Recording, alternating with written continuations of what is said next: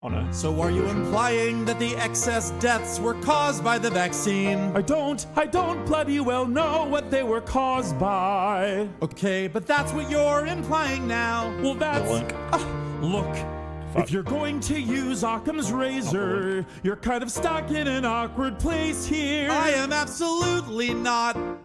This is the most administered vaccine or inoculation, whatever you want to call it, in the history of all mankind. Every single organization is motivated to call this out if it was a bad thing. You don't think Russia or China would be screaming if Donald Trump or the United States warp sped through a vaccine that was having deleterious effects on populations around the world? You don't think there wouldn't be some academic institution? You don't think there wouldn't be more than a handful of doctors and Joe Rogan and some conservatives saying this vaccine might have been bad? If it was the case that American companies working with companies in Europe and Germany especially, right, because that's where biotech is from, in order to create and manufacture a vaccine that was causing excess deaths around the world, there are so many different people who would be motivated to call this out. How do you are calling it out? A handful of people. Where are the governments? Where are the academic institutions calling it out? Where are the other private companies calling it out?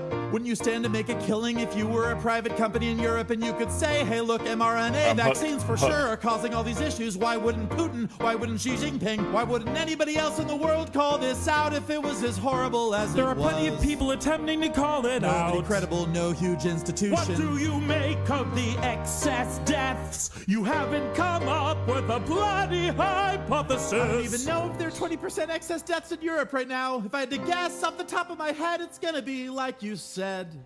One might be lingering effects of an overwhelmed healthcare system. One might be deaths related to the war in Ukraine.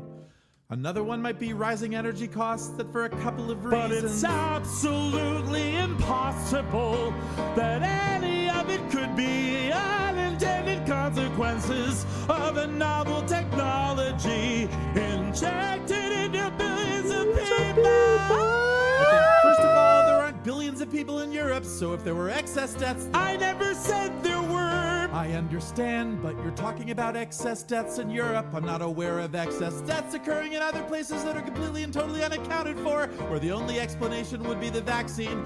I think if it were, more people would be talking about it. We have to.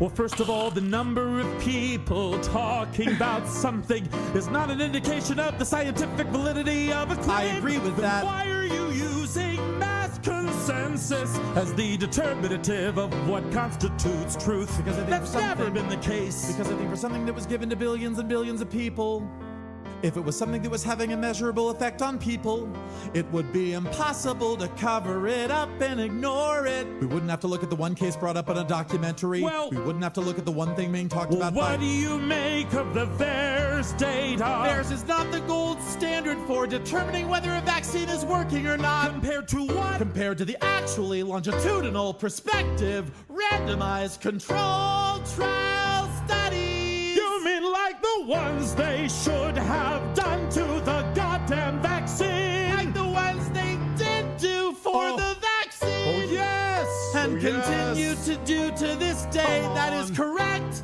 Yes! You really think you're in a position to evaluate the scientific credibility of trials for the vaccine, do you? No, I don't. So I have to trust. What are you doing? I have to trust. I don't trust them. I've looked at the bloody data. First of all, you have to trust third parties to some extent when you go. I don't have to trust third parties. Of course you do. You do every day. When you turn the keys in your car, you hope the engine doesn't explode. When you're drinking water, you hope that the public water or whatever tapper bottle you got it out new Dosh video. isn't contaminated or poisoned with cholera.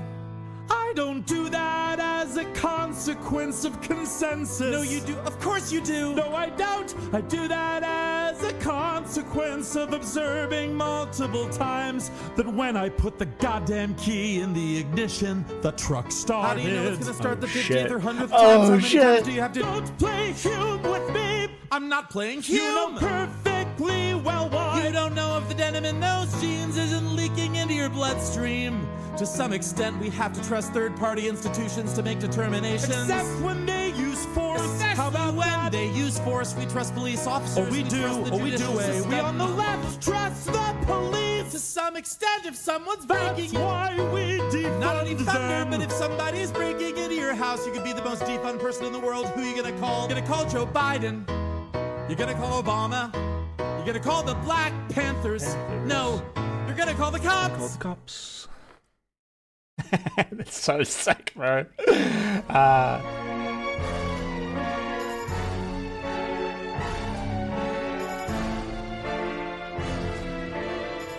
How's everyone doing today?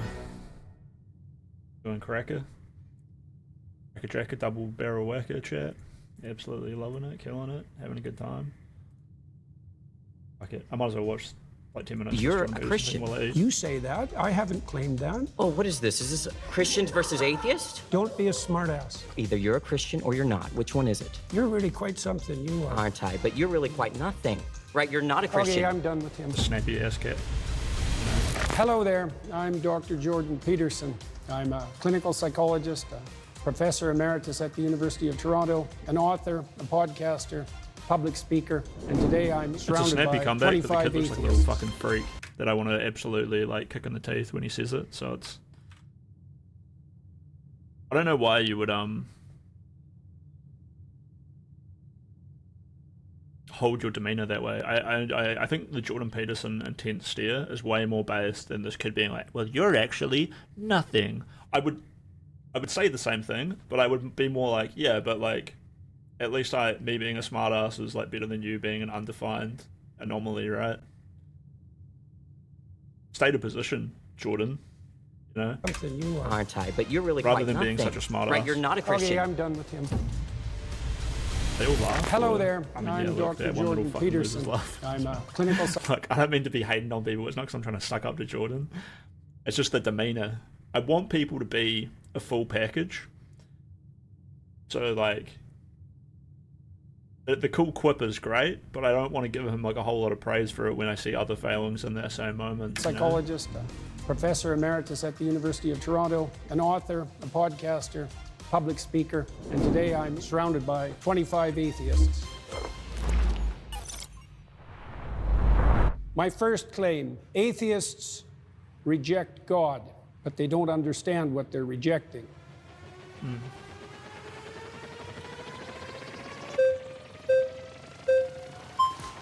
Dude, I'd love to be there for this. Good afternoon, Dr. Peterson. How you doing? So this claim As an here atheist. that atheists don't know what they're rejecting.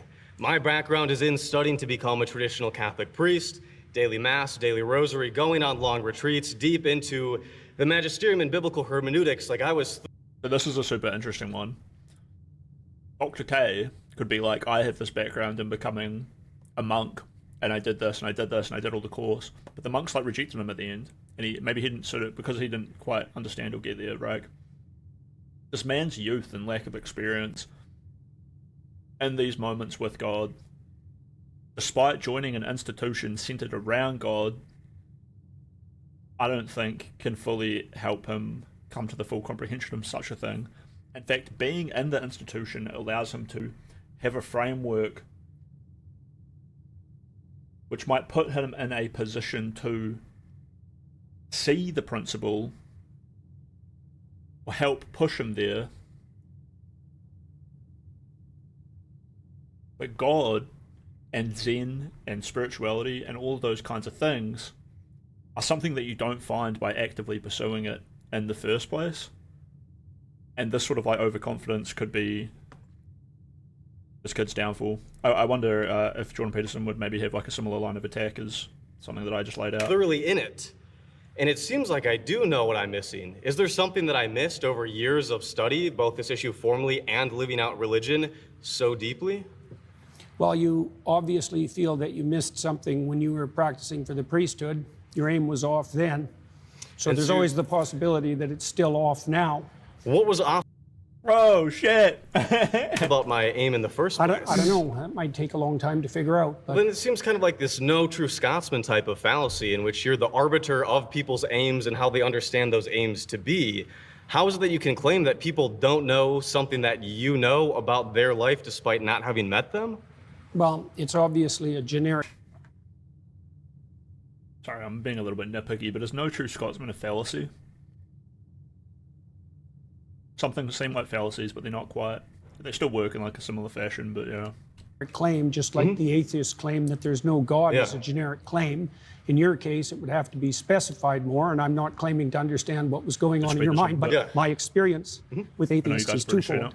Is that they have a very reductive notion of what constitutes God, let's say in the Judeo-Christian tradition, and they've often been hurt by someone who was religious or by the religious enterprise or perhaps by God himself, so to speak, and that's left them with an animus. But I think that you have a reductive view of what atheism is. You've defined religion so broadly to include any sort of having aim in life, any sort of cultural archetypes or having a metaphorical substrate. And atheism to you is a very specific type of like 3 people in the world that are these Raskolnikov type of, they want to get away with a perfect murder. It seems like you have the reductive view of what an atheist is.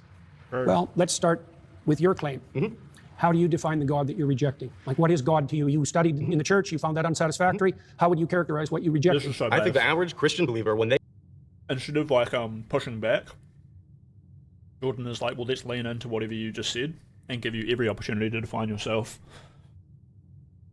So like, go ahead. Yeah, you're right. Maybe in my premise, I had to reduce atheists in order to make a premise. But then now that's like, use that as a platform to have like as deep of a conversation as you can go. They say that they're Christian and they believe they mean some sort of God that is all powerful, all perfect, is somehow involved in the matters of. Jordan is a good public speaker and a good debater, so like I'm going to be sounding like I'm like glazing him a lot, but like I feel like these are like great ways of communication. Of this world, and that we look to them through wisdom and with the Logos incarnate in Christ. And it also seems like you don't believe in religion in the way that the average Christian says that they believe in religion. And there are as many gods out there as there are believers, because everybody has mutually exclusive and different views of what God is. So it seems Well, like if everybody had mutually exclusive views of what God is, no one could speak to each other. The mere fact of communication presumes a commonality of assumption and definition. And it's certainly not the case that I regard any archetypal manifestation whatsoever as equally religious. So that's not a real claim. Let me give you an example. For example, there's a sub-narrative in the story of Moses where Moses is rewarded with a glimpse of God. Okay, and that's one of the ways that God is characterized in the Old Testament stories. Yes. Now, Moses is a faithful servant of God and a good man. At least that's the case within the confines of the story. one possible interpretation. It's the case within the confines of the story, obviously. Obviously. When we look at the Bible can't precisely say anything because there are so many different exegetical and hermeneutic views of this particular. Bro. Within the confines of the story specifically, you should not reply to that by being like, we look at the Bible as a whole, we cannot take anything it takes seriously. Bro. Within the confines of the story as a whole, it can literally contradict every other part of the Bible. It does not matter within the confines of the story as a whole. Within the story, Moses is a good man. Now, without reading the story, maybe this is open to interpretation. Maybe Moses does something really fucked up at this one point. But even if Moses like does something fucked up, like, I don't know, fucking feed his kid to a whale, like Jonah and the whale or some shit. Or like Moses coming down off the hilltop and then being like angry at his followers for worshipping false idols could be viewed as like his anger makes him like not a great man. But he's a good man trying to be as faithful to God as he can within his human framework through this like challenging situation. So like anger is maybe the emotion that he has on hand. I don't know. You know what I'm saying? And that everybody has disagreed historically on, it seems like, even the most benign detail about a book this big. Sorry, what I am trying to say there is that, yeah, like, even within the confines of the story, I don't know, I could play around with the idea that he isn't all good and bad. I watch movies where it's like hard to tell if someone's the good guy or the bad guy, you know? And within like those stories and the story similarities. When we look at the Bible can't precisely say anything because there are so many different exegetical and hermeneutic views of this particular book, and that everybody has disagreed historically on, it seems like, even the most benign detail about a book this big. And it seems like you can only say that the Bible says something if you first presuppose that it's univocal. So your claim essentially is that Moses in the Old Testament plays the role of a villain or is irrelevant? Because the alternative claim is that he's good. I'm saying that we can't know, because we can't talk to those authors. If you are going to start with the presupposition that there's nothing I can say about any of these stories that you're not going to disagree with from the perspective that there are multiple potential competing claims, then I can't speak with you. So we also have a Moses is the Jesus archetype of the Old Testament. He is the guy. He's the good guy, like, undoubtedly. short time here, so Within the confines of that fucking story, dude. So I want to get to the core of what you're arguing here, and I'd love if we could. The core of what I'm arguing is that atheists reject God, but they don't understand what they're rejecting. So I'm trying to give you an example of what's being rejected and its complexity. Based. Okay, so Let refocus. God rewards Moses with a glimpse of the divine. So this is a definition of the God that atheists are hypothetically rejecting. A possible one. I said Yeah. I didn't say the. I know. said That Right. is possible, yes. Okay. So despite the fact that Moses is a stellar character and he's had a long and difficult life and can withstand a lot of difficulty and travail. God puts him. This frustration that Jordan immediately shows is something he always had from before he was famous, where when people engaged with him in this way, he would immediately become very bothered that this like combative or like difficult nature of conversation was underlying perhaps a political assumption, and he didn't want to ever talk to anyone who was having ideological political assumptions. Now, a lot of people think that Jordan, to this day, has an ideology that he's pushing for, and he might, but I think it carries over that he still has like a genuine, very distaste for people who, you know, want to push back on like minor details and seem to have like another underlying point that they're like pushing for, because he can't read their minds and this or like that. And the context as a whole is like trying to create a feeling and a movement. And this is like due to the vagaries of like communication. Essentially words becoming like symbolic representations of like our inner complex thoughts that we can never truly like expunge to other people. So like you hope that by the time you end up having a talk with them, they feel like more trusting and in touch and faithful, like in the fact that the two of you are similar. Ken's like he is way too quick at answering. Yep, he sounds like he has his answers discriminates in the chamber for Jordan. Yeah, I mean, this kid is not too young, not too old, and in like a perfect situation to have rejected such like a massive principle such as the church, which was probably an overbearing force in his life that he's gotten over. So he'll have this like sort of confidence of like, man, I'll push back on perhaps the most profound archetypal primarch of my life, which was the church. Almost like, you know, fighting your dad and beating him. So this kid is going to be confident. He's probably been really well read in these things, to the point where he thinks that it's not likely that he's going to hear something he hasn't already heard. But also he's not old enough to probably have been continuously surprised to keep hearing things that he wasn't expecting to hear and to get fucked over by these things. I mean, I only sort of like, to this day, like constantly debating people in Discord. 99% of those conversations are shit, but like 1%, which is still very often, because it's every single day and multiple times a day I talk to people, I end up like being like, oh, surprisingly you just undermined me in a way which I don't blame you for or find offensive. It's just something that happens constantly and takes a while to like be humbled by that, I guess. By the way, you're only coming through on the left channel. Really? Oh, it's perfect now? Okay. Yeah, it's just when my knees move around and like hit that cable a little bit. Probably turn my volume up so I can hear myself a little bit louder. A little bit less loud. Let's go for a 11. Maybe a 10, maybe a 12. Yeah, 12.8, seems fine. In between two cliffs, so he can just see a crack of what's in front of him. And when God walks by, he allows him to see his back. Okay, so the implication is just difficult. Okay, so despite the fact that Moses is a stellar character and he's had a long and difficult life and can withstand a lot of difficulty and travail, God puts him between two cliffs, so he can just see a crack of what's in front of him. And when God walks by, he allows him to see his back. Okay, so the implication of that story is that the divine is fundamentally unknowable. It's a pinnacle experience, and that people in their finitude have to be shielded from a comprehensive vision of the basis of reality. Well, that's not the God that's defined in that manner, right?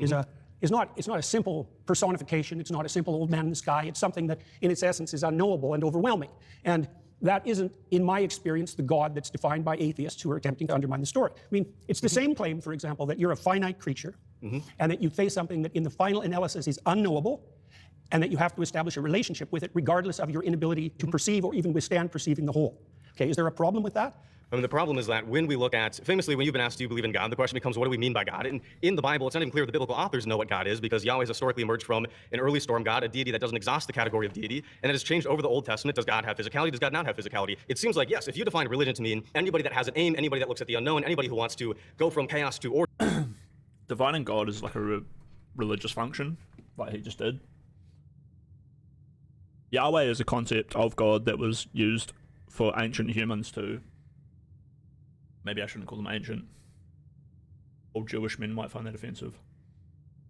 But yeah, I mean, he's immediately wrapped it into like a religious function as opposed to like a understanding of God. I don't like it as an answer.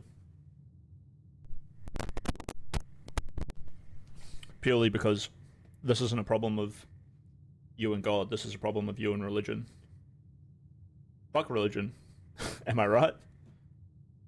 Order is inherently religious, then yes, but also the same way I could define atheism. I mean, like, feel free to reject religion and embrace God. You don't have to become an atheist because you reject religion, which is what he's doing. So somebody who doesn't dogmatically believe in a religion, or somebody who doesn't regularly attend religious services or belong to a denomination, help especially the audience kind of like boil this down. There was a lot of words there. That the central claim is that we exist somewhere between the finite and the infinite. A central claim. A central claim is that we exist somewhere between the finite and the infinite. Jordan could aggressively push back on so many little points, similar to the way this guy pushed back of being like, Moses isn't necessarily a good man, or like the point of that story doesn't, like, are you trying to say the point of the story is this? And Jordan's like, well, it is a example of that. You know what I'm saying? Infinite? No, I said that we were finite and we had to establish a relationship with the infinite. Yeah, then in that case, then we're all religious, but then I can do the same thing and define one particular element of atheism. It seems like we both have a reductive view of what the other.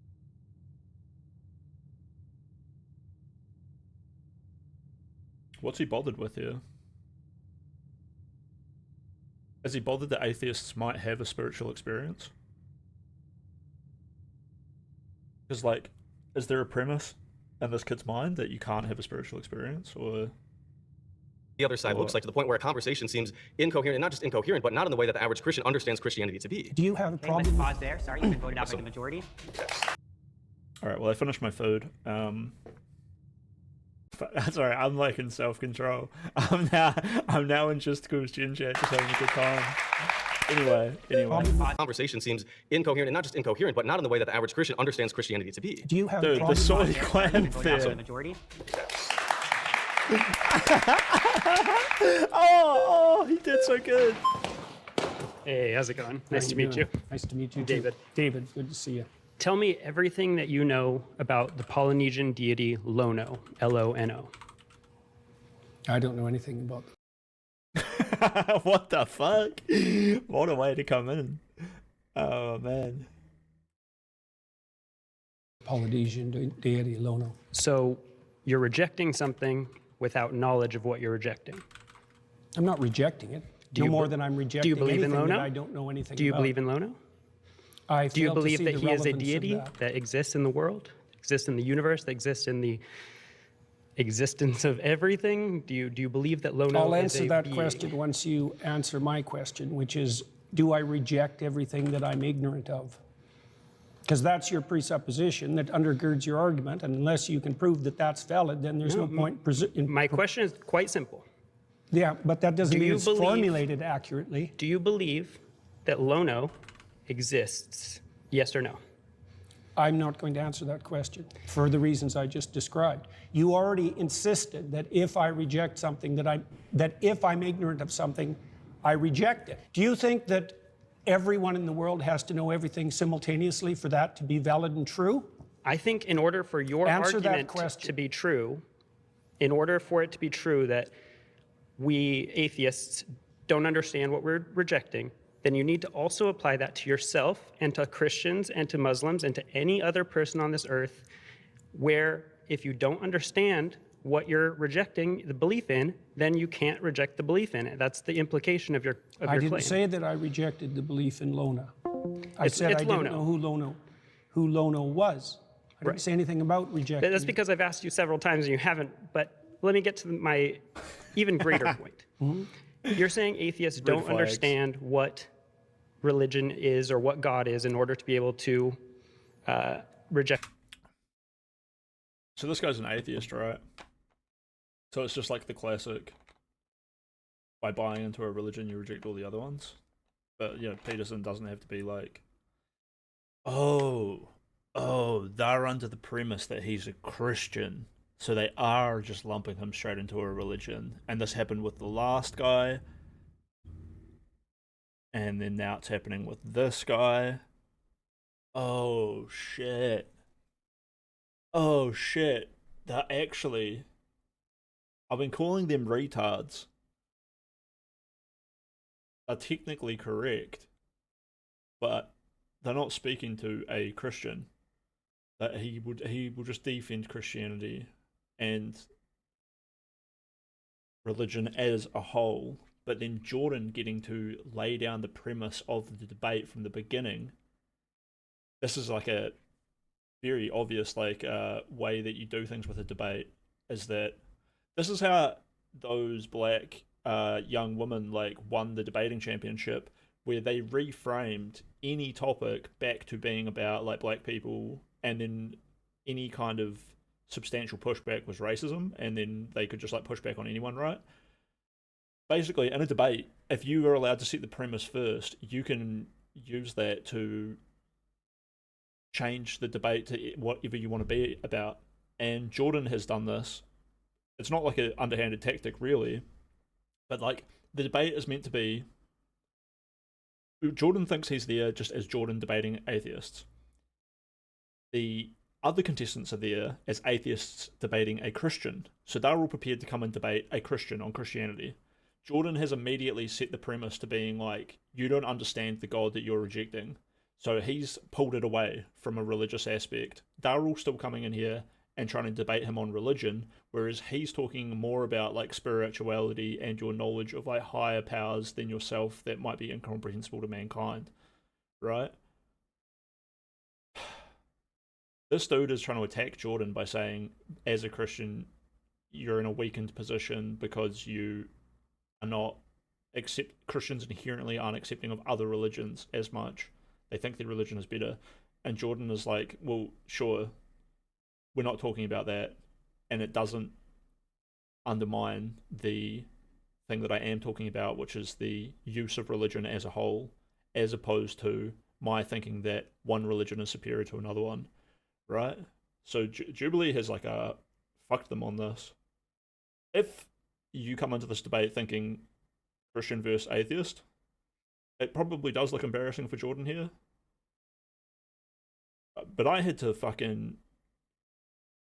it took me, 10 minutes of watching this to realize, this is the third guy who has come in here with the same fumble, which isn't really a fumble probably when this happened, or even the first day that they put this video out, and the title was Christians versus Atheists, right? Reject it fully.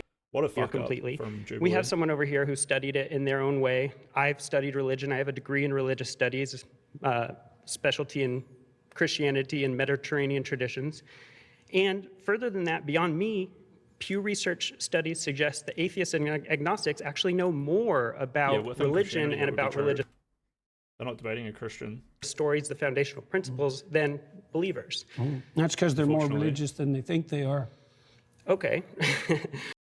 Or what was the rebut? More about religion and about religious stories, the foundational principles, than believers. That's because they're more religious than they think they are. Okay. Let's go. They're well. This is a super interesting. See, this, he just destroys them with things like that. I think the implications of what Jordan's response go deeper than you would think. Let me play around with this a little bit.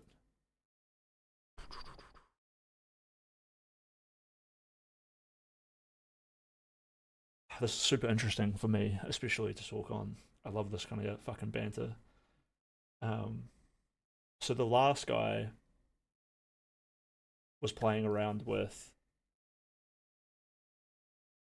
him spending his life in the cloister, literally being a Catholic and being within the Catholic institution, and then falling out of it. And then he was the church was missing something when I went in, and what do you think I'm missing now? By I obviously went in, learned all about it, and then realized there was something wrong with it. And then Jordan's response was well, you back when you decided to join the cloister, you were obviously not quite aware of something. Perhaps you're still not quite aware of something. Again, he's just talking about you might realize more through this spiritual experience. And you can find that through Christianity, potentially. I also had this other rebuttal that by trying too hard to find it, you are maybe inherently not going to sit in that moment of experiencing it. thinking that you know, thinking that you have already experienced it, thinking that you've seen it all there is to see, is going to bar you from like the Zen moment of having that like purely aligned spiritual experience. And it's okay for Jordan to work from that framework, because even if this debate was 20 atheists versus Christian, he reframed it with his initial premise, and his initial premise is you don't understand what you're missing. Prove to me you understand. And I guess this guy's trying to come in here and say like, well, I'm more open to understanding all of the religions than you, who wants to shut them all out. So that's what Jordan's like having to push back on here. This guy's position maybe is a little bit better than the last two. Religion and about religious stories, the foundational principles, than believers. That's because they're more religious than they think they are. Okay. And so this is like a powerful way for Jordan to push back based off the premise that he already set again, where he can just frame it that like the religion has a good purpose, and you guys, even as an atheist, you might develop tradition or repetition or culture, which is all reminiscent of fundamental aspects of a religion. So you have your own personal Jesus, you have your own personal reason to exist, your own yada yada yada. And lo and behold, when people do that after thousands of years of civilization, these eventually become religions. But you know, you are lucky enough to live in a time and a space where you have the luxury and the freedom of choice to develop yourself. In the modern world, everyone can do it, mostly in the modern world, as long as you're not deeply impoverished, where you can come to grapple with the deeper nature of your own existence instead of just fighting to exist, which cuts you off from education and time to think, and the relaxation to indulge in highest human moments. Not to say that humble hunter-gatherers don't have an incredibly profound connection to spirituality. Everyone does. It's just these modernistic people have the space to create a repetition and a culture around that freely by themselves. They're concerned with deep matters, and one of the defining characteristics of someone who's oriented in religious direction is that they're concerned with deep matters. Okay. Exactly like I said, right? Fundamental principles aligning between these atheists. What exactly is Jordan rebutting? Who studied it in their own way. I've studied. This would be real good for me to have paint and like diagrams all lined up. There's a girl called That Darn Kitty. I think it's that, or maybe it's Dat, D-A-T. Darn, D-A-R-N. Kitty is spelled K-I-T-T-E-H. Look her up on YouTube. She does these amazing graphs. Let me actually bring it up and pin it.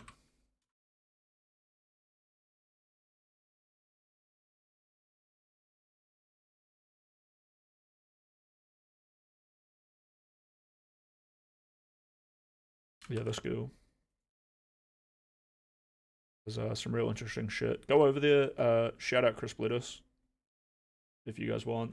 Tell her I gave her a shout out on my channel, and be like, wow, that Chris Bledis guy, he really likes your stuff, and he's doing the Jordan Peterson verse. Studied religion. I have a degree in religious studies, specialty in Christianity and Mediterranean traditions. And further than that, beyond me, I totally just shielded myself. I shouted her out and then shielded myself on top of it. That's so vast. Christianity and Mediterranean traditions. Anyway, what were we looking at? Specialty in Christianity and Mediterranean traditions. And further than that, beyond me... That's his education, is Christianity and special religions. And then he's saying, further than that, I myself have my own personal spirituality. I think few research studies suggest that atheists and agnostics actually know more about religion and about religious stories, the foundational principles, than... Right, the atheists look into it. See, this could be a necessary struggle of the human condition, is that you want to have these connections. The majority of people are going to learn from a church which guides them.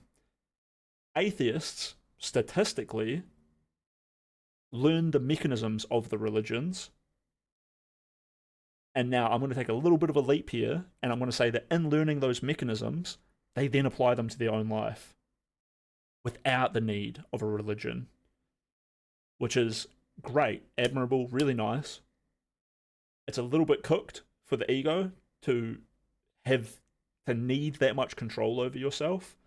If some of these atheists embody these principles enough, that should rein their ego back in, because that's a fundamental aspect of the spiritual experience. I'm not saying to get rid of your ego, but to accommodate for it, to allow it to grow in a healthy way. Believers. That's because they're more religious than they think they are. Okay. That's right. You can. And so this is Jordan's whole premise, is you don't understand the God you're rejecting. Part of your lack of understanding of the rejection is that you wouldn't reject him, especially, this is a great point for Jordan, that statistically you're all incorporating the fundamentals of getting to know him better or more than the average person who is in these religions. They're concerned with deep matters, and one of the defining characteristics of someone who's I just realized that. oriented in a religious direction is that they're concerned with deep matters. Okay. In fact, it's virtually definitional. All right, so sorry for that little pause. But yeah, we're at this point where Jordan is hitting this guy up with his own the implications of his own statistic. Atheists and agnostics do in fact become deeply interested in religious practice. Right, but they And also have often to this identify. is They're concerned for with personal reasons, not just as a attempt to understand the world around them. deep matters. Okay. In fact, it's virtually definitional. Right, but they also have to identify with a religious tradition and accept the foundational stories that go along Well, with that would You don't have to be in touch with religious tradition to be religious. mean more that they're sectarian than that they're Exactly. religious. And most people, for example, in the United States, deny that they're religious but accept that they're spiritual. Let's pause there. Now, hope this guy deals with getting dog walked this fucking hard, and he doesn't take it too personally. Maybe he has a lot of personal belief in himself that is centered around being able to win a debate like this. But no, he just got fucking dog walked. You've been voted out by the majority. Good on him. Good on him. A little bit nervous going in, but like, he got to the interesting part of the conversation that he wanted to have, and he got some solid answers.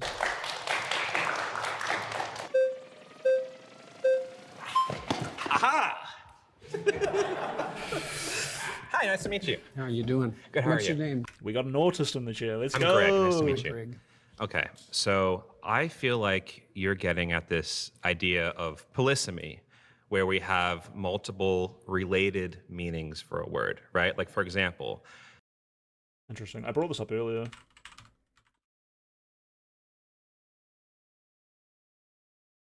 The coexistence of many possible meanings for a word and a phrase. Yeah, I brought this up earlier about the essence of the conversation, that they can't ever exactly understand the way that people are changing their meanings of words behind the way you say them, right? The vowels, the syllables, the eek, eeks, oos, ah, ee, ows, oos, oos. They all help us feel closer to each other. Now, we can get closer to that by probably, like this guy, I've never heard this word polysemy, but by understanding the polysemy and the nature of it, you can help each other get closer and closer to feeling like you're both on a similar level and at least understanding where the other person is coming from. It gets very complicated in human conversation. It's even with like human logic. With humans, premise A, how do I explain formal logic? A plus B equals C. It's never that simple. We always live in context. So that's formal logic, is A plus B equals C. Most people, even when they're lying, still make logical sense, because then they work around the more complicated human logic of things. A bad liar, or an overly confident one who is working from an amazing framework, will break formal logic, at which point you can just point to them and be like, this is wrong and you're a fucking idiot. At which point they're like, yeah, I was an idiot when I said that, or they're like too egotistical and fucking crazy and they attack you over it. Sorry, a little bit off topic there, but let's not get too distracted.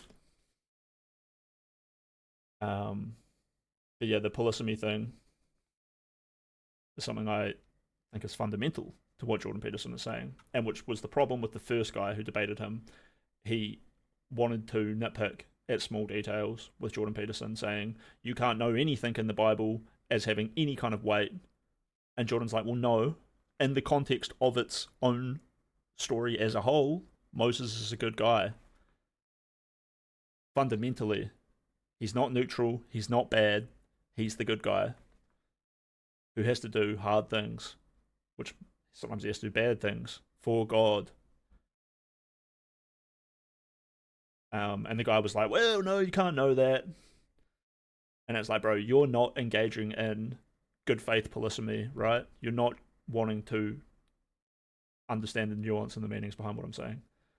So this, great topic for this guy to bring up. We have multiple, especially like for every person following this, and for us as listeners to like hear how these two are going to engage on each other. This is almost going to be, probably, if they're talking about polysemy, a conversation of like how good faith are we going to be. Although this dude maybe has a really interesting way to take this topic.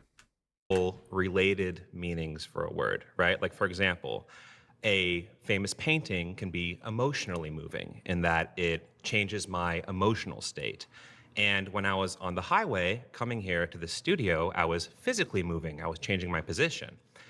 If I said, I believe the Mona Lisa is very moving, and you said, you don't really understand what you're saying, it's nailed to the wall, I would say that you're the one who doesn't understand what I'm saying, not the other way around. And the way that relates to this is there are many concepts of God, and I'll admit, I find a lot of what you say about that interesting. I'm familiar with it.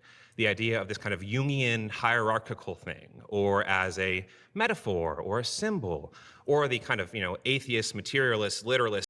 Sorry, should I try to explain Jung? I think you said Jungian hierarchical, which I would say more is like a Freudian hierarchical thing. Jung is a student of Freud who Freud set a lot of fundamental foundations, and this is why we like know and respect Freud, or disrespect Freud, because it does sound pretty ridiculous when you hear it out loud. But there are other fundamental concepts that you don't think are ridiculous, like having a subconscious, that your dreams are from a part of your mind which you don't have the ability to think about. You can interact with it, but you can't perceive it. Now, Freud came up with this idea, and we don't attribute that to Freud. What we attribute to Freud is the things that we laugh at him for, like everyone wants to fuck their mother and fight their father, or being a man or a woman is going to give you inherent traits that are things you can never get over, and yada yada yada. And we know that like women can be more like men than some men can be like men, and some men can be more like women than other women can be like women, right? So like Freud sounds like pretty silly sometimes. However, so this guy brought up the hierarchy of Jung. Jung refines this a lot down to the point where instead of maybe talking about men and women, he talks about like a pantheon of archetypes, almost like all of the Greek gods, representing different aspects of men or women, and even some of these Greek gods being amorphous in their gender, where they are more masculine, feminine, or either. And so like Jung and the archetypes are pretty awesome in that sort of sense, as well as like a more developed understanding of the subconscious from Jung was something he really focused on. And as often when people want to talk about Jung, they want to talk about your subconscious, your conscious, your superego, and so dividing your personality and your makeup into more parts than just the conscious and subconscious, and the way that they interact with each other, as well as like further breaking down that subconscious into having something which is called the shadow. So if you're talking about Jung, people often want to talk about the shadow or the dark self. In Dexter, how he has like the dark self that makes him want to like kill himself, or kill other people, sorry. This is a fundamental aspect of the concepts that Jung brought us, which have now been spread. The word is sublimation, where they've been sublimated into our lives, basically globally, and our entire culture, the way we all think, has been added to or augmented by Jung's work. He was like the guy who brought us things that we just sort of take for granted, like the knowledge of the subconscious, the instinct and need to sometimes do bad things and have involuntary thoughts. He called this the shadow. So next time you are angry and you do something that's like pissed off and you're trying to deal with it and you're like, oh, this happens to everyone, you can thank Jung for your understanding that like this happens to everyone, and yeah, you truly didn't want to do some of the mistakes that you make in your life.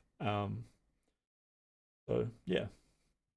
Understand what I'm saying, not the other way around. And the way that relates to this is there are many concepts of God, and I'll admit I find a lot of what you say about that interesting. I'm familiar with it.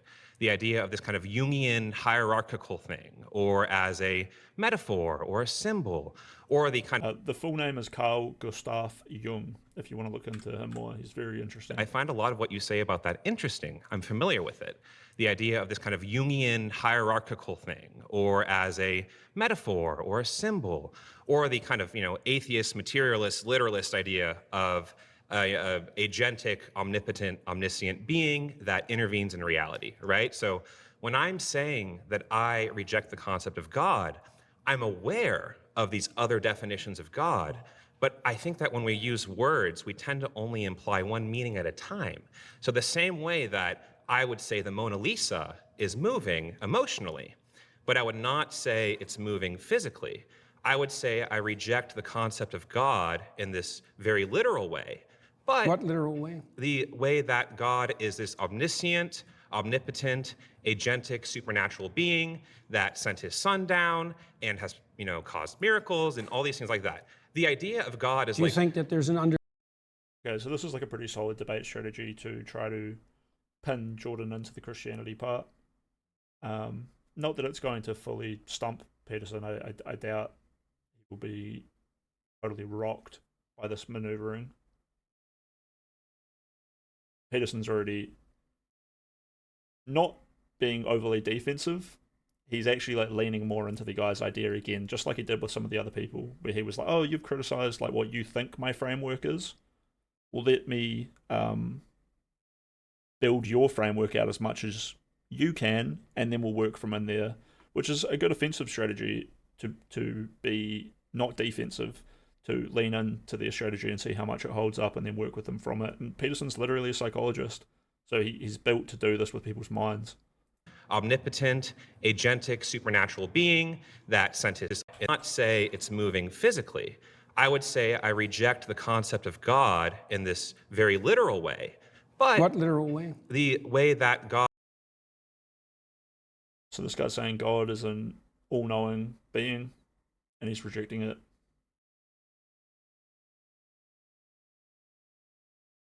Because he's thinking, I think he's probably using the word literal here to maybe mean common, the more common idea. It might make Jordan put himself in a box, but it will illustrate that the other guy's point isn't vapid. It sounds very well constructed. Yeah. I've got so much to say about other things, and then I read your comment, I'm like, yep.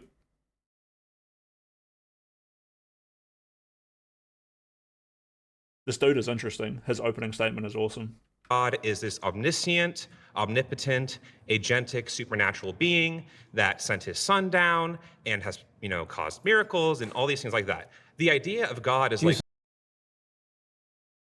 It might not. It might or might not, like, put Jordan in a box, but it will illustrate the other guy's point isn't vapid, yeah. Think that there's... It does sound constructed and brief. Like, I don't mind rewinding and letting this guy do his full opening again without me interrupting it, because he just killed it. Like, he laid down like a premise, like a complicated word, and then he built off of that word, and then he's probably going to give her a little conclusion. So this is like a solid 4-sentence paragraph almost, explaining like a complex context, as well as saying like, I reject the literal part. So he's giving like a really solid hypothesis as well for Jordan to like reply to. Right, like for example. And this is the kind of statement where Jordan will hear this and be like, oh, this guy isn't subtly trying to hint towards right-wing propaganda or this or like that. Jordan will love talking to someone like this. He's not going to feel like this guy is being overly offensive, just offensive. This guy's offensive enough in his curiosity. He's this guy hasn't had the opportunity to be defensive. We'll see how he goes when Jordan pushes, or when Jordan tries to make his own statements, premises, his conclusions, and hypotheses. We'll see how much this guy interrupts and pushes back. A I doubt Jordan will. Yeah, you're right. famous painting can be. I don't think this guy is fully trying to put Jordan in that box, though. What he's trying to do is move the conversation into another box. And there's nothing wrong with that, because it's not like you're trying to box Jordan in. We're just giving Jordan a pathway to like walk down in the mind palace of this conversation.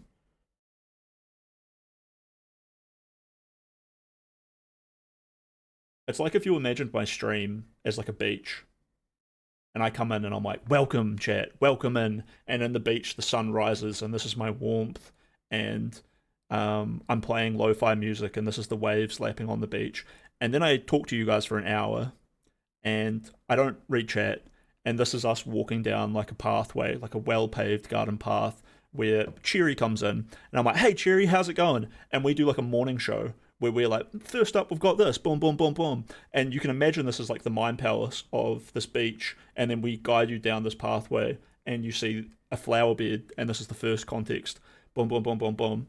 And then eventually, you guys being guided through my mind palace, I don't box you in and say, chat wouldn't like this, chat's fucking retarded. I end up saying, what would chat think about like this or that? And then I turn to read chat, and then my mind palace is turned into your mind palace, where you guys are now in an open field, and you get to pick how you walk through that. This is the way that you talk to your mind within dreams, within lucid dreaming, by emotional appeal. And now our words are incredibly effective at doing this to people. Everything you say causes an emotional reaction between people to the point where they start to hear different things as you say them. It's wonderful, dude. And doing this to yourself, knowing that you can imagine these things within your meditations to reach that subconscious, like I said, that you cannot conceive of, but you can paint pictures and emotions to interact with that subconscious, and to your subconscious is linked to your nervous system. When you burn your hand on a stove and you pull it back, you didn't pull it back.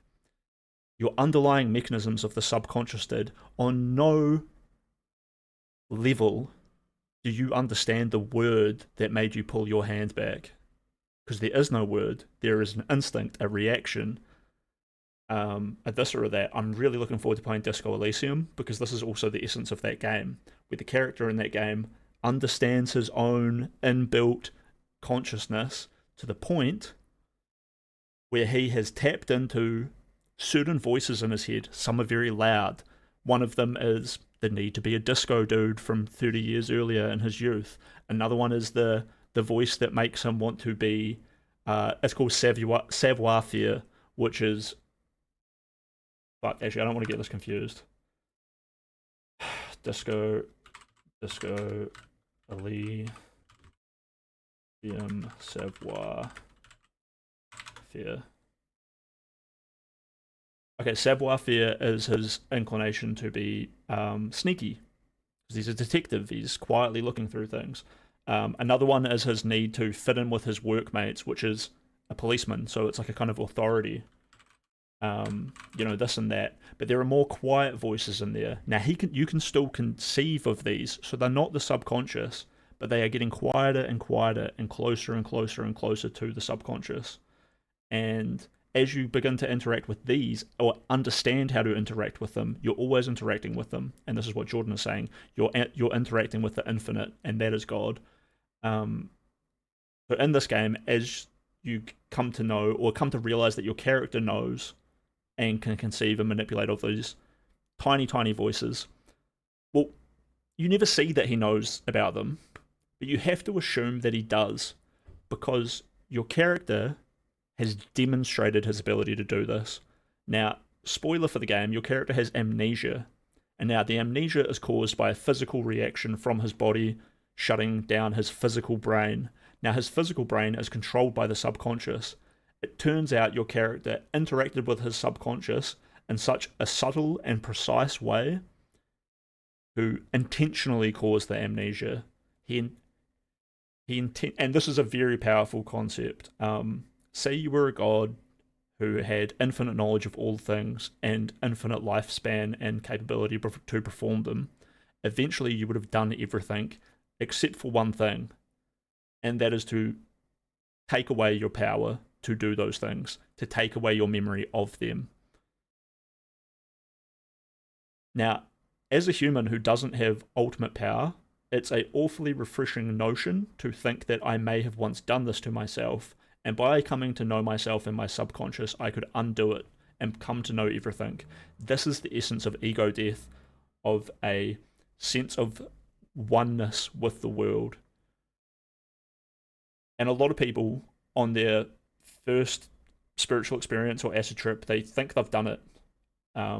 Most often, they've done something which is a facsimile of it. Very often, people have simply come to realize something that they had never realized before, and it feels so amazing because they appreciate it. A key part of the spiritual experience is appreciating it. So even if you go through an experience which isn't very profound to other people, if you see other people going through very simple experiences, their appreciation of that moment could be the greatest moment of their life. And this is a funny one when you see people who smoke weed. It lowers their intellect but opens their openness. And you will see people who have never bothered truly acknowledging the implications that other people feel things.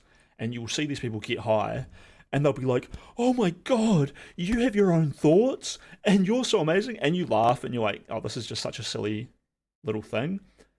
But it is awfully common how much people don't really consider the world around them, to the point where they have never really bothered accepting the fact that other people are real. You don't have to. Just operate in patterns throughout your life.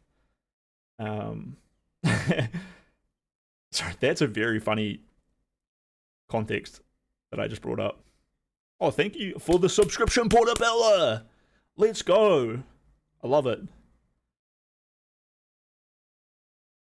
You guys like that yet? It's so mindfuck. You have your own frames you can go into and adapt at will. This is a very real thing. Exactly, like courage is a great example of this. You're in a state of fear, but you willfully engage in it, and this is generally perceived as courage. You can go into adapt at will.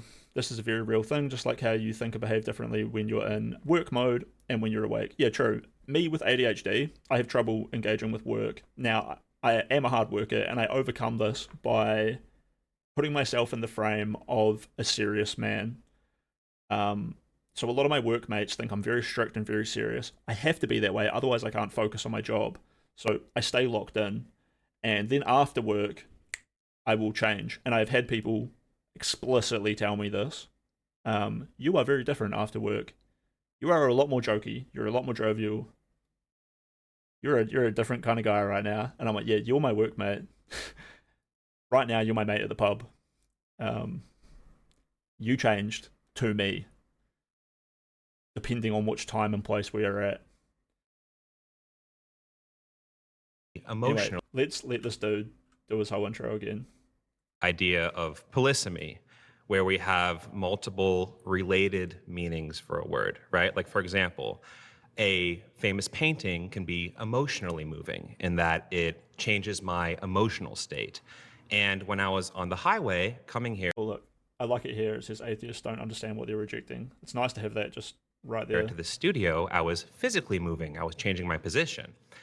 If I said, I believe the Mona Lisa is very moving, and you said, you don't really understand what you're saying, it's nailed to the wall, I would say that you're the one who doesn't understand what I'm saying, not the other way around. And the way that relates to this is there are many concepts of God, and I'll admit, I find a lot of what you say about that interesting. I'm familiar with it.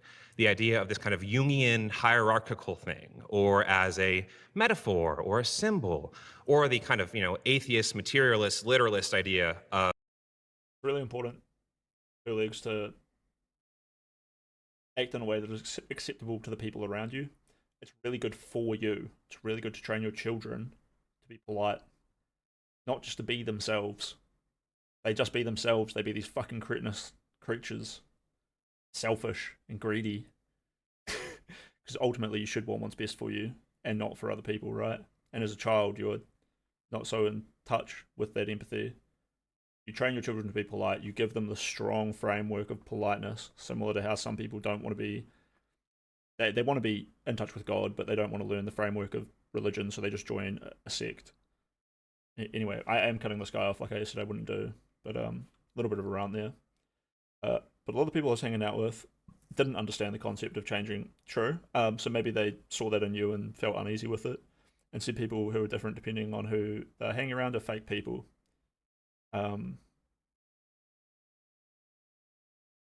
They're wrong in saying that. They're not exactly wrong in believing it. It's not worth bringing up to you until they start to see massive flaws in the way you are.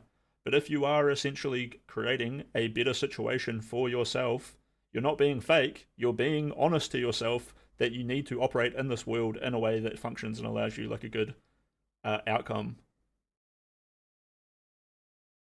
And being malicious to people generally causes you a bad outcome. So as long as you aren't being fucking malicious to people, you're not really doing anything wrong for yourself or other people. So other people don't need to insecurely bring up that you're fake or weird or different, when really you are either A, open to different kinds of people to the point where you don't feel the need to impose your inner personality on them, depending on which friend group you're in which case you're not really acting different around other people. You're just encouraging other people to act as themselves around you, which can make you a lot of different friends and different friends groups from different kinds of people. Or B, yeah, you are assimilating yourself into them, helping build up their personality in an active way, and you do this with different groups of people. Code switching, politeness, knowing your place, yada yada yada. I change the way I act when I'm in my bedroom compared to when I'm in my church. Now, this isn't me being around different people. This is me having reverence for my literal physical space. I walk around naked in my house. I don't walk around naked in public. Now, am I fake for that? Not at all. You know what I'm saying? Dicks out. I don't have my pants on right now. I do, chat. You saw me stretching earlier. So. Of a agentic, omnipotent, omniscient being that intervenes in reality, right? So when I'm saying that I reject the concept of God, I'm aware of these other definitions of God, but I think that when we use words, we tend to only imply one meaning at a time. So the same way that I would say the Mona Lisa is moving emotionally, but I would not say it's moving physically. I would say I reject the concept of God in this very literal way. But what literal way? The way that God is this omniscient, omnipotent, agentic, supernatural being that sent his son down and has, caused miracles and all these things like that. The idea of God is Do you think that there's an underlying unity of things? Okay, so we're getting a little bit started on this conversation, and we've let that guy map out his intro. He isn't making any assumptions of Jordan here. He's not boxing him in, like I said before. He is moving the framework of the conversation. He is fully engaging with the premise of atheists don't understand what they are rejecting. Now, Jordan, having to make this as brief as possible and introduce a concept, I'm not going to say he's flawed in it, but he has to be kind of lacking and brief and generalized in some way. And this guy is recognizing and engaging with that generalization of, and Jordan will be willing to move on this. Or he should. That, yeah, like, obviously not all of you. And this guy, what he's saying, he's like, yes, there's things I am rejecting. Yes, some of them I don't understand. Some of them I can't understand, and no one can understand. And that's what Jordan used to confound the other opponents. This guy can't be confounded in that way now, because he's admitted, yeah, there are certain things that I reject that I can't understand. However, there's a very common framework of religion, of God, and it's that which I am rejecting. Really beautifully put. Emotionally. but I would not say it's moving. And so Jordan, when he says like, what do you mean by you're rejecting that literal form of God? When I think the guy meant more like the common form of God. Jordan is just checking this guy's foundation and giving the guy more of an opportunity to explain. Physically, I would say I reject the concept of God in this very literal way. But What literal way? the way that God is this omniscient, omnipotent, agentic, supernatural being that sent his son down and has, caused miracles and all these things like that. The idea of God is Do you think that there's an underlying unity of things? Could you explain that question? Well, scientists, for example. Okay. So he's pulling it back to divine geometry almost, or like a frequency or a wavelength which we want to align ourselves with in order to find harmony, rhythm, symbiosis, connection with the world. So yeah, Jordan is saying, are you going to reject that? Because this is like a Kantian kind of philosophy, and Kant is arguably the greatest philosopher of all time. Definitely people who become doctors in philosophy and build their entire career around this, they often end up working on deciphering Kant for the rest of the world. Could you explain that question? Well, scientists, for example, believe that science unifies in a comprehensive theory. Do you, yes, no, or that there are multiple competing truths? Those are the options. Either things unify or there are multiple competing. So, and then Jordan is engaging with Satanism as a sect of a religion which embraces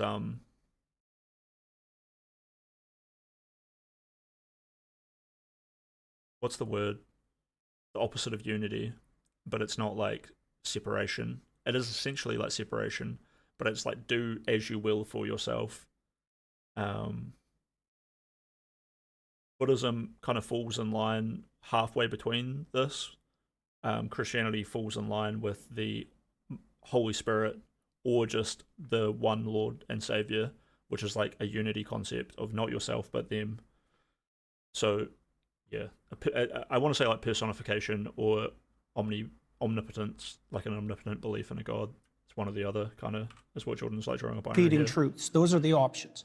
Either things unify or there are multiple competing truths.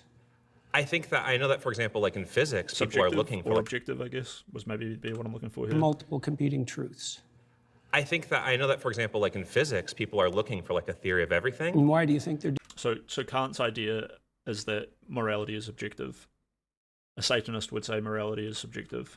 I think that I know that, for example, and a lot of us in our normal conversation also say that morality is subjective. Like in physics, people are looking for like a or at least in the way we operate. Multiple competing truths. I think that I know that, for example, like in physics, people are looking for like a theory of everything. And why do you think they're doing that? It's interesting, it's helpful. But they also believe that there's an underlying unity to things. In a sense, yeah, like like the material world and time and space are probably governed by universal laws and principles. Partly that, yes, yes, but that the same thing might extend to a broader domain that would include imagination and value. Could you help me connect that to the prompt? Well, I'm trying to define God, the God that I don't think atheists do a very good job of defining. Here's another question for you. What do you think guides you in your determination of whether or not what you're saying to me is true? Can we go back? Can we? What guides you? Know that what you're saying is true. Now, it is beyond human capability to actively deduce literally all of the weight of truth in everything you do. This is why we admire Sherlock Holmes, because he's able to do this 1,000 times better than other people. And most people just have a pattern recognizing brain, which lets them feel comfortable in knowing that what they're doing has meaning and is true to themselves and the things around them. Jordan probably wants to pull back to a point where he's like, you can't really figure that out, and it seems like there's like a guiding hand objectively, or there's an objective truth as well as a hand guiding you back to that objective truth. Whether or not what you're saying to me is true. Can we go back? Can we stay on what we were talking about? We are. Okay. You're just uncomfortable with the question. No, I feel like you're just kind of throwing different spaghetti. He probably is uncomfortable. Not actively uncomfortable, though. Not like he's having a cognitive dissonance, but maybe that it's just a little bit difficult to comprehend, especially for the first time or under pressure. Spaghetti at the wall. I'm not. Okay. I asked All right. you a very specific question. What is it that you think guides It does feel like spaghetti at the wall, because it's a pretty strong argument that Jordan could have used to probably reply to any kind of advanced rebuttal. That's again not Jordan's fault. It's just the nature of the debate. you when you're talking to me to help you determine whether what I wouldn't put it on Jordan to give a weak answer just out of politeness, right? So he's given the most solid response here that would work against a lot of shit. What is it that you think guides you when you're talking to me to help you determine whether what you say is true? Logic, memory, reasoning, sensory information. How do you distinguish that from being governed by something that's false? An interesting question. How do you know the difference when you speak between what's true and what's false? So you could imagine I infer, right? I can infer. I can. From what principles? So, and what are you getting at? I'm getting at the fact that your conscience guides you. Is that reasonable? Conscious is defined by Conscience. my empathy and my reason are my foundational. Define it any way you want. Okay, so that's how I'm. Damn, man, I would have answered that guy. I would always try to maintain control here rather than this response of what are you getting at? I would have kept it in what I was getting at, and I would have been like, repeat things and find them to be good things. Just out of curiosity, honestly. Oh shit, my microphone just popped. 1 second. I can. From what principles? So, and what are you getting at? I'm getting at the fact that your conscience guides you. Is that reasonable? Conscious is defined by Conscience. my empathy and my reason are my foundational. Define it any way you want. Okay, so that's how I'm defining my conscience. Is my my conscience is my sense of Right and wrong. Yeah, exactly. Yes. Yeah, Where yeah. does that come from? I would say that comes from an evolved capacity to empathize and a recognition of the benefits of engaging with and nurturing that capacity. And then that empathy is constrained and guided by reason, right? Like, for example, I am driving down the highway, there's a kitten in the road. I'm going to empathetically feel, oh my God, I want to save the kitten, but then reasonably, like, I'm going to get hit by a car, right? So that's sort of the process through which I make ethical decisions. Okay, is how do empathy you... constrained.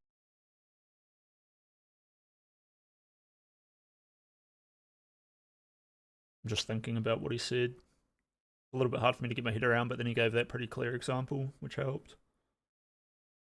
By reason. Do you think that people can differ in their response to something empathically? Yeah. Is there a mediating principle that can tell you one person who's empathic and another person who's empathic that disagree, who's correct? Interesting. Yeah, I mean, I think that's where we'd have to, talk it out, right? We do that in real life all the time when we have, whether that's a discussion with a friend about the right thing to do in a situation, whether that's a policy discussion about law, right? That's where we can converse with each other, think about things, explain our perspectives, and then kind of reach a conclusion, right? That I think that we do that all the time. So Elijah, the prophet Elijah, defined God in the Old Testament as the voice of conscience within. Okay. That's a definition. So you're saying It's pretty interesting this guy initially brought up, what was that word that he used? Polysemy, the different understanding of words, and now they're talking about the different understandings of consciousness and the word conscious. by that definition of God, I guess, see, this kind of goes back to what I'm saying initially. I'm not defining it. Elijah Okay, defined so it. as Elijah defines It's God. defined that way in Jonah, too. Okay, so as Cardinal Newman also got defined it that way. as I'm sure you know many people who've defined it that way, and it's impressive. You're a very knowledgeable person. I'm not trying to be impressive. I'm okay. just pointing out to you Got how it. God is defined in the Old Okay. Testament. All right. So to Yeah, I mean, it was an appeal to authority from Jordan a little bit there. respond to that, I do think there are lots of interesting ways to define God. And that goes back to my kind of opening Then how do we statement. specify what we're arguing about? We use context clues, or again, it goes back to my example of the I'm Mona Lisa. defining God as conscience. Okay, so that's interesting, but then you're kind of expanding the meaning of No, God. I'm not. That's how it's defined in the Old Testament. Okay, in so- Elijah and in Jonah. Sure. So whoever. So It's some. not whoever. Okay. Elijah is one of Sorry, yeah, it's Elijah and Jonah aren't names. They're foundational works. The guy's a little bit flustered. the Okay. major All right. Old Testament All right. prophets. All Right? right. He's equal in stature to Can- Moses. okay. Right. So it's not arbitrary. All right. So that is interesting, but it's not relevant. It's not arbitrary. In my first year of philosophy, I became very frustrated with the notion that Christianity and this thing, this religion, the sect, had weight simply because of its widespread presence in the world. But it is correct. And so Jordan's right. It's not arbitrary that it just comes from these ancient prophets. These ancient prophets have more weight than other people saying it. Lame. It's frustrating. It doesn't feel logical. But it is what it is. I would never lean on this in an argument. But, I'm not Jordan Peterson. Relevant to the context with which I am using the term God. It's directly relevant. Atheists reject God, but they don't Right, but understand you- what they're rejecting. you're You being- accept conscience as a guide, and conscience is one of the defining characteristics of God in the Old Testament. I think you're being intellectually disingenuous In what way? because again, I asked you if you. It's not. Unfortunately, it's not. This is something that you get on. Though I personally was whiplashed on it the second I started engaging in, the upper tier of intellectualism. I was like, oh, I have to put up with this. And it makes my presumptions more difficult. And some of my presumptions are a reflection of how I think about myself, and now it makes my self-acceptance more difficult. This is fucking dog shit. Fuck you, Jordan. You're not professional. You're not intellectual. He's like, I am. Sorry, I am. Believe that conscience guided you just you. asked me a question and then you stopped me from answering it. In this setting, you understand the Base way regain of power from this guy. I am using.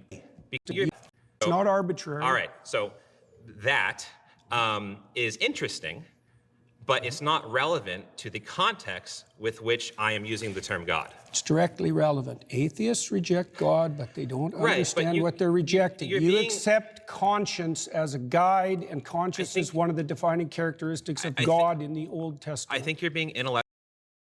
So he wants to explain why it's not relevant, and Jordan did cut him off a little bit there. Actually disingenuous. In what way? Because I again, asked you if you believe that takeaway. conscience guided you. You just asked me a question and then you stopped me from answering it.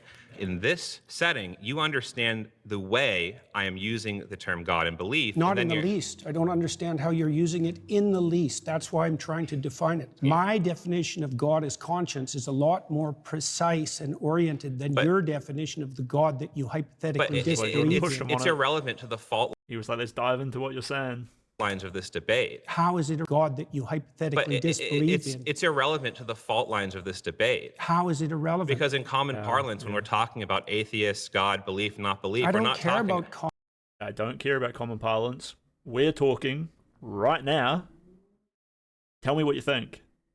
Interesting. common parlance. I'm trying to get to something fundamental. I think your point is irrelevant to the way that people tend Which to use point? these words. Your point that there are these polysemous I didn't make ideas that of point. God. You did. I did. Well, I made, I made a I specific point characterized it, that God. right. You made that point. Now, please elaborate it. This dude has put himself in a difficult position by not being able to really dig into like what he was saying. I've seen Jordan Peterson get rolled by some of the most premier atheists out here. So, or out there. So,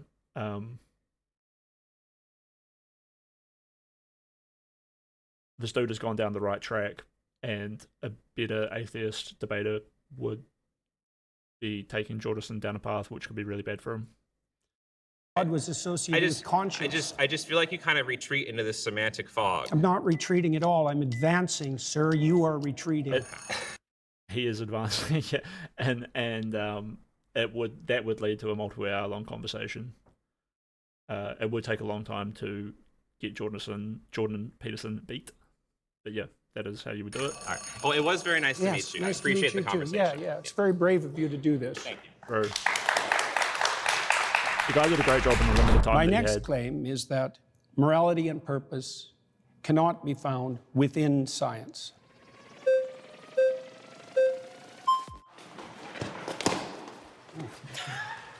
Yo, that guy didn't even reach out for the seat.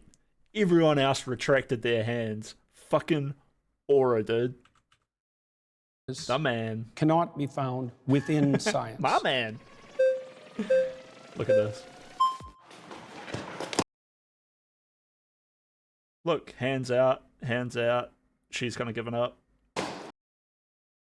Retract. Take your seat. What is Ken. up, Mr. Canada? How you doing, man? I'm doing great. What's How are your you? name? Brian. I think it's interesting that you say that morality and Brian. purpose can't be found in science. Actually, No, within science. sure. Yeah. Purpose, I actually grant you, because purpose is subjective, right? Unless you want to boil it down to the purpose of life is just to procreate, right? Sure, whatever. Morality is actually something that we do see. We actually have examples of Neanderthals, an older individual was found in a tribe, missing an arm, missing teeth, still alive somehow in his 40s, 50s, right? Typically, you're a Neanderthal, you can't eat, you can't hunt, you die, right? But we know that members of his tribe were taking care of him, right? So we know that at some level, early in our evolutionary history, we actually developed altruism. We have examples of chimpanzees who actually have a basic understanding of fairness, right? If you give... Yeah, this is a okay explanation of morality in science and nature. It's a funny question. You can talk about this like a wee bit. I don't know if you're ever going to come to like a solid definition either way. Chimpanzee, 2 grapes, right? And his buddy gets 3, right? He actually freaks out, right? But you give both chimps 3 grapes and they're good. We have examples of parrots. Except for the greedy chimps. Except for the greedy chimps. They want 4 grapes. They want 4 grapes. You know, those do exist, right? But we have similar examples where we do animal tests, right? And So morality is intrinsic. I think... So it precedes science. I think that actually right? a better way to define it would be that social animals, which we are, right, Yeah. require some level of morality or... Into what? I'm not disagreeing. Sure. Why do they require that? Because it's the only way that social groups can actually survive, right? That's my point with Sure. regards to science. Thank you very much. Is that... Precisely the point that you just made, that science has to exist within a moral framework that isn't in itself scientific. How's that not scientific? Well, because it's not derived from the scientific process, as you just It indicated. doesn't need by to derive from pointing the to- scientific process. Well, It's hang the on, fact that hang on a sec. we are social animals, so we need that to exist as a group. I right? agree, but Sure. you pointed to the morality of Neanderthals, to the morality of chimpanzees. So Jordan's going to kind of argue that this isn't precisely science.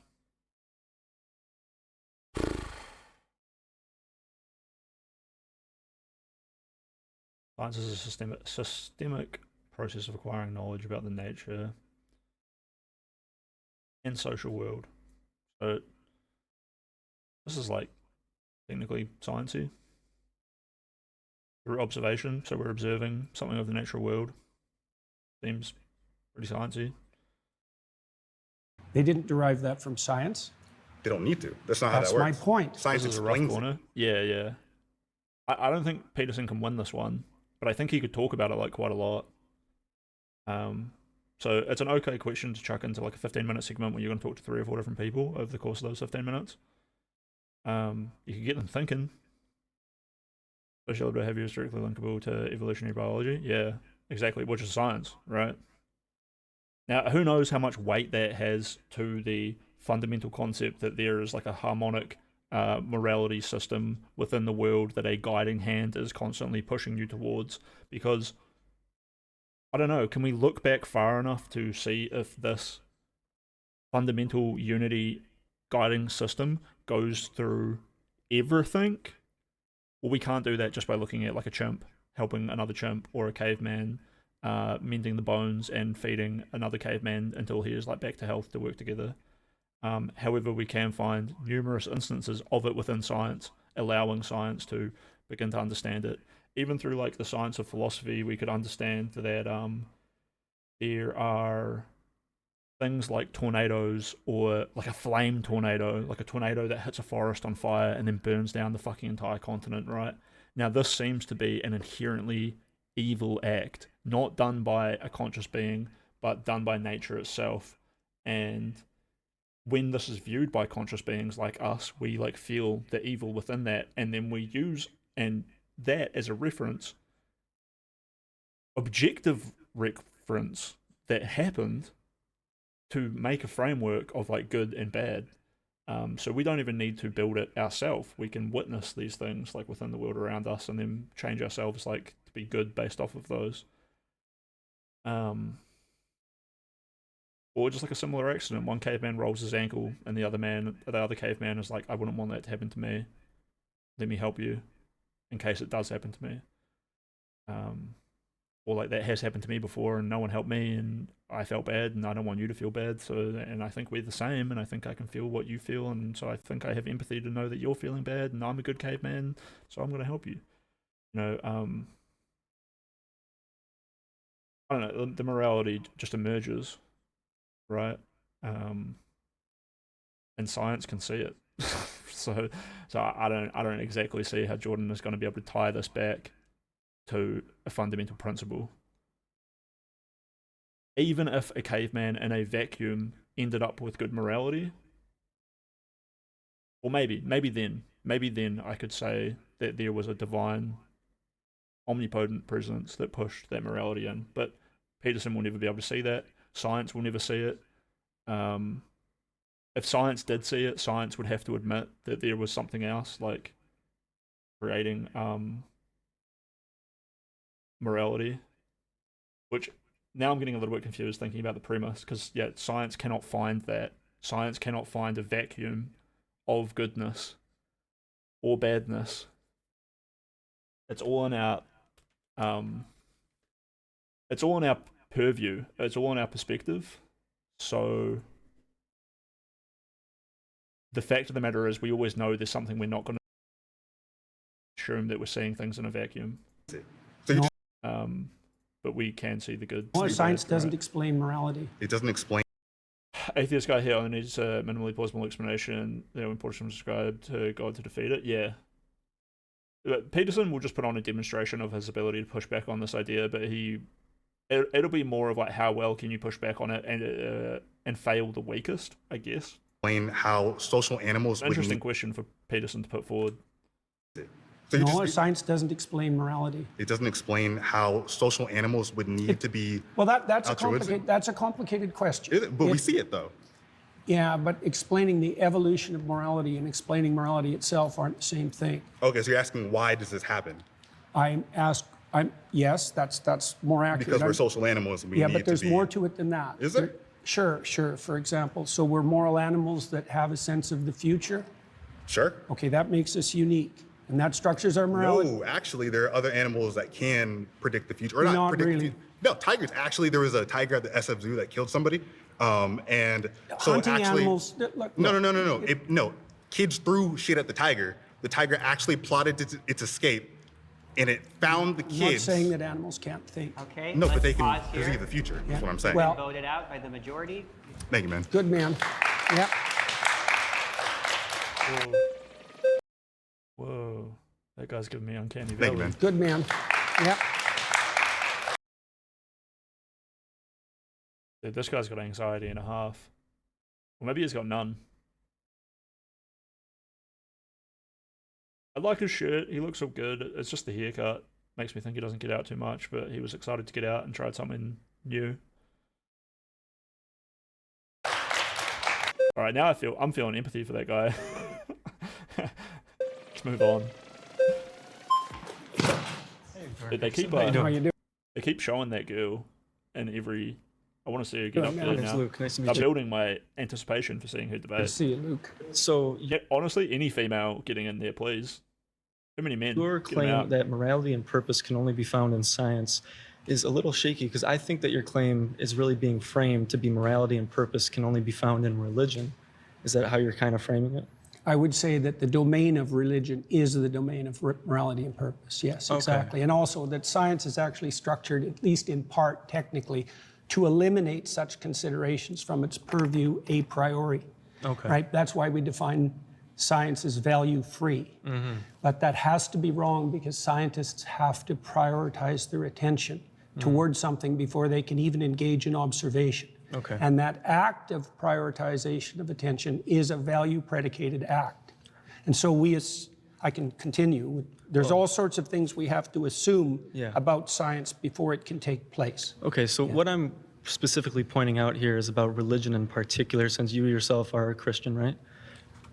People debate about that, and I generally don't discuss it publicly. Okay, I understand that. And me, myself, I am a former young earth creationist fundamentalist. Oh, yeah. So I have experience in this. I used to run a TikTok channel directed about apologetics about the Bible, specifically in this type of facet with morality, evolution and such, and going back and forth with that. So in the Bible, it talks a lot about slavery, right? Yes. Yes. So in that, it teaches you how to take care of a slave. Rather than saying slavery is wrong, I think Now, it it should says say that in the story of Moses. It says slavery is incorrect. It says Well, it's immoral. that's why Moses leads his people away from slavery. But why does the Bible Let's go. Oh, shit. And even contradictions within the Bible would be undermined by the major premise. predicate and tell people exactly how to take care of a slave? Isn't that Well, immoral? Wouldn't you? Well, I guess it would be dealing with the context. Where, like, this isn't particularly a story about freeing people from slavery. However, when you're in a situation where it is normal in your society or beyond you as an individual to deny your position of being a slave owner, which is a fucking crazy thing for me to say right now, but maybe not so irrelevant at times when the Bible was more applicable. That part of the Bible, then the Bible is like a manual where instead of reading it as a whole, it's incredibly useful in segments. You say that culturally we've evolved as a species, as he said earlier about empathy. Yeah, I would say that the reason we evolved, so to speak, away from slavery was because the West was founded on Judeo-Christian morality and the presumption that every person was made in the image of God. And so slavery itself became immoral, and that was established by Protestant Christians in the UK, who then convinced the UK government for 200 years to go to war on slavery. And wouldn't you say that this is about the cultural evolution of humans in general, rather than just Christianity? No, I think it's the flowering of the ideas. Solid point from this dude. I see where Jordan's going to push back, though, yeah. That were embedded in the biblical texts across. You say that this is about the cultural evolution of humans in general, rather than just Christianity? No, I think it's the flowering of the ideas that were embedded in the biblical texts across. So this can sort of tie back to what I was talking before about Jung and Carl Gustav Jung and Sigmund, and people assimilating ideas into you. The Bible is like filled with these things that we take for granted, and in fact do have like a root origin. And before that root origin, we're probably not considered as widely or commonly or taken as like a baseline. When you found people who didn't have slaves, you were like, wow, this is a great guy. Nowadays, you're like, this is a normal guy. Long spans of time. I feel like this is just humans editing based on Which, culture. Again, makes this point from this kid good as well. Cultural evolution. And what do you mean morality. by just?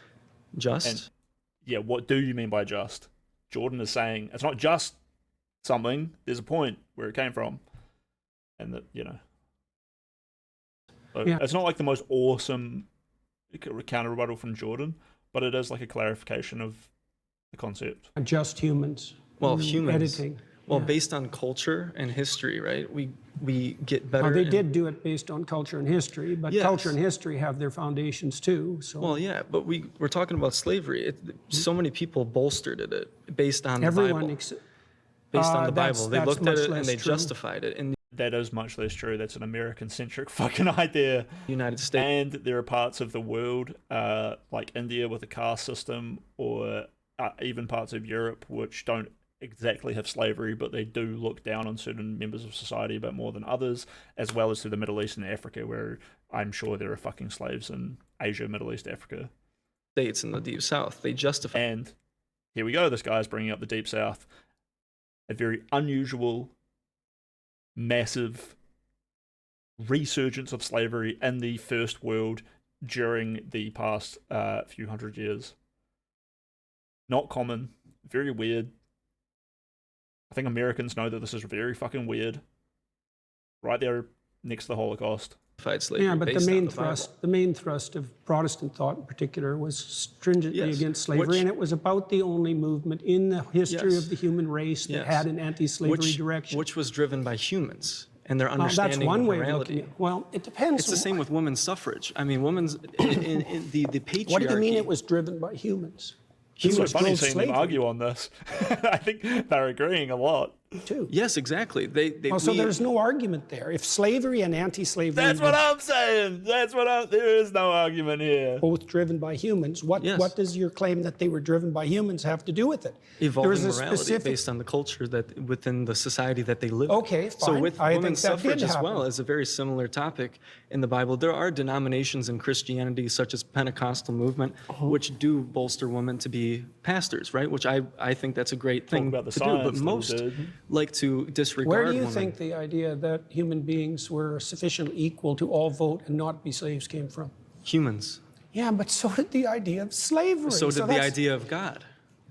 Fine, but what's your Yes. point? Like, you're not making an argument. You're just saying all thoughts come from humans, Yes. regardless of the thoughts. It's not driven by a higher power. It's driven on our experiences Define as higher. humans, which is what is best for all people. Is it driven by conscience? Look, I'm a power in this world.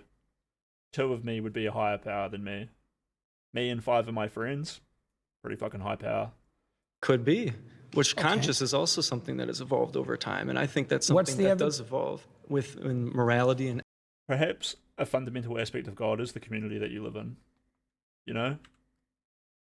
Don't reject what is it. best for all people. Is it driven by conscience? That was a silly point for me to make, but I'm just saying. It could be. About higher Which power. conscious is also something that has evolved over time. And I think that's What's something the that does evolve in morality and empathy. Okay, I don't understand the point that you're making. My point is that God influenced slavery. People looked at the Bible and went, this is moral because God says so. Just like women's suffrage. There's lots and of just like homosexuality. all human societies were slave owning, so you Yes. can't blame that on the Bible. If humanity decided. Oh wait, address that first. What, about all slavery? human societies were slavers, so you can't blame that on the Bible. Well, you can say it bolstered it. Well, not if you look at the broad sweep of history, because it was the Protestant Christians Based in on the their UK. interpretation of the Bible, It was the Protestant Christians which evolves over time. Let's pause there. You've been voted out by the majority. I don't think that was fully coherent at the end there. The rebuttal, that final rebuttal was Jordan was trying to say that a massive push from the Christians freed the first world from slavery, or freed people in the first world from slavery. I guess you could say freed first world from slavery. Slavery, I think, would be a setback for the first world if we still had it incorporated. It's a little bit like saying like men helped women create feminism. Christians, like maybe at one point being pillar of a concept, helped take away that negative concept. Well, it was great talking. And they both agree. Like, I don't know, it was a funny debate. With you, Nice sir. talking to you, too. Yes. And I don't think it really pertains to science. Unless cultural science, social science. Yeah. Dr. Peterson? It's a funny... Good to see you, it's hard man. to miss. What's your name? This one. Brian. So the first thing I would like to say is I would like to engage in this discussion in a symbiotic manner. I would not like to engage where there is one clear winner and one clear loser. Emotions are activated and it ultimately comes about ego. So I'm just saying I'm really trying to understand your position, and I would just like you to really try to understand my position. This guy's a born-again bouncer. This guy used to beat the shit out of people, headbutt them, and now he finds it repulsive and wants to operate purely logically. Man, this is sick. Deal. Okay, sounds good. With that, if you're saying that morality and purpose cannot come from science, is the opposite of that true, that morality and purpose can only come from God? That's a way of defining it, yes. Okay. That's right, that's good. So I would say that with regard to the first claim, say, atheists don't understand what they're rejecting, because I would say, by definition, God is the unity upon which moral claims are based. God is the unity on which the moral claims are based, right? I guess that's like repeatedly what Jordan's been saying. They might get into a little bit of a conversation about atheists replacing God with something, such as science, and then science having this like fundamental lacking. But the premise still can't win. Science can see morality. Right. Okay, if there is a God, Science might just see morality and then write it off as like a inefficient process to an ultimate good, and so the science and the main thrust of an attack that might give Jordan a problem with this is that he thinks that it can see it, but misinterpret the ultimate endpoint, or look at the process as a means to an ends, which, funnily enough, I mean, the Bible does means to an ends kinds of shit as well. God is like very manipulative and lying and deceitful and blah blah blah blah blah, but it's all for his greater vision. You know, everyone says like, "Yo, you're on God's path." That's a common Christian idiom, which is a pretty gross one, overly used by people who are shirking a kind of responsibility and acknowledgement of the awful things that they end up doing in the name of a sect. what is the purpose of life? Or in the name of, for their own benefit, and then they do it in the name of the sect, you know, stuff like that. Anyway. That's Okay. a definition. We'll see how this goes. Right. Okay, if there is a God, what is the purpose of life? Well, in the Christian tradition, the purpose of life is to engage in voluntary, upward, self-sacrifice so that the kingdom of heaven can be established on earth. So you're trying to make it to heaven and avoid hell. Yes, that's Okay. a good way of thinking about it. What is the purpose of heaven? Do you understand? So here's the deal. At minimum, we can get it's into the an opposite infinite. of endless suffering. How about We that? can, okay, and so should we not try to achieve infinite suffering on planet Earth? And if we can achieve infinite suffering on planet Earth without God, avoiding it, if we can do that without God, then does that defeat your claim? Well, yeah, except that it doesn't. You circumvented my initial definition because I said that by definition, God was the unified source of morality. And so if we engage in a moral exercise. And when you're talking about morality, though, when you. Hold on, yeah, so the guy was like, if we can do that without God, then like, that's fine, right? And Will Jordan's like, if you do it without God and it is God, then you're just doing God. You sort of are God in that sense. Really reverse engineer a little bit of a paradox going on there. it and you get it down to its root. You're a psychologist. Yeah. It really seems like it just has to deal with motivation. People are saying there is a God, It's more specific than that. Well, so let me ask you this. So if there is a God and there is a moral code and it doesn't come at your benefit, are you going to follow it? It depends on how you define your benefit. If you define your benefit. If it's going to come at your expense, would you still follow it? If God came down and said, here is my moral code and you should follow it, but even if you follow it, you are still going to end up in hell, are you going to follow it? Well, that was the question that was put to Job and to Christ, right? Because they were required. Hang on, I'm answering your question. They were required to withstand trials that would break anyone and maintain their upward orientation regardless. This is a funny one, loops back onto the slavery thing, as there is slavery in the Bible. Sometimes God is deceitful and weird. The story of Job was what sprung to my mind as well. God asked Job to kill his son on an altar, and Job slept on it. And Job told his wife nothing of what God had asked him, and he took the son away to say, hey, we're going to go on a little trip. Him and his son went on hunting trips, gathering trips. You know, Job, I think, lived in a small tribe of him and 15 children, and God was like, kill your favorite child. Don't just kill him, sacrifice him on an altar to me. And Job went and did it, and at the last moment, God spared him. Now, this is widely viewed by atheists as a totally fucked up thing that God did to Job, potentially giving him like trauma for life. Whereas atheists use it, Christians, generally view it as a trial given by God.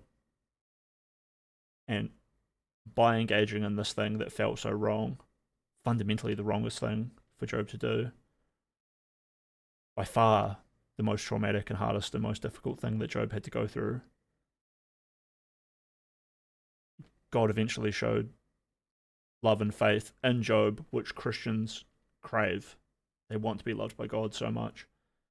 And with that comes implications of living like a blessed life from there on forth, essentially, and acknowledgement that you've been doing the right thing. Now, the difference between this story and reality is that God doesn't speak to you in the way that he spoke to Job. The answers aren't so clear. And so Christians use the story to help people push forward in times where they don't understand why they're going through so much suffering. For any chatters who are not aware. Break anyone and maintain their upward orientation regardless. Let's go back a little bit. Right? Because they were... to end up in hell, are you going to follow it? Well, this is the question. If God tells you that if you do what he says, you're going to hell, do you do what he says? Was the question that was put to Job and to Christ. And so the implication here is that God guided Job to hell by saying you're in this hellish situation of killing your son. Right? Because they were required... Hang on, I'm answering your question. He was like, do I do it? They were required to withstand trials that would break anyone and maintain their upward orientation regardless. And they did that with the motivation of believing that this omnipotent, all-loving God would somehow turn it into a benefit. So they still did it solely for their benefit. So yes, let's define. Yes, they did. Hang on. Let's define benefit. Like, if I did something for your sister, would that be to your? The implication is there is benefit, like I said, to be loved by God, doing horrendous acts. Benefit? Like, how are you defining your benefit? Do you mean one of your whims? Okay, your benefit. I guess Job thought his life would be ruined, but it was better for the bigger picture. Gratified now? Or do you mean you and everyone you love and know over some reasonable span of time? Like, so what do you mean by when you're talking about whims, I think you're talking about something that's more dopamine. When you're talking about morality, you're talking about something that's more serotonin and more ultimately satisfying. So you and I agree on a lot. I mean, when it comes to talking about how men should be masculine and things of that nature, you and I are 100% in agreement. We just don't agree on the justification that God is the only thing that provides morality. It's not a justification, it's a definition. What's the difference then between a definition and a justification? I mean, it's ultimately psychologically the same thing. Well, we have to define what we're talking about before we can debate. Okay, well, right? so here's my position. So I said that God, among other things... I'm actually a non-theist. I'm not an atheist. I believe the human condition is one of uncertainty. And what that means is that I don't believe that you can conclude there is a God with certainty, and I don't believe that you can conclude that there is a God without in the same position.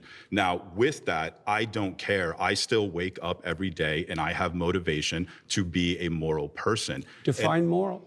Moral, what I ought to do. Okay, and how do you come to that conclusion? And what I ought to do, ultimately, it comes down to what not just benefits justification, but he has a definition of morality. Benefits me, but what benefits the entire planet, what benefits the entire system. I think that your entire moral perspective comes from linear thinking, and when you look at the reality of the universe, it's actually more so holistic. So when you look at how Aristotle defined God, when he said that there had to be an unmoved moved or an uncaused cause, he was defining God from a linear perspective, and you do the same with morality, and you do the same with purpose. How does my definition of morality? How does my definition of morality hypothetically differ from yours? Because you're saying that there's something that exists in a vacuum, that it exists in and of itself, and nothing in the universe exists in a vacuum. Nothing exists in and of itself. It's a whole systems-based morality. It's a systems-based reality. Is there a hierarchical and that is structure? What the quantum... Is there a hierarchical structure? Are some things more important than others? are some things, I think some things lead to more benefits than Then, others. by your own definition, some things are more important than others. Yes. Okay. Okay, What is pause there. You've been voted out by the majority. I feel like that kind of undoes the vacuum with the idea of Christian God. How you doing? Christian Nice God. to meet you. Nice to meet you. I guess since you said morality and Oh, here we go. This is the guy, right? This is the sexual deviant? Or I'm mistaken? purpose cannot be found in science, it would just depend on like what you're referencing. If you're saying a description of your psychological preferences would be considered within science, sure. But I don't think that you have to say that it comes from science in order to be like an atheist. As an Yeah, well, hold on. Just a little recap on this. If you want to go see more about this Parker dude, if is who I'm thinking of, Just Cool covered a whole lot of stuff on it. The Parker guy, if he did what I think he did, he's not necessarily like an awful dude. He's just not living up to the standards of the circles which he associates himself with and into, which is a terrible maneuver by him. Not great. Not necessarily making him a bad dude. As an agnostic atheist, I don't know if God exists and I don't believe that a God exists. And the only ones that I would really reject would be like the all-knowing, all-powerful, all-good, perfect notion of God that plenty of Christians like prescribe themselves. So I guess How is that relevant to this claim? you're basing a position of morality and purpose in some like notion of God that isn't the same type of notion of God that typical Christians would prescribe. Your notion of God is What typical Christians? yeah, typically when I talk to Christians, they say that they believe in an How all-knowing. about Cardinal Newman, who defined God as conscience? He's a major influence on all of Catholic social theory. How about that Christian? Sure. So do you believe in the all-knowing, all-powerful, all-good notion of God? What do you mean by believe? Do you think it to be true? That's the circular definition. What do you mean How when is you that say you circular? believe? How is that circular? Because you added no content to the answer by substituting the word true and believe. I said you think it to be true. All right. So if What's you a belief? believe something, you stake your life on it. What do you mean by that? You live for it and you die for it. That's the what I volume, mean chat. by that. I'm just It turning isn't it down something because I that you noticed it was like say. kind of starting to peak. It isn't something that's associated with logical consistency and belief. I said you think it to be true. All right. So if What's you a belief? believe something, you stake your life on it. What do you mean by that? You live for it and you die for it. That's what I mean by that. It isn't something that you say. It isn't something that's associated with logical consistency. It's not declarative. It's not propositional. It's not a figment of your imagination. It's the presupposition of your attention and your action. And you're either fragmented, in which case Bloody you so worship fast. multiple gods, or there's some unity at the bottom of it that makes you an unstoppable force. Okay, so you're saying that you don't believe something if you wouldn't die for it? Not really, no. Okay. So then, How would you define belief? Something you say? Can I explain? Like, I could believe it is the case that this pen exists, but if someone like threatened my life, right, I would lie in order to be able to save my life, right? Like, I think you would do that too. You wouldn't lie to save your Don't be life. so sure. You wouldn't lie to save your life. Let's go. Depending on the implication, right? If Jordan's denial of this pen was reinforcing a social structure where people weren't allowed to believe in the world around them, then yeah, maybe he would die for that. How much do you know about me? I didn't lie to save my career. I didn't lie to 100%. save my clinical practice. 100%. Would you lie to like save your children? He took massive risks, ruining the fundamental aspects of what he thought his life was.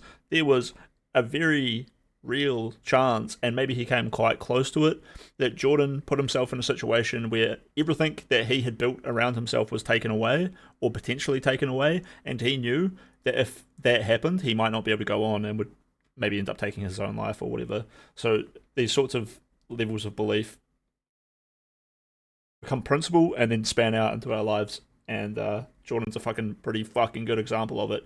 He's an anxious, depressive man who becomes a university teacher and eventually finds himself in a position where he is the best communicator to stand up for the things that he believes in.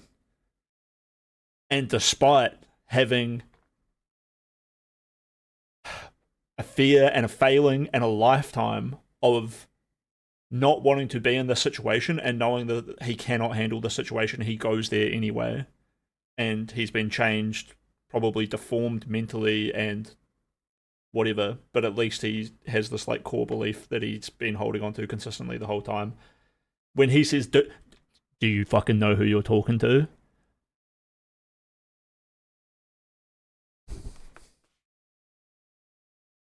Goddamn good point. Your mom, your dad. I don't think lying would save them. No, can there ever be a title in life? In which case you worship multiple gods, or there's some unity at the bottom of it that makes you an unstoppable force. Okay, so you're saying that you don't believe something if you wouldn't die for it? Not really, no. Okay. So then, how would you define belief? Something you say? Can I explain? Like, I could believe it is the case that this pen exists, but if someone like threatened my life, right, I would lie in order to be able to save my life, right? Like, I think you would do that too. You're a coward. Don't be so sure. You wouldn't lie to save your life? How much do you know about me? I didn't lie to save my career. I didn't lie to save my clinical practice. Would you lie to like save your children, your mom, your dad? I don't think lying would save them. No, can there ever be a circumstance logically that lying could save someone? Yeah, and if you're steeped in sin, you're likely to live in circumstances like that. I'll give you an example. If you're like in like Nazi Germany, and it is the case that there's like Jewish people in your attic, and you're trying. That's right. He doesn't want to be steeped in sin, and he doesn't want other people to have to be in a situation where they have to lie. So maybe he would die to save them from that. I know protect them. Oh my God, he's so fast. Would you lie to like the Nazis? If I they're would have asking? done everything I bloody well could, so I wouldn't be in that situation would you to lie? begin That's with. fucking right. That's It's a fucking right. hypothetical, and it's I would have not. been a goddamn unstoppable force if the one unity had allowed me. I would have unwaveringly pushed back against the Nazi horde. I would have slain those goblins on the thrones which they positioned themselves above me and the people that I love and the true connection that I believe in. My God, I would have done everything that I had been capable of doing. And if that had been an endless level of resistance and punishment upon those evildoers steeped in sin, I would have cleft them in twain, left them scattered to the wind, never to be seen in the archives of history, except as a reminiscence what you should not be in the face of the unstoppable Jordan Peterson. God, he's so fucking bastard. Answer hypotheticals? No, I can't answer a hypothetical like What? that because Did it's you eat far. today? I would know Protect the them? example. Would you lie to like the Nazis? If I they're would have asking? done everything I bloody well could, so I wouldn't be in that situation you to lie? begin with. It's a hypothetical, and it's You not can't answer answerable. hypotheticals? No, I can't answer a hypothetical like What? that because Did it's you eat far. today? Eat today. Did you Don't eat today? play games. I'm not playing a game. I'm just Yes, asking if you you ate are. it today. If you present me with an intractable moral choice It is a that's game. stripped of context and you back me into a corner, you're playing game. It's some Zoomer ass debate theory. I just told you, Hypothetical. I would do everything that I could to make sure that I'm never Dude, I had a similar interaction with Quayman, where I was like, I'm not answering your hypothetical. Bad faith. in that situation. By the time you've got there, you've made so many mistakes that there's nothing you can do that isn't a sin. Being born in Nazi Germany and trying to protect people that you care about, like there could be a Jewish friend that you have and you want to protect them. I think you should have just them in give your up on attic. that line of questioning. Give up on just like trying to clarify your position? Because I you don't did like, are you like clarify it. uncomfortable with me asking this question? It's just a basic hypothetical. Like I could ask It's you. just a did you- basic yeah, yeah, hypothetical like, where you're, like you if you- put Jews' lives at stake in Nazi Germany. That's just a basic hypothetical. Obviously, you would lie in that scenario to save their life, but you're like not trying to answer this question for some reason. I just told you why. Look, Schindler lied to save the Jewish lives. Jordan isn't saying that Schindler was wrong. He was just saying that in Jordan's belief and in Schindler's belief, if Schindler had to lie to say that the Jews were still alive when really they were dead, he might have not made that lie. He might have not gone around telling the entire world the Jews are totally fine, right? He might have said, no, the Jews are here working in my factory and they are literally alive. I'm not going to lie and tell you they're alive when really they're dead. He might be like, no, as a factory owner, my factory was annihilated. My entire staff working base was killed. You know why? Because they're Jewish and I don't like the regime I live under. So I'm going to tell the world about the atrocities that happened is probably what Schindler would have done. Now, Schindler would not have lied to the world in order to show the world that, yeah, as a German factory owner, we're doing great. All my staff are doing fine. Because Schindler didn't want to live in that oppressive state of Nazi Germany, even though he was a rich and powerful and capable man. But because he was a rich and powerful and capable man, he resisted with the tools that he could. And this is what Jordan was saying. He would be resisting in any way he could, and he would hopefully be an unstoppable force in that situation. And Schindler wasn't stopped. He did save those people. You could say Schindler was in some ways unstoppable in his goal. Why? Are you anti-fascist? It was inherently Let's say you're hindering. Why are you anti-fascist? asking that? I was just asking, just clarifying. But like, okay, again, you're not answering this hypothetical because you know it shows that you clearly would lie to save I'm someone's life. answering it in Obviously, a that's manner not you what truth don't is. find acceptable. Obviously, because I care about you're- truth. I wouldn't be in that scenario. Obviously, right? Logically, because that's No. already happened. Like that's in the Oh, past. You don't have a obviously. time travel device. We're bringing this right what's logically this because guy's- that's No. already happened. Like that's in the past. You don't have a time travel device. this guy's agreeing with Peterson. I think a lot of them We're are. bringing this logical hypothetical up. This dude is like a fucking Giga Chad savior to heaps of underage idiots. It's such a cringe way of arguing. To show you that in some circumstances that do happen wrong within on the so real many world, levels. you would lie to save people's lives. So your definition of truth isn't actually how we're shit. typically using it. So what you're trying to do is you're trying to muddy the waters when I ask you, like, do you believe this? Do you think this to be true? So you don't actually have to answer the questions. And plenty of Christians don't Muddy like the waters. Mate, you're speaking into a fucking mirror. Well, you're looking into the water and all you're seeing is your own goddamn reflection, retard. Maybe those waters need to be stirred up a little bit more. And maybe there will be a bit of mud that we can, like, look through with it. The capabilities of time, but you looking into an untempered, undistilled surface of the smooth water surface, just like your fucking brain, or the brains of the people that your argument appeals to, is not worth engaging with. Get the fuck off the mic, bitch. that because they clearly see that you don't really like want to be associated with I can Christianity. with that imagine aspect. that I was in a situation where the best I could do as a consequence of my previous mistakes was to tell. If I was in that room, I'd be like, boo! Boo! Throw my red flag at him. Get him out of here. I could manage. But that, This guy is why my girlfriend thinks everyone uses debate tactics and that debate is almost inherently bad faith and toxic. Yep. And I've had fucking... Dude, I had a debate like with Morale and he went hard on these kinds of conversations. That one was about the common parlance of the term quid pro quo.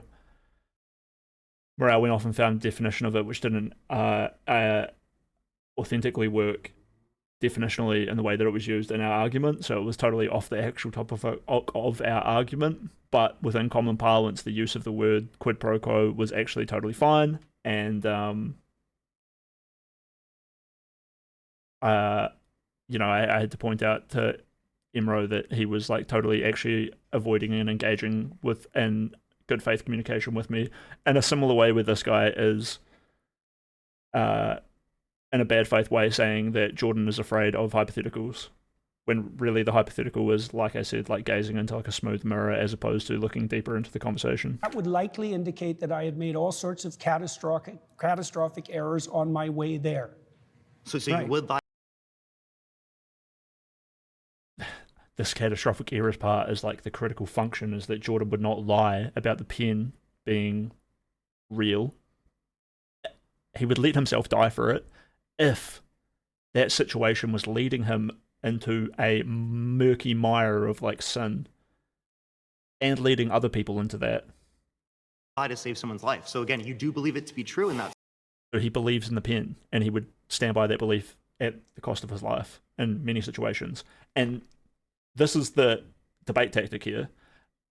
It's okay for Jordan to say that, and it's okay for him to meet that hypothetical with a further examination of the hypothetical, because it's not real, it can go anywhere, you're allowed to pull that hypothetical around anywhere, whereas this guy is presenting a hypothetical, then he's unwilling to engage with his own hypothetical in any other way, except for the way that he wants it answered, and then he's going to go in and say that he's the one who wants to be more complicated and more nuanced, and it's his opponent who doesn't, when really Jordan is engaging with the hypothetical, right? which he didn't want to engage in. He moved from a soft one of having a pen, so very kind of reasonable statement, but then made it unreasonable, talking about the Jews. And then further backpedals. Quick changing of intensity to discombobulate and make it look like it looks like this, but it's not this. What is actually happening is that he's the one changing the intensity. He's making it look like at best or at worst or like whatever. He's just making it look like they're both maybe a little bit silly, and then he's operating in his way in little short idioms and digs and quips, which is constantly derailing Jordan from actually prying into it and making him look sensible or common sense. But common sense and being sensible is almost like not fucking real. You want to be intellectual, nitty-gritty, talk about the implications, look into the murkiness. Otherwise, why do you even fucking talk to people? Get him out of here, bro. Even though you lied in that scenario. So not clearly without that's the not what you see to be true. context that I put it in. You were not willing to die for it. said, You were not willing to let other people die for it. So that's not what you see to be true then, seemingly. You're doing exactly what. And that was a unfair comparison. He's saying that you would let other people die for the pen thing, so you don't really believe in people's life, you believe in this, blah, blah, blah, blah, blah. No, this isn't what Jordan was saying. It's in fact like total opposite. It's be true in that circumstance, even though you lied in that scenario. So not clearly without that's not the what you see to be true. context that I put it in. You were not willing to I die for it. said- You were not willing to let other people die for it. So that's not what you see to be true then, seemingly. You're doing exactly what I said you were doing at the beginning of the conversation. You're generating an impossible, restricted, hypothetical with no precursors to back me into a How's corner. it possible? Is there something contradictory about it? Nice to meet you. Yeah, nice to meet you too. Great conversation. Yeah. My next claim is that everybody worships. Bro, politeness is so fucking lame. I liked it for the first guy. The claps were kind of, I mocked them for being silly, whereas these ones are like, oh, yeah. something, including atheists, even though they might. There's no excitement to those claps. They're just rhythmic hummings of what is expected of you. Fuck you, pastor. Nice to meet you too. Get him out of here. My next claim is that everybody worships something, including atheists, even though they might not know it. Yeah, I thought the last topic tapped into that, where the science can't see it. Hi. Good work. Thank you. Hi there. Oh, we finally got a girl. So I want to start off with defining terms. Yeah. How do you define worship? Prioritize. Prioritize. So almost like having These people are probably mostly creators, content creators, right? a preference over something rather than the It's other. a hierarchy look of her up. preferences. Yeah. And you use it to direct your attention. Right. So whatever you're attending to, you're worshiping. Right. So I've kind of become a little bit familiar with your idea of this value-laden hierarchy. Yeah. Right. And you kind of posit that at the bottom of this hierarchy, or you could call it top or bottom, I Yeah, suppose. right. At the bottom of this hierarchy, this foundational priority in your life is going to be considered God. That's is that right. correct? Yes. Right. I'm trying to imagine a situation in which could there be that someone has a priority at their foundation that is different from someone else's? Oh, definitely. Right. So we can have different conceptions of God. That's why we fight. Right. So essentially, there's not one God, but there are multiple gods, and these gods exist in some realm of truth.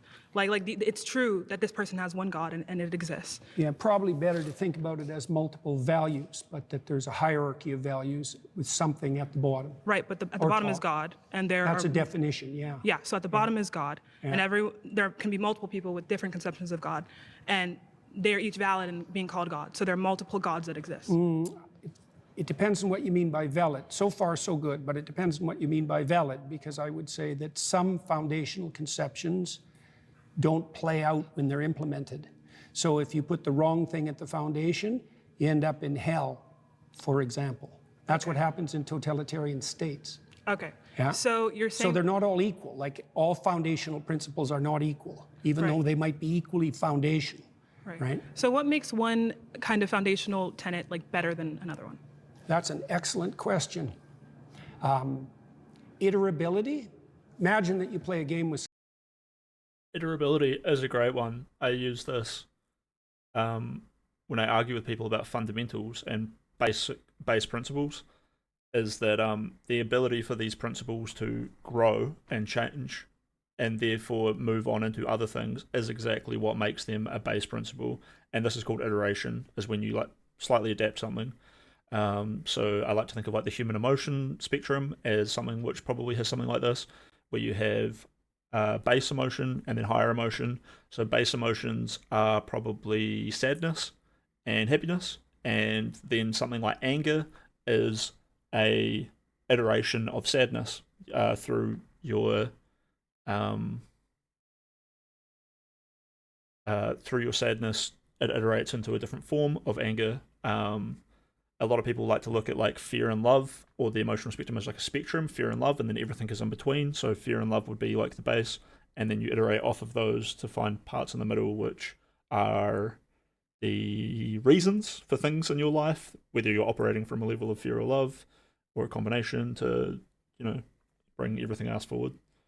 So Jordan's saying that with spiritual axioms, which makes some better than others. But, you got all these different axioms. What makes the best ones is the fact that they hold true under the most circumstances, or every circumstance. Question. Yeah, chemistry, right? Kind of Emotional chemistry, the mixing and changing, the tenet, alchemy better of than these things. It's interesting. That's an excellent question. Really good. It's an excellent question and a really nice answer from him, I think. Imagine that you play a game with someone and you're a kid, and it's fun.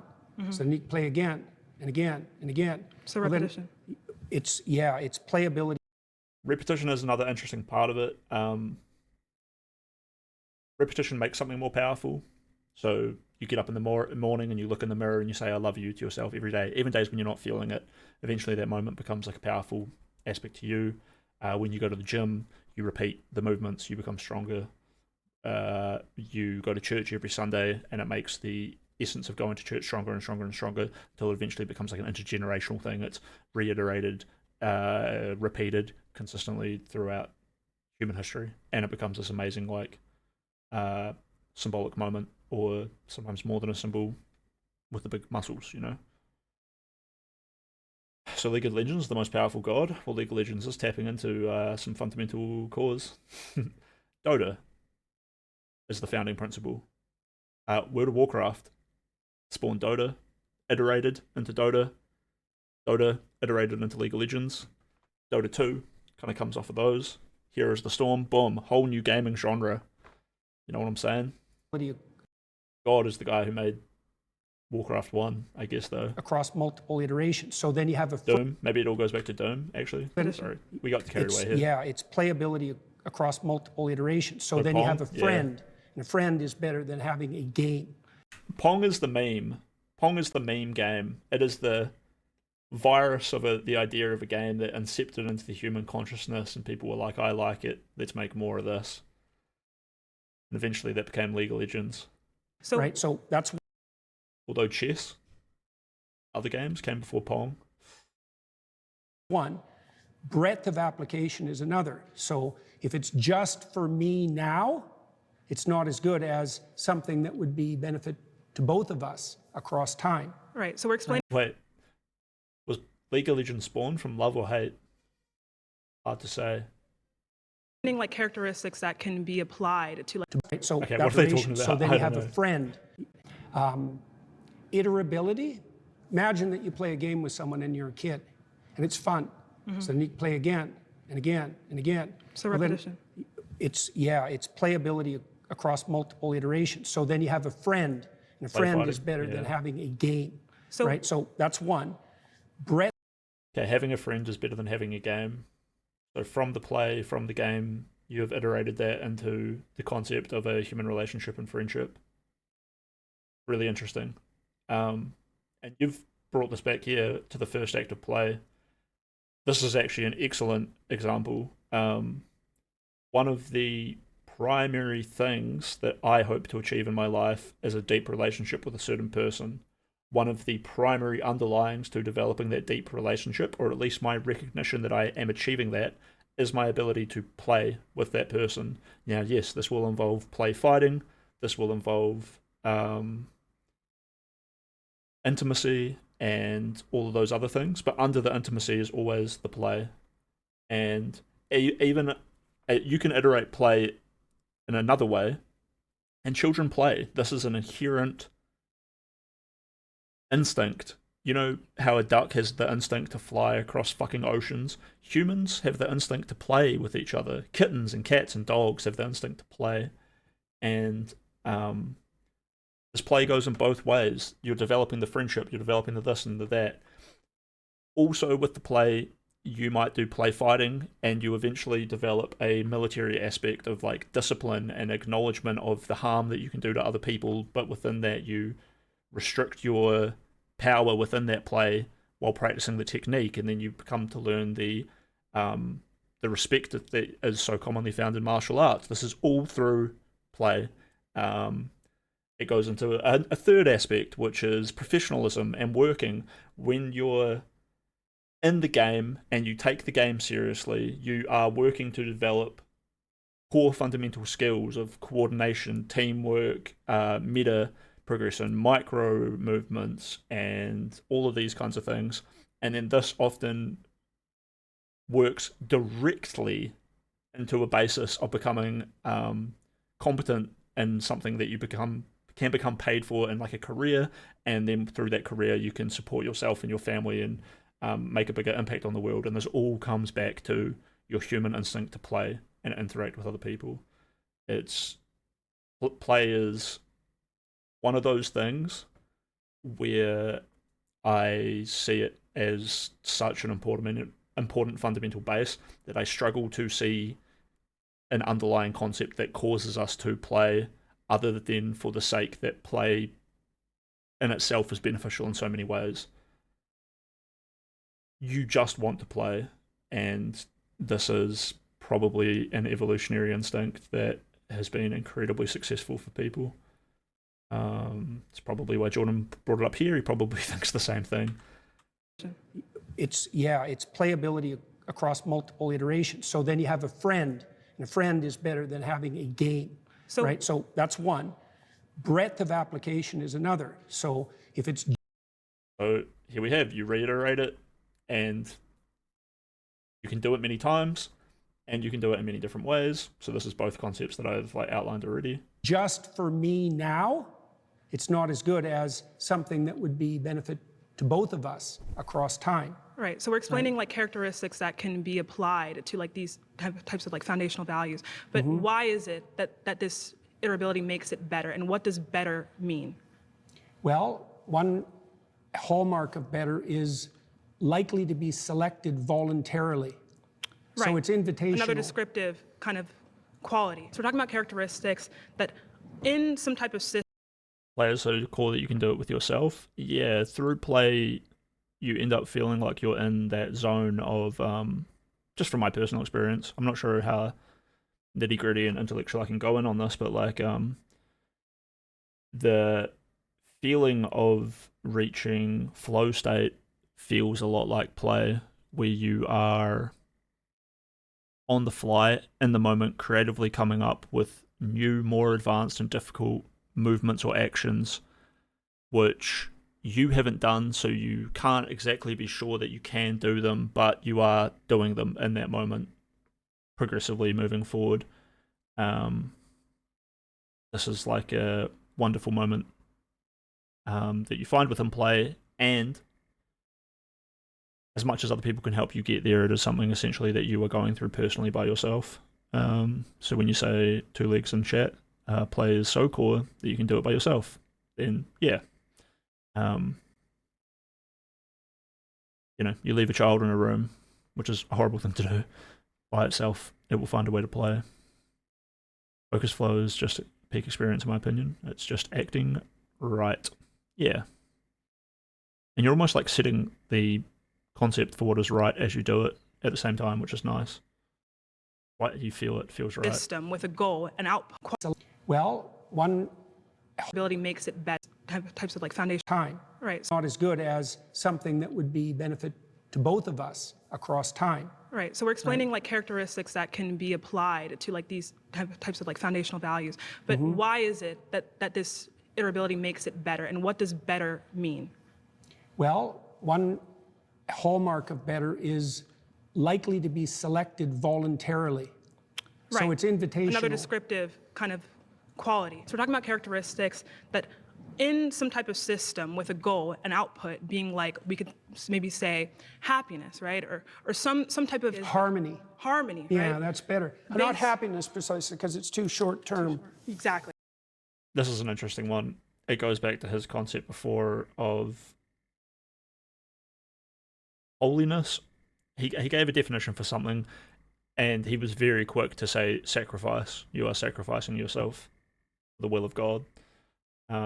This is why he is not so willing to put happiness down as a fundamental basis to reiterate and work off of. Oftentimes the pursuit of happiness is a secondary method to obtaining happiness. You need to be able to be willing to accept happiness into your life. However, the sole pursuit for it is often not the way to find it. The way to find it is often through sacrifice, is the Jordan Peterson mindset, and I think that's a pretty strong and good statement. Harmony, Yeah, right? that's better. Not happiness precisely, because it's too short term. Exactly. Mhm. So as someone who is an atheist, right, Sacrifice I yourself for can harmony. explain that within a system, there are things that we can see as better or worse to meet this goal or meet this output. But what we're interested in, though, is what could make these things, regardless of any system, right? Well, imagine that you set up a system and you implement it, and it produces the opposite results to which you intend. Oh yeah, that's not a good system. Exactly. Right, so the foundational principles are lacking, because when you implement them, the game degenerates instead of moving towards the aim. Right. Okay, So we're talking about okay. within a system. When we talk about something being moral, right, just absolutely moral, it means that without a system, right, this thing is simply moral with no reason. Like, stance independent, this thing is good. So I'm trying to figure out if such thing can exist. And if so, do you believe that these things are moral? The Professor Bowles. Are you Scottish? Just gotta know from that name. Chris, do you think that JP's period of induced coma has affected his mental cognitivity at all? Yeah, I would say the stress and the sickness that Jordan Peterson suffered during his time as an international celebrity has left him deformed and like mutilated compared to what anyone would really want to, see for themselves in their lives. I think before he could have never predicted the coma, but I think he definitely predicted that the amount of stress and fucked up shit in his life was going to leave him fucked, and he went ahead and did it anyway, which is a pretty interesting type of person. But yeah, thanks for the follow, dude. Good question. Be in of themselves, like self. I like it that I get to clarify that.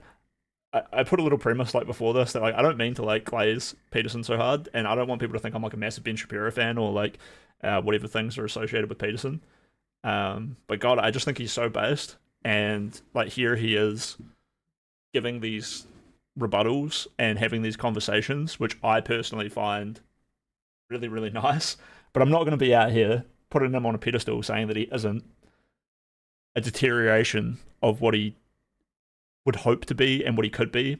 But this is the fucking eternal struggle, is your virtues aren't virtues and are not good enough if you're not struggling to reach them. And on some level, their aggressive pursuit of those is going to change you.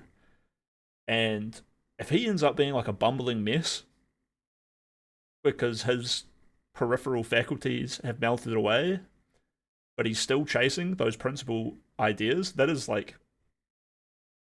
fundamentally a success. It's a fucked up way to look at it, and I said, I wouldn't want it to happen to anyone. But yeah, I'm glad there's a satisfying answer for you. Feel free to hit up anything. Great first chat. Evidently moral, or are they moral in accordance with the system? I can't define them any more accurately than I already did, really. Okay. In regards to morality, when we talk about the divine, when we talk about God and religion, these moral tenets and religion, right, and God exists as good because it is God, right? So it's self-evident, right? Without any kind of goal or output, this thing is good. So I want to figure out how... There's an element of that that's true. So, for example, in the story of Job, Job is unfairly tortured in consequence of a bet between God and Satan. So Job is emblematic of someone who's being hurt for no apparent reason. This is such an interesting story. So Job's response to that is that It's such a dog shit story of God being such a piece of shit. But I think maybe that's why he wants to talk about it. He's like, it's so conflicting. Tortured. Something to see in that. There's an element of that that's true. So, for example, sorry, I'm struggling because I'm talking too moral much. tenets and What is she religion, really saying? right, and God exists as good because it is God, right? So it's self-evident, right? Without any kind of goal or output. Yeah. So this is a thing with the story of Job, is God literally talks to Job. He doesn't literally talk to anyone in real life. I think people raise their flag because they're ass mad that she's getting a real convo out of him. Yeah, fucking A. You got this little flag in the bottom left-hand corner though.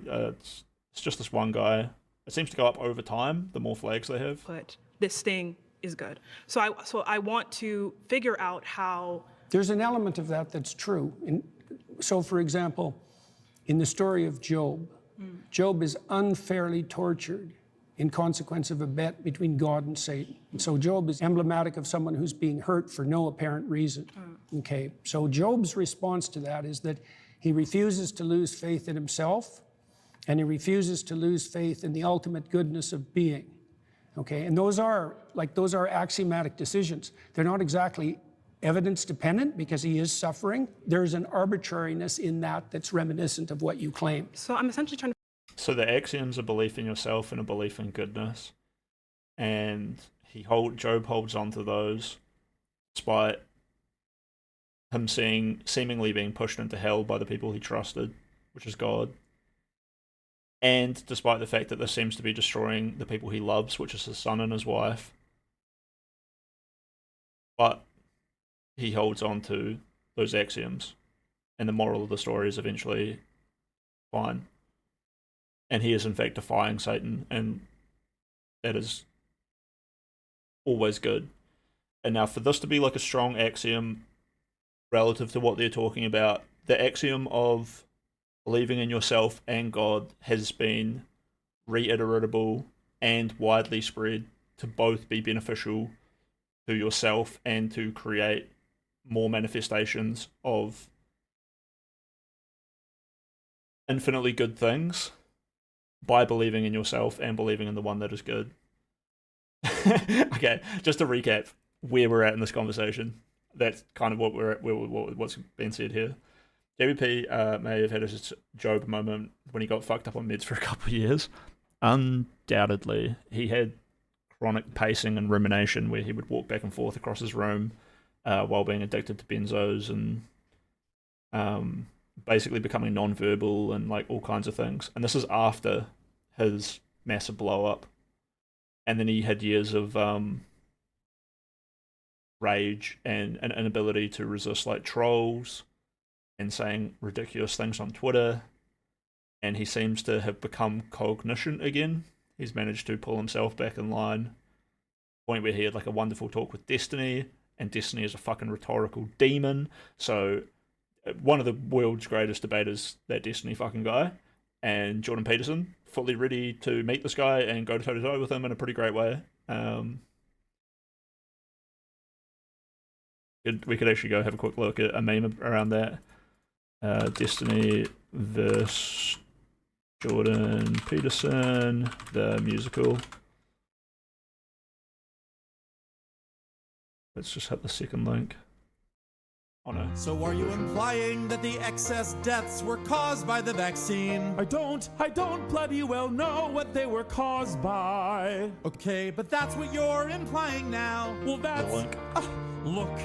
If you're going to use Occam's razor, you're kind of stuck in an awkward place here. I am absolutely not.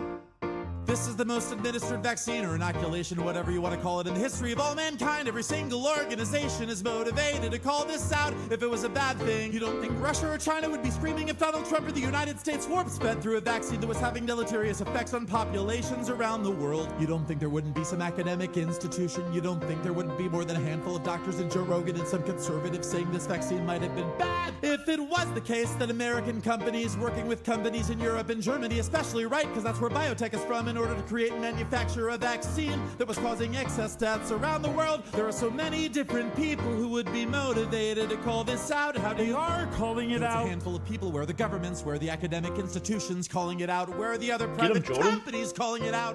Wouldn't you stand to make a killing if you were a private company in Europe and you could say, hey, look, mRNA vaccines for sure are causing all these issues. Why wouldn't Putin? Why wouldn't Xi Jinping? Why wouldn't anybody else in the world call this out if it was as horrible as there are plenty of people attempting to call it out. Nobody credible, no huge institution. What do you make of the excess deaths? You haven't come up with a bloody hypothesis. I don't even know if there are 20% excess deaths in Europe right now. If I had to guess off the top of my head, it's gonna be like you said.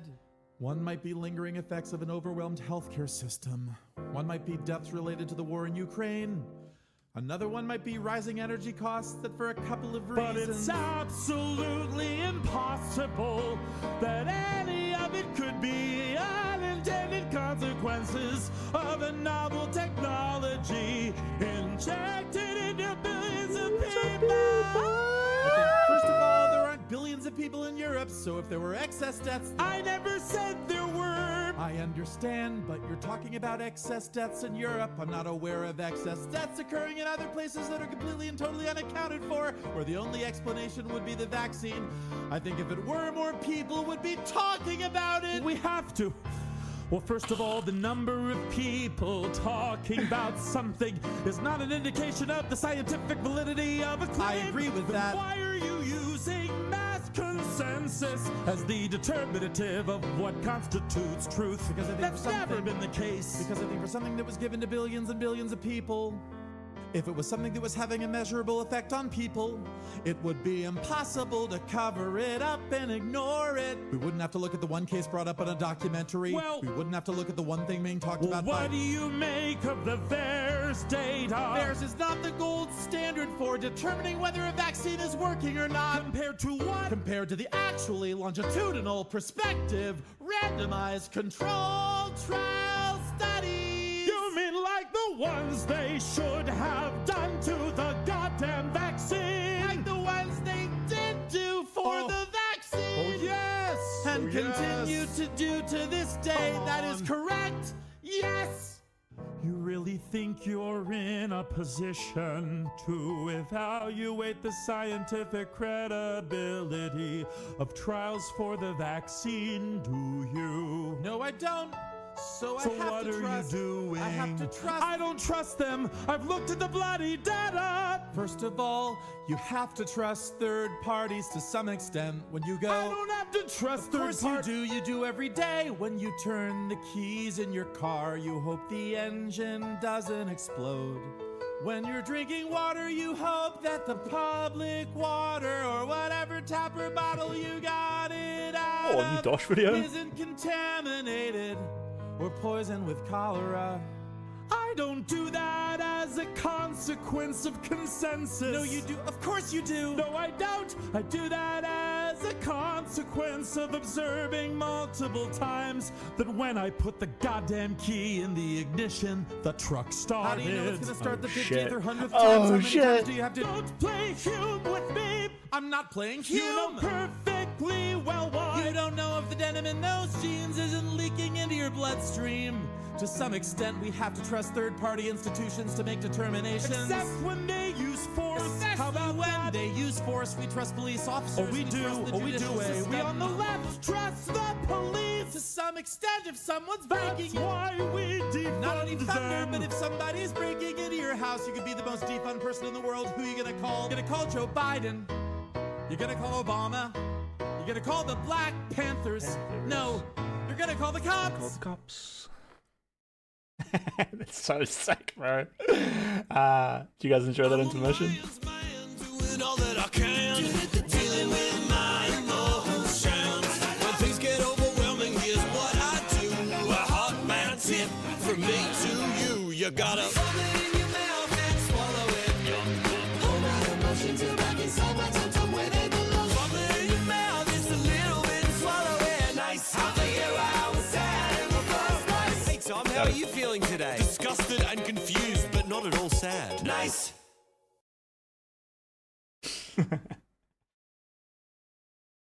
A bit of a Kiwi accent in there. The end. Is that one of my people? Sorry for the brief intermission. Any opportunity to play the Destiny vs. Jordan Peterson musical, though? Trying to figure out. Those are axiomatic decisions. They're not exactly evidence dependent because he is suffering. How far through the skill talking are we? Okay, she's been up like 3.5, 4 minutes. There's an arbitrariness in that that's reminiscent of what you claim. So I'm essentially trying to figure out, do you believe that? Let me try to remember where we were at in this conversation. He talked about Job, when we had the axioms and what makes them good. What's he saying is arbitrary?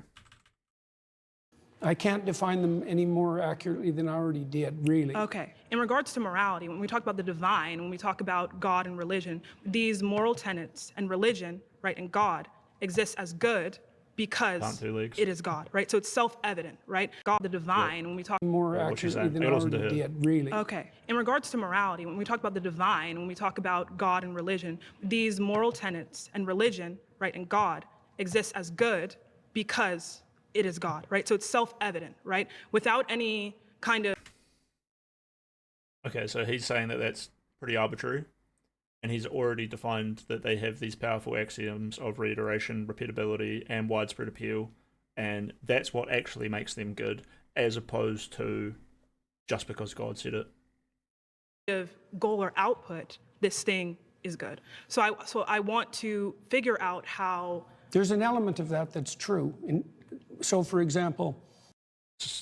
So he's dealing with So he's not going to shit on her for that take, which is cool of him. He's probably going to deal with a paradox like they are God, therefore God says they are true. And they are true, therefore they are God. So it's like a little circle. In the story of Job, Job is unfairly tortured in consequent reason himself, and he refuses to lose faith in the ultimate goodness of being. Okay, and those are axiomatic decisions. They're not exactly evidence dependent because he is suffering. There's an arbitrariness in that that's reminiscent of what you claim. So I'm essentially trying to figure out, do you believe that something can be good, like stance independently, something that can be good? I don't know what you mean by stance independent. Okay, so you mean independent of people? Independent of people, we can use that, or more so, I want to be more specific. Something that can be good, right, regardless of any end goal. It's just good. No, I think good is tied up with goal. Goal, okay, I completely agree. So, in a sense, this is why... That's why the religious goal in Christianity is the establishment of the kingdom of heaven on earth. It's goal. Interesting. I didn't think he would go that way. I thought the objective reality would be objective in the sense that it is always going to end up being correct, but then he is saying that there is an ends to a means, which means the means might be bad to reach a proper ends, which then I thought he was going to criticize science for. He's actually going to line up with that. Goal dependent. Okay, right. So it's in reference to a goal. So, or the goal would be the imitation of Christ. Someone's goal, right, can be something that doesn't encompass being in congruence with God or being with God. No, the thing that they want to be in congruence. Oh, right, okay. It is God. That's right. That's right. That's good. No, the thing that doesn't encompass being in congruence with God or being with God. No, the thing that they want to be in congruence. Oh, right. Okay. It is God. That's right. That's right. That's good. That's great. The thing they want to be in congruence with is fundamentally equivalent to their God. So what makes someone a Christian and what makes someone not a Christian? What makes that's what I'm trying to figure out, because that's a good question. Yes. Yeah, well, probably the deepest answer to that is willingness to shoulder your cross voluntarily and trudge uphill regardless of circumstances. Okay, so someone can have a God, because in your definition, your first preference, that is God, right? So someone can believe in God, right, and not be a Christian, right? Yeah, well, there's a statement that Christ makes in the Gospel. So now we're getting into a funny thing, which a lot of people will hear this and be like, oh, so he's saying he's a Christian, but he's saying he's acting Christian. He's not a sectarian. He's not talking about being sectarian. He's not talking about being religious. He's just talking about a Christian value that is fundamental to being a Christian, but you don't have to be a sectarian Christian to have that value. But it would be worth describing you as Christian if you were living that value of sacrifice and faith and embracing hope. Watch True Detective if you hadn't. It wraps all the right way around to that point. Great show. Gospels, he says, not everyone who says, Lord, Lord, will enter the kingdom of heaven. So not that they're even saying that they believe in God, but they just... No, but that's why I'm saying this to you, is that Christ himself points out that there's a difference between people who say they believe and people who act it out. And the fundamental issue is the action rather than the stated belief. But he also says that, to be saved, right, you must believe God has died for your sins or that God has resurrected in some way. So it's like, I don't necessarily think that we can take from the Bible and say that like acting in accordance with God necessarily means, or acting in accordance with, the principles of God, like for example, sacrifice, like you talk about, means that you are Christian. I don't see how you can get that from that interpretation and then, kind of justify it as the truth. I don't think that the fact that you sacrifice is sufficient to make you Christian. So can we repeat once again what you believe makes someone Christian? There's many things, but one of the most fundamental is that you believe that the cosmos itself is founded on the principle of voluntary self-sacrifice. Best founded. Let me offer you a contrary example. So I could assume that power rules. And so that my assumption would be, if I can make you do it, I win. Right, and I can found a whole society on that, and that happens a lot, by the way. And that's also how societies tend to degenerate. And so that would be a society that was founded on the principle that you get to sacrifice and I don't have to. Right, now the contrary to that would be something like the demon face. Right, now the principle that you get to sacrifice and I don't have to. Right, now the contrary to that would be something like you give up voluntarily and with courage all the things you need to situate yourself properly in relationship to the future and other people. Right. So then there's a harmony. That's why I talked about harmony earlier. So you navigate your life, right, in accordance kind of to this principle of self-sacrifice. Can I say it in that way? Yes, you can definitely say it that way. That's exactly right. And navigate is the right term. So someone does not have to have any kind of to this principle of self-sacrifice. About harmony earlier. So you navigate your life, right, in accordance kind of to this principle of self-sacrifice. Can I say it? You navigate your life according to a principle of self-sacrifice. This is real interesting.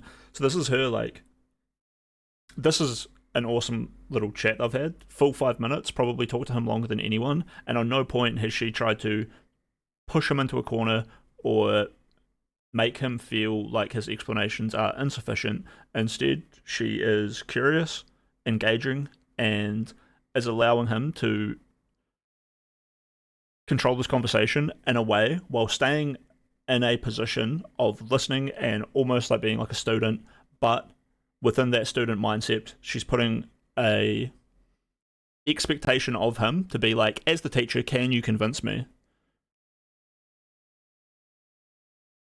And all I have to do is just keep showing curiosity and see how far you can take this. It's nice. In that way. Yes, you can definitely say.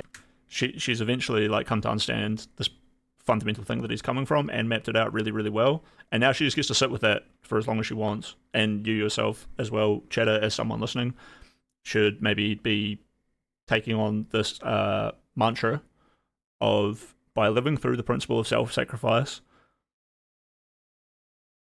How did it end?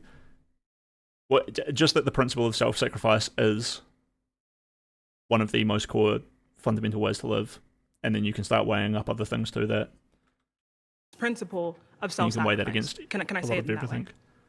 Yes, you can definitely say it that way. That's exactly right. And navigate is the right term. So someone does not have to have any awareness of Christ, of the story of Jesus, but let's say 60% of their actions, right, or more, whatever kind of metric you want to use, are in line with this self-sacrificial. So the Christian thinkers of the Middle Ages dealt exactly with that problem when they were talking about the pre-Christian philosophers, for example. And they noted the similarity, let's say, between pre-Christian Greek thought and later Christian thought, and presumed that there were moral actors outside the Christian domain. Right. So is that person Christian, though? Is that person Christian? To some degree, again, that's a matter of definition, because they wouldn't be proclaiming Christian propositions, but they're acting out the pattern. right? Christianity. So, yeah, so you imagine that full Christianity would involve a dozen things. And you can imagine someone who knows nothing of Christianity, say, acting out eight of them. Right. Right. So then they'd be 8/12 Christian or something like 8/12 that. Christian. Well, but to be like a full Christian, how can someone say I am Christian? Like I am Christian, not 8/12. Okay, you're 8/12 Christian, but maybe one of those 12 parts is the more primary Christian function that you're acting out.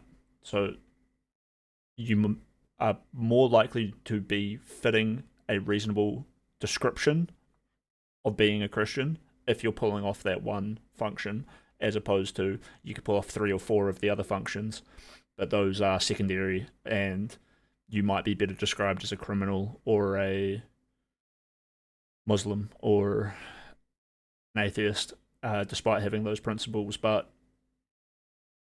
you were pulling off the self-sacrifice part.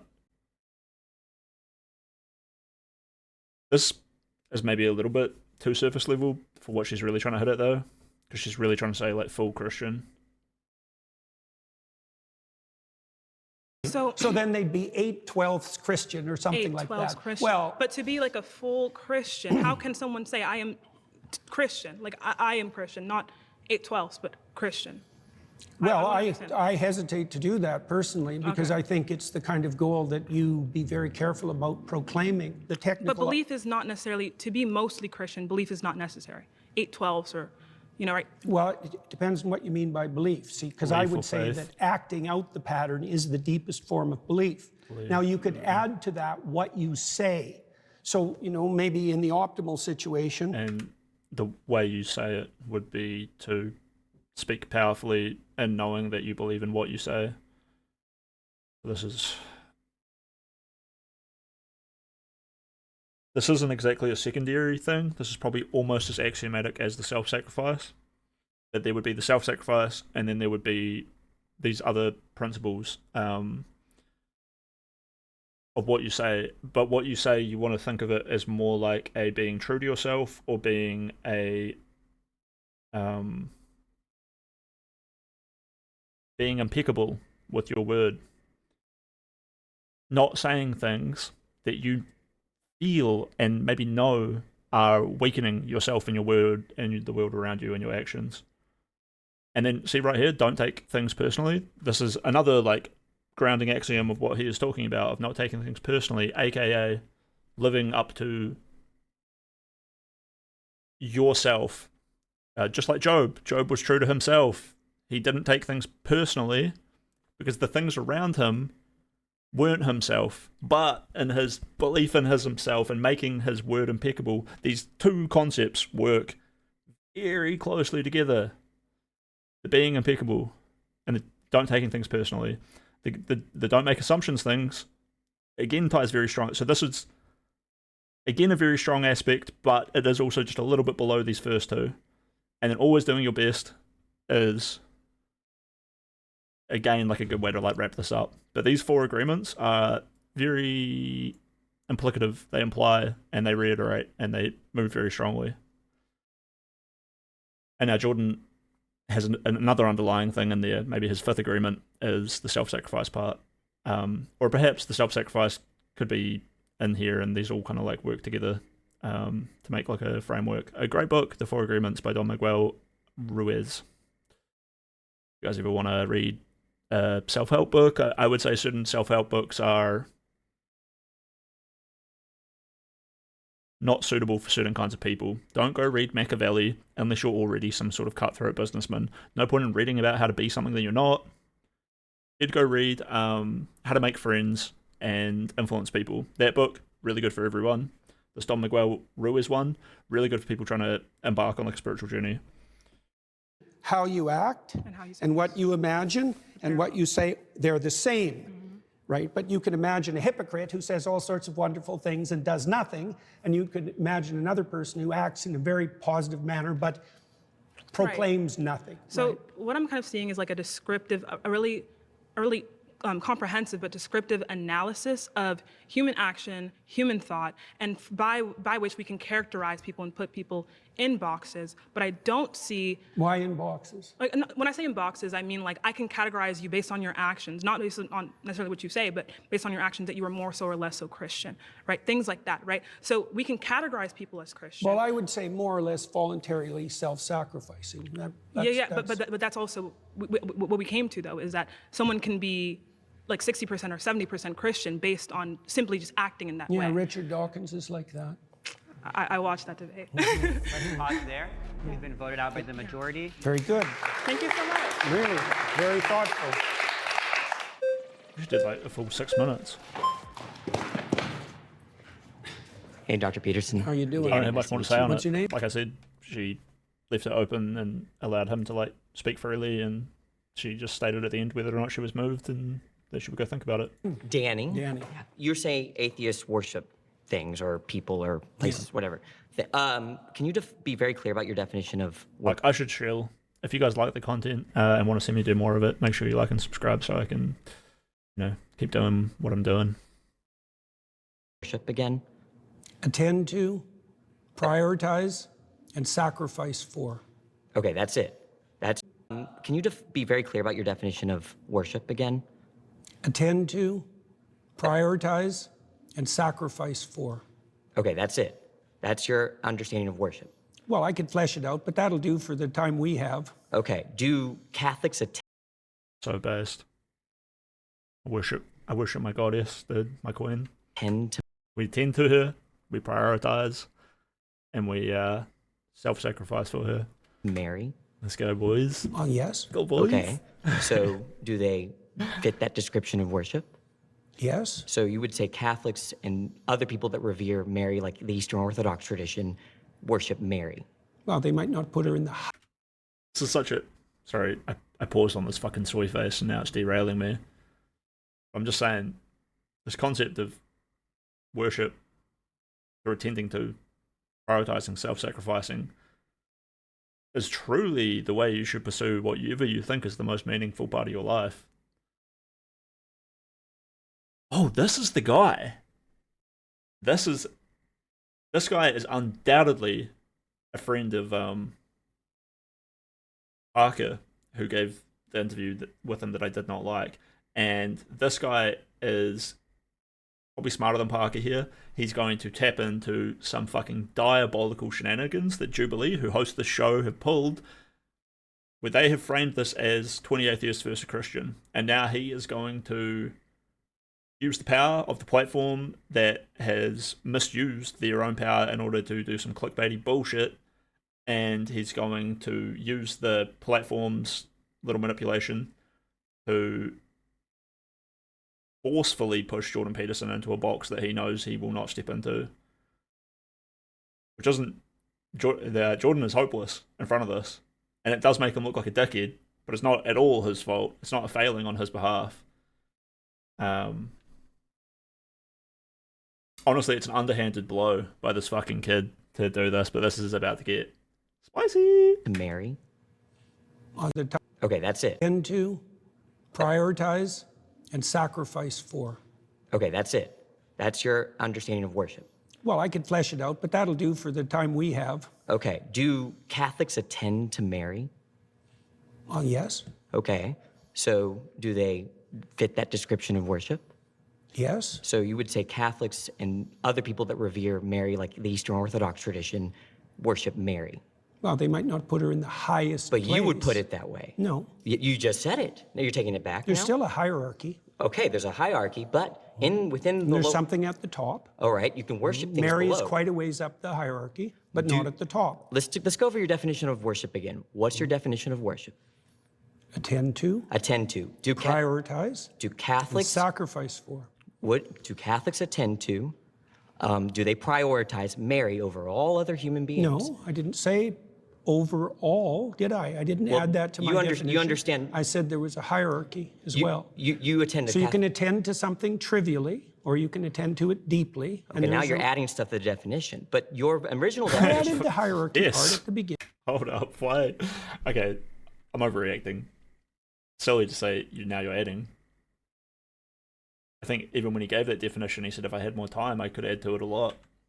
You need more than 15 minutes. Okay, now you're adding stuff to the definition, but your original I definition. added the hierarchy part at the beginning.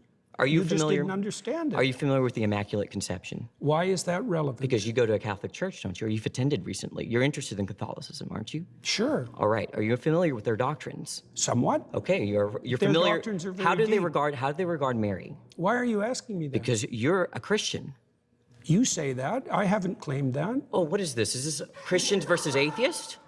I don't know. You don't know where you are right now. Don't be a smartass. Well, and I mean either you're a 'cause I Christian won't or you're talk not. to you if you're a smartass. Oh, either you're a Christian or you're not. Which one is it? I could be either of them, but I don't have to tell you.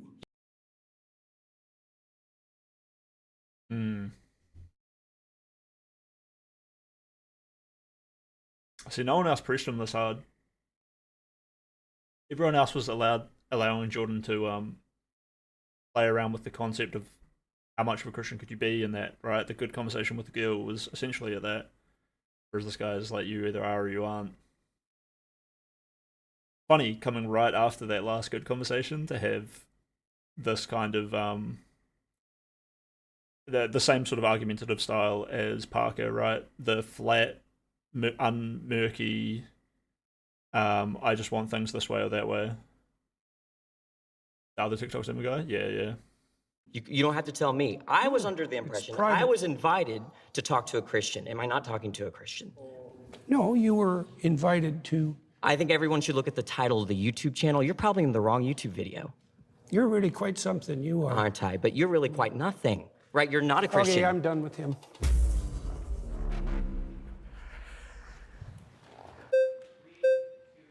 They're laughing because it's shockingly outrageous and kind of unacceptable, but this is some post-irony. This guy has no right to be that indignant.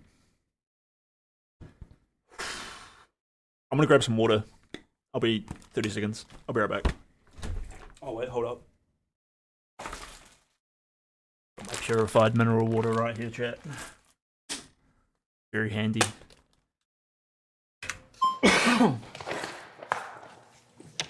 Hi there. Hi, nice What's to meet your you. name? Gerard. Hello, Gerard. Nice to meet you, sir. So you've said that worship is when you prioritize and sacrifice for something, right? Yeah. Okay. But there's a hierarchy in there. Sure. So I prioritize and sacrifice for my wife more than I would prioritize and sacrifice for a random person on the street, right?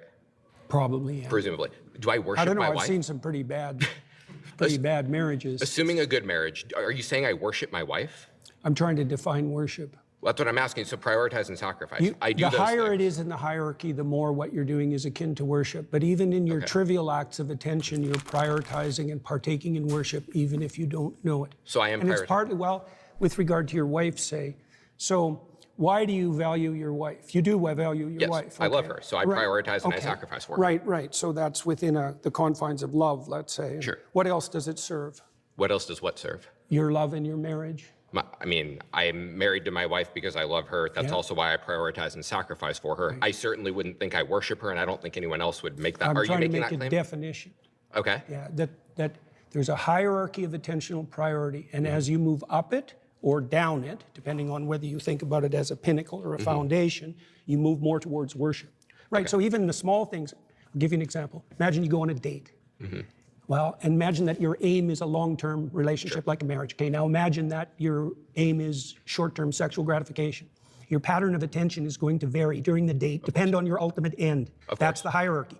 The way that you attend to your wife is dependent on your ultimate aims, even if you don't know it. So at what point is it worship? Because it sounds like you're saying It's worship is shades. almost a spectrum, right? Or it's not a binary. It's not a. It's kind of like, that's a good So question. when It's is, like when is it worship as opposed to just I love my wife? the closer you get to the top or the bottom, the more it's more like How worship. close to the top? Because I don't think I worship anything. And if you're saying I have to hit a certain threshold for it to be worship, it is possible I don't worship anything then, right? It's not possible that you don't worship anything. What do I worship? Because you wouldn't attend. Well, love. So you think I apparently. worship love? Do you attend in consequence of love? I See, do. I'm trying to define something. What do you mean worship? I told I got a motorbike going on outside. That not letting him define things is kind of strange. And we're also like an hour into the debate, so they've kind of right at the very beginning, Jordan like immediately used his presuppositions, his premises, or sorry, his hypotheses that he gets to pose. Or maybe Jubilee picked these hypotheses. I'm guessing Jordan did, though. Everybody worships something, even though they might not know it. I'm guessing Jordan came up with that. And these move it away from the being like, I have to call myself a Christian kind of concept, or I am a Christian. And now we're doing Christians versus atheism. We're now doing literally everybody worships something. And then this builds off the previous concept of atheists replace God with something, but this is that concept. Atheists don't understand what they're rejecting, and atheists want to know God, stuff like this. Doesn't matter that it's a Christian versus an atheist or anything like that. It's just almost clickbait at that point to help embody emotion and fuel the conversation to make it more interesting.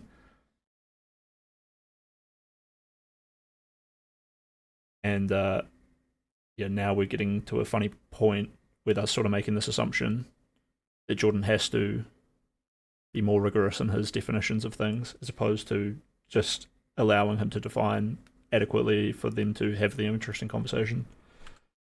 Do you attend in consequence of love? I'm trying to define something. What do you mean worship? All I have to say about what this guy's doing here is essentially he can be as resistant to the idea as he wants. It doesn't make it interesting for me. You could get up and say, I don't feel anything about anything. You're wrong. And you can be like, yeah, sure, I can't relate. Sorry, I don't really know what you mean by it. And Jordan will probably be like that here. He'll be like, what are you? Are you like me, or are you different? I told you what I meant. What do you mean? So I mean, something you worship is something that you have a reverential view for in a manner in which you believe it to be above and beyond normal things you like. Like you. So do you have that attitude towards your wife? I have that attitude above and beyond. Something you worship is something what do you have a reverential view for in a manner in which you believe it to be above and beyond normal things you like. Like you. So do you have that attitude?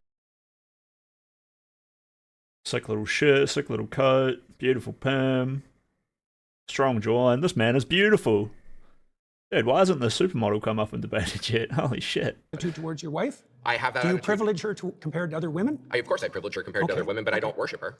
Nor does she worship me. By the definition you just offered, yes, you do. Because you just offered a definition that involved prioritization and elevation. And thinking that she is divine above and beyond what a normal natural phenomenon can be. Not other women, no, beyond any human being could ever be. I will prioritize her over any other human, but I don't think that she is You're making the assumption that only the thing at the top or the bottom has anything to do with worship. And I'm saying that's not true. It's a hierarchy of prioritization. And there's either something at the top or the bottom, depending on the metaphor, or you're fragmented and confused. As an atheist, I wouldn't be afraid to just be like, yeah, I worship things. I don't think that makes me not an atheist or more a Christian. The only options. So let's say you're either going in many directions, or you're going in one direction. So let's suppose I'm fragmented and confused. Then you agree I don't worship anything. No, then you'd worship multiple things. So what's the threshold when it's worship? Right? I prioritize a lot of stuff. I said that the closer you get to the pinnacle, or the closer How close? Can you give me some sort of metric? How close do I got to get to this pinnacle? Do you know the difference between cheap literature and deep literature? Yes. Okay, that's the same issue. And how do you distinguish between them? What's the difference between cheap and deep? I mean, it's really an opinion-based thing, right? Is it? So it's just an opinion that Dostoevsky is better than a porno magazine. Well, I've spoken to people who think To Kill a Mockingbird's cheap. It's one of my favorite books. So, I mean, people will differ on opinions. Just because people are stupid about things doesn't mean that their opinion is valid. That's certainly true. Let me ask you Yes.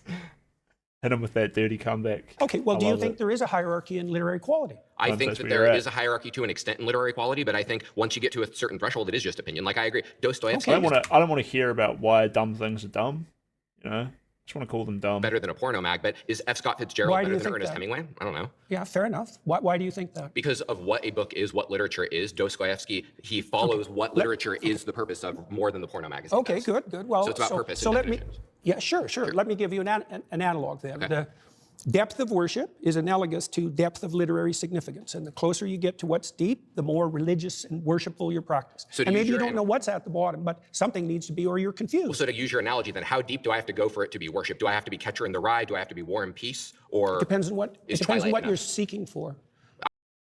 Look, yeah, it does depend on what you're seeking for. It depends where you're at. If War and Peace happens to be the best book you've ever read, then I think you're probably there.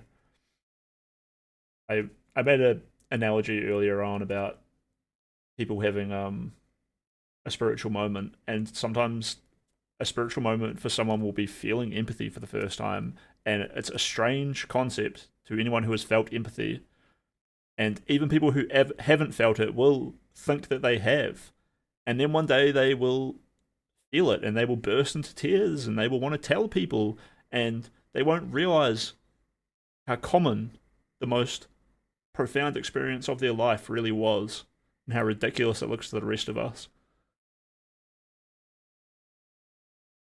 In this sense, when you love and adore and worship your wife more than you have anyone ever before, you could similarly think, well, I'm not worshipping them like I think other people worship God, so I'm not worshipping.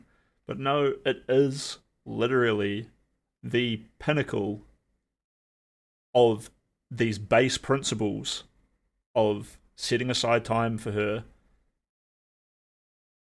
attending to her, sacrificing for her. And it might be less or more than what other people have done, but for you in that moment, it is the utmost experience of worship that you will ever have. So you can say that it's not intense enough to be worship and that you don't worship anything. But if I ever had to use the word to describe a function, and it was from your experience, then this is it. This conversation is as simple as that. There's nothing else more or less to say. I'm seeking to know whether I worship something. You've claimed I worship something, and If you want to have a deep and meaningful life, then you have to go all the way to the bottom or the top. Exactly. And this is where Jordan has maybe made this conversation a little bit more interesting. He said, what does the function of this relationship with your wife have? And the guy was like, I love my wife. So he's like, okay, so you're in the framework of love.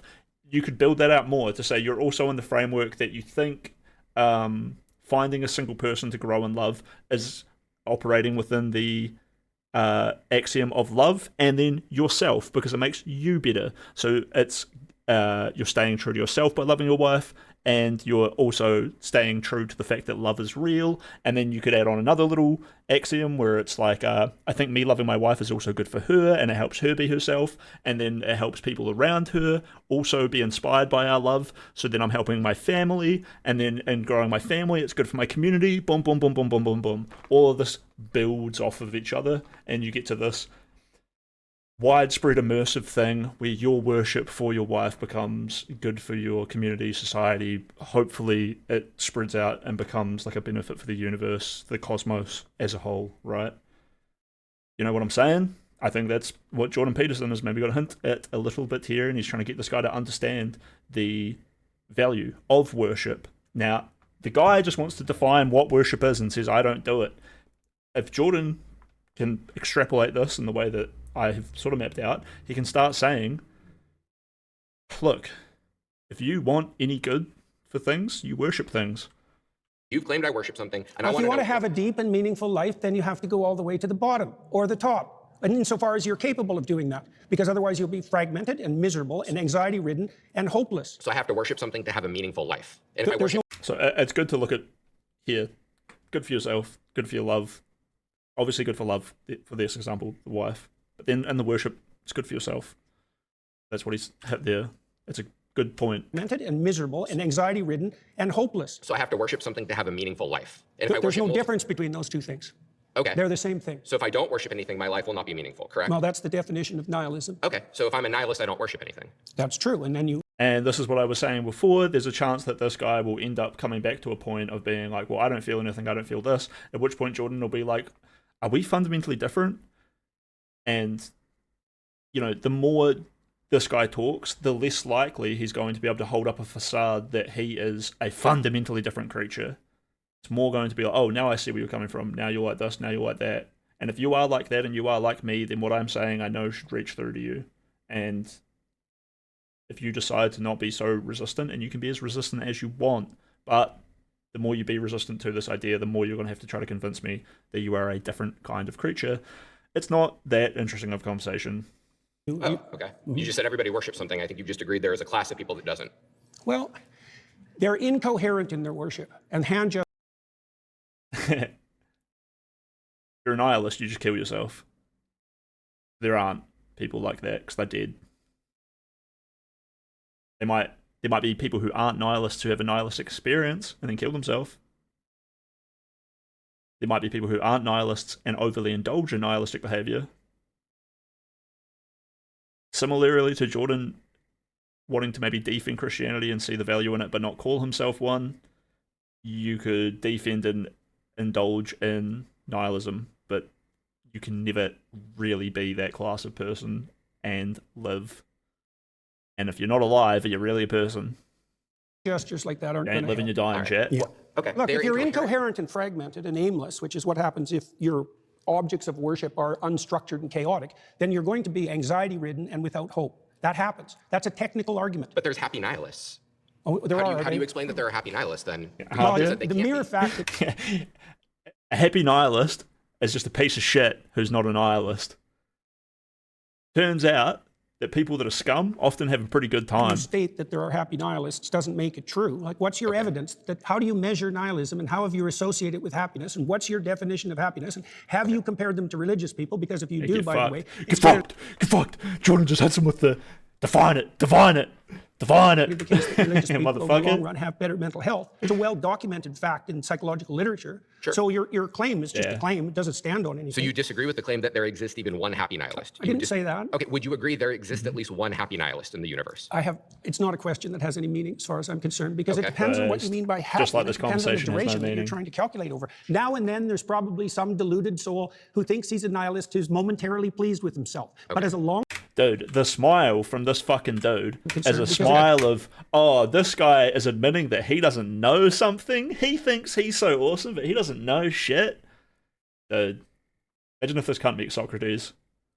Find me a wise man.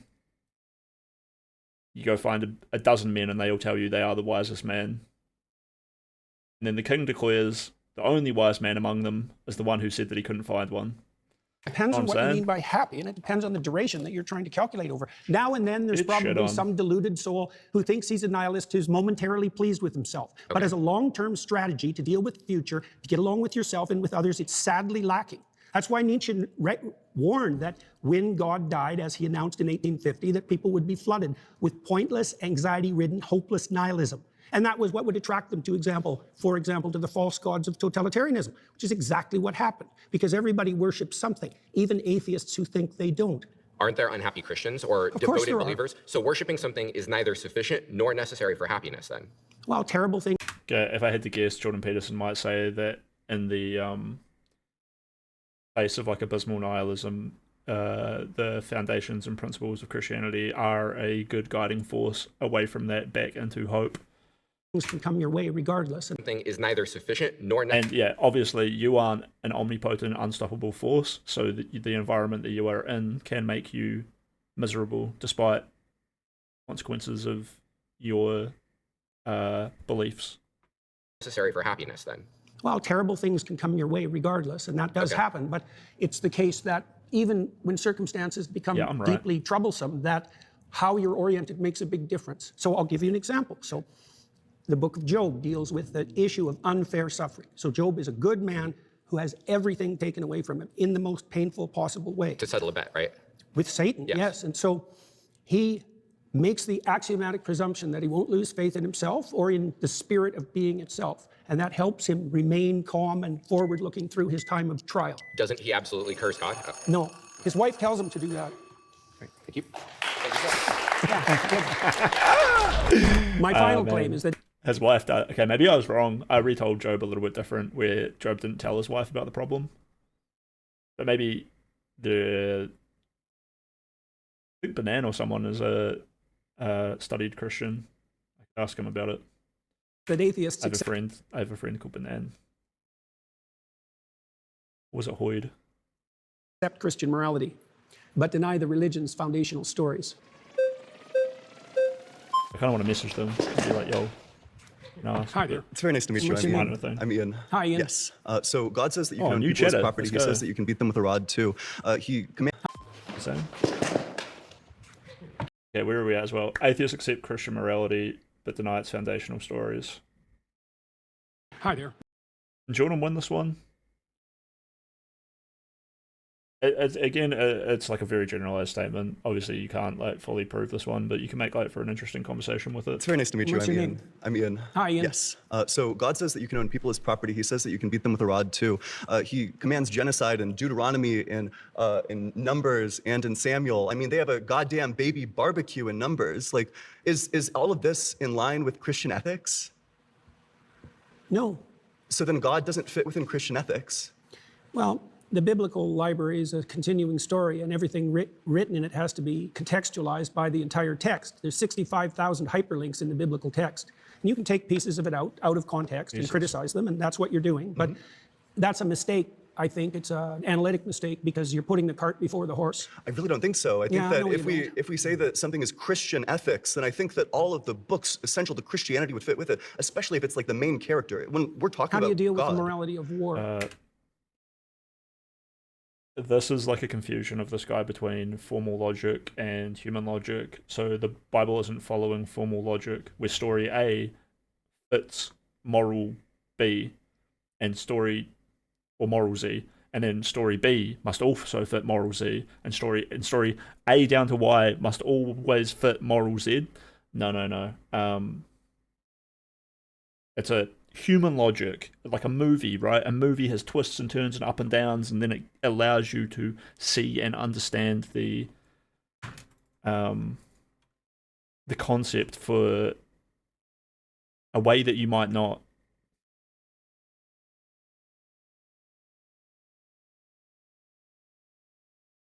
This is you at the end of a good movie, right? This is you at the end of the Bible after going through this amazing journey. Oh my. That's me. Now, I'm not pro sect or religion or Christianity. I'm just saying atheists are cringe. Fuck him, right? Christians are cringe too. Jordan Peterson, though, kind of fucking based. So how do you think you should deal with the morality? Sure. Him saying the word main character is enough for me to think he's very disconnected from what he's saying. Sure, because I feel like how do you deal with the morality of war? Hits me, 5'2", broken nose, black eyes. Been the most profound experience of my life. So how do you think you should deal with the morality of war? Sure. Because I feel like the morality, like I feel like Christian ethics, like this is kind of, I guess I just think it's like kind of an absurdity to say that God doesn't fit within Christian ethics. But sure, well, we can go on my ethics. That's totally fine. I don't know what you mean by an absurdity. What game are you playing with? Well, I just think that it's an absurdity to say God doesn't fit. Oh, so Jordan is sort of agreeing with him. I must have like kind of missed over that point. That Jordan is saying, no, this guy is twisting what Jordan said, surely, because Jordan said that the Bible is a extrapolatory, building on itself, extrapolating like a more principal foundation through the entire work, as opposed to within Deuteronomy a bad thing happened, therefore that is the Christian ethic. Jordan is saying no, it builds and grows. I'm not even sure what the core theme of Deuteronomy is. It might just be like a historic piece that's not meant to be perceived as a moral lesson, whereas like the moral lesson of Job that Peterson keeps bringing up on this debate to multiple people, the core of it is how to maintain faithful under pressure. So it's really useful for him in this situation. Whereas like Deuteronomy, I don't know, but like it might not actually have any use aside from providing context, which is then meaning that like, look, and I don't know if this is true or not, but if what I'm saying is true and Deuteronomy doesn't really have a strong moral foundation, then it would undermine any conversation that you should be looking to it for any sort of Christian morality. On the other hand, it might have a moral point to it, but then you need to look to what that is and not say that because baby murder happens in Deuteronomy, God says baby murder is okay. The message in that is probably something different that God thinks is okay. I'm not that well read on Christianity, but I just find like a lot of the references to it cringe. I don't think this motherfucker has read Deuteronomy. I don't know if I've met someone who's read it. I have met dozens, if not hundreds of people who talk about it because it has fucking baby murder in it, right? I would have done it in my own youth, and I was cringe. You know what I'm saying? Say that the Christian God doesn't fit within Christian ethics, that like the Christian God isn't like Christian ethical. I said that it's... Yeah. Sorry, I started that last right, being like, did Jordan say that? Oh, if Jordan is saying that, then this, and this. And I was like, no, that wouldn't even make sense. But yeah, no, this guy is suddenly saying that Jordan is saying that the God isn't Christian because the guy says that anything that happens in the Bible must be what God wants. Therefore, God isn't Christian. And then if Jordan disagrees, then God still isn't Christian. I don't know. This guy is probably going to be pretty resistant, pretty self-assured. And I think that because he's already in such a weird state of debate that I don't think he has self-reflection. And that can look strange with a certain kind of autistic person, where they will, on the fly, in real time, disassociate from a conversation and contradict themselves in order to fit whatever illogical, and I mean illogical in the sense that they are disassociated and not really engaging, but they will also have a lot to say, and they will just make hypotheses followed by conclusions, and then the evidence for that will be a false recollection of what is happening around them. And this is only possible through a state of zero self-reflection. I'm immediately making a fucking massive psychological read on this dude. But there's not very many. This is a seductive way for retards to think, and I don't mean a retard in a totally obscene sense. I just mean that he probably is essentially disabled by his sense of self-assuredness and lack of self-reflection, and also a lack of ability to engage with the world. When you're this fucked up, engaging with the world must fucking kill you. Yeah, to be so shaken. Jesus Christ. In Christian ethics, but sure, well, we can go on my ethics. That's totally fine. I don't know what you mean by an absurdity. What game are you playing with? Well, I just think that it's an absurdity to say that the Christian God doesn't fit within Christian ethics, that like the Christian God isn't like Christian ethical. I said that the specific statements that you made don't take the context of the stories into account, and so that your analytical approach is faulty. Sure. Don't put words in my mouth. Sure, then let's go through the example. Yeah, so, and I apologize. So let's go through the example. So in 1 Samuel 15:3, God says, go and slaughter the Amalekites, slaughter the men, the women, the children, the infants. What's the justification for that? Is that in line with Christian ethics? That's a good question. I don't really know what to do with the terrible, blood-soaked, saturated history of the human past. I don't know. And I don't think anybody knows. I mean, what you try to do in your own life, as far as I can tell, is to conduct yourself in a manner that makes such things much more unlikely. I totally agree. We're all saddled with the problem of the catastrophes that got us here, aren't we? Yeah, but this one was commanded by God. That's the problem. Yeah, That's what differentiates it from anything else, is that this one, it's God saying, go and do this atrocity. Do you think that there's ever such a thing as a righteous war? I'm skeptical. I'm not sure. It would probably be situational. Well, right, fair enough. Yeah, but this one certainly wasn't a just war. The context for the Amalekite slaughter is that 400 years earlier, they fought one battle, which they lost, and God says, that's it, I'm going to wipe them off the face of the goddamn earth. And then 400 years later, he commands the Israelites to genocide their great-great-great-great-great-great-grandchildren. That's not a just war at all. And also, a genocide is not a war. Well, a genocide can be a war, but... Absolutely not. Look, the genociding of the Amalekites, the men... Oh, genocide talk. Oh man, people just have feelings about genocide.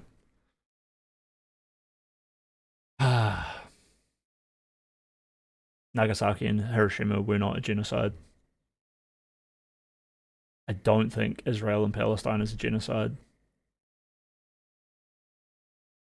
I don't think I can point to that many genocides in human history, which makes Hitler an especially abominable character who intentionally tried to genocide an unresisting or unwarring nation. And it's unfair. When I say resist, they didn't have the means.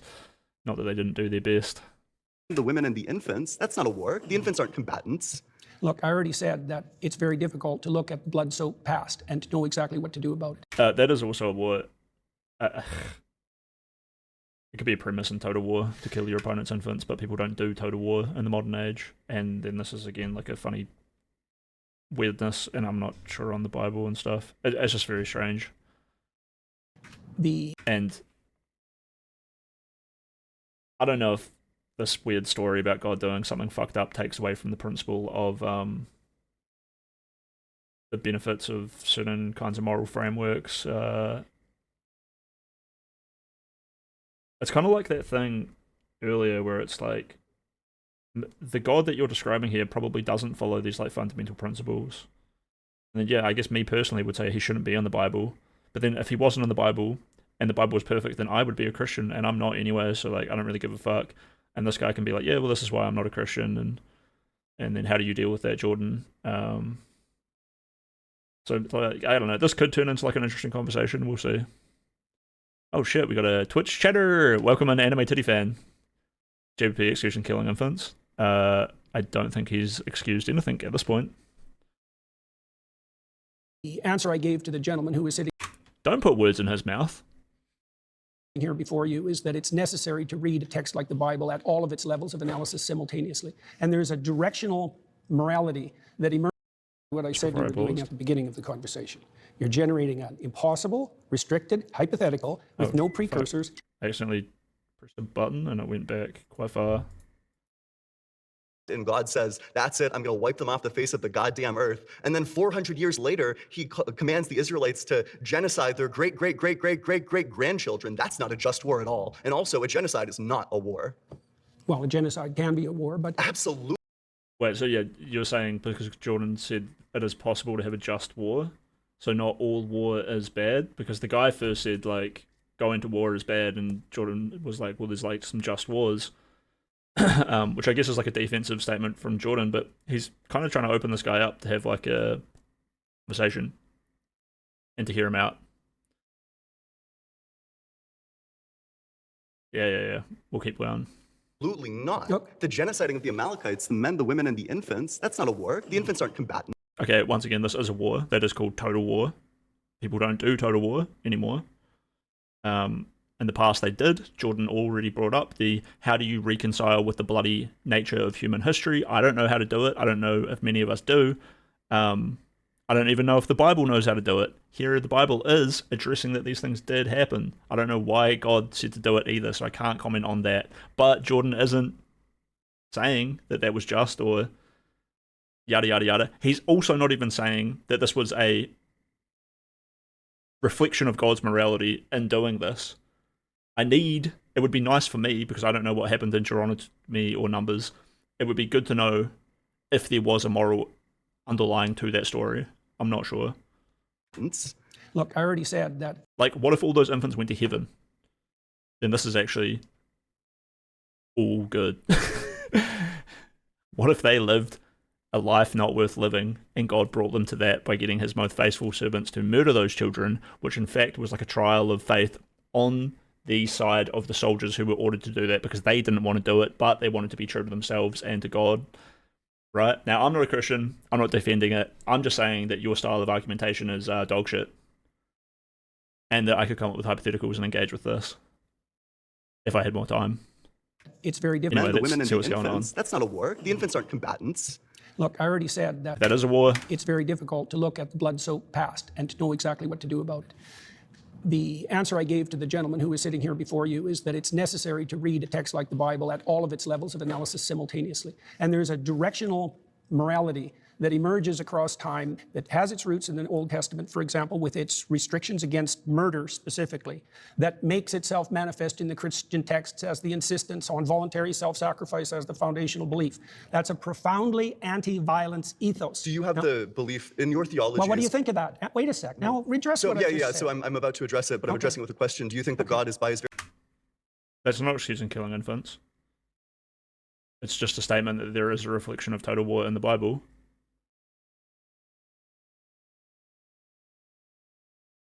I don't think he would excuse that. I don't think he did. very essence perfect. Now, redress what I just said. So I'm about to address it, but I'm addressing it with a question. Do you think that God is by his very essence perfect? About the anime titty fan. You'll have to provide more. Sure, just like maximally great and all, like the I think great it's a making definition. quality. That's a profoundly anti-violence ethos. Do you have the belief in your theology? Well, what do you think of that? Wait a sec. Now. Right. So right here, you're saying God is profoundly anti-violence, right? This would inherently be him saying that God himself would not be excused through taking violence upon the most innocent of creatures. They haven't even discussed the innocence of the people that had that war done on them, right? Or the nature of any of it.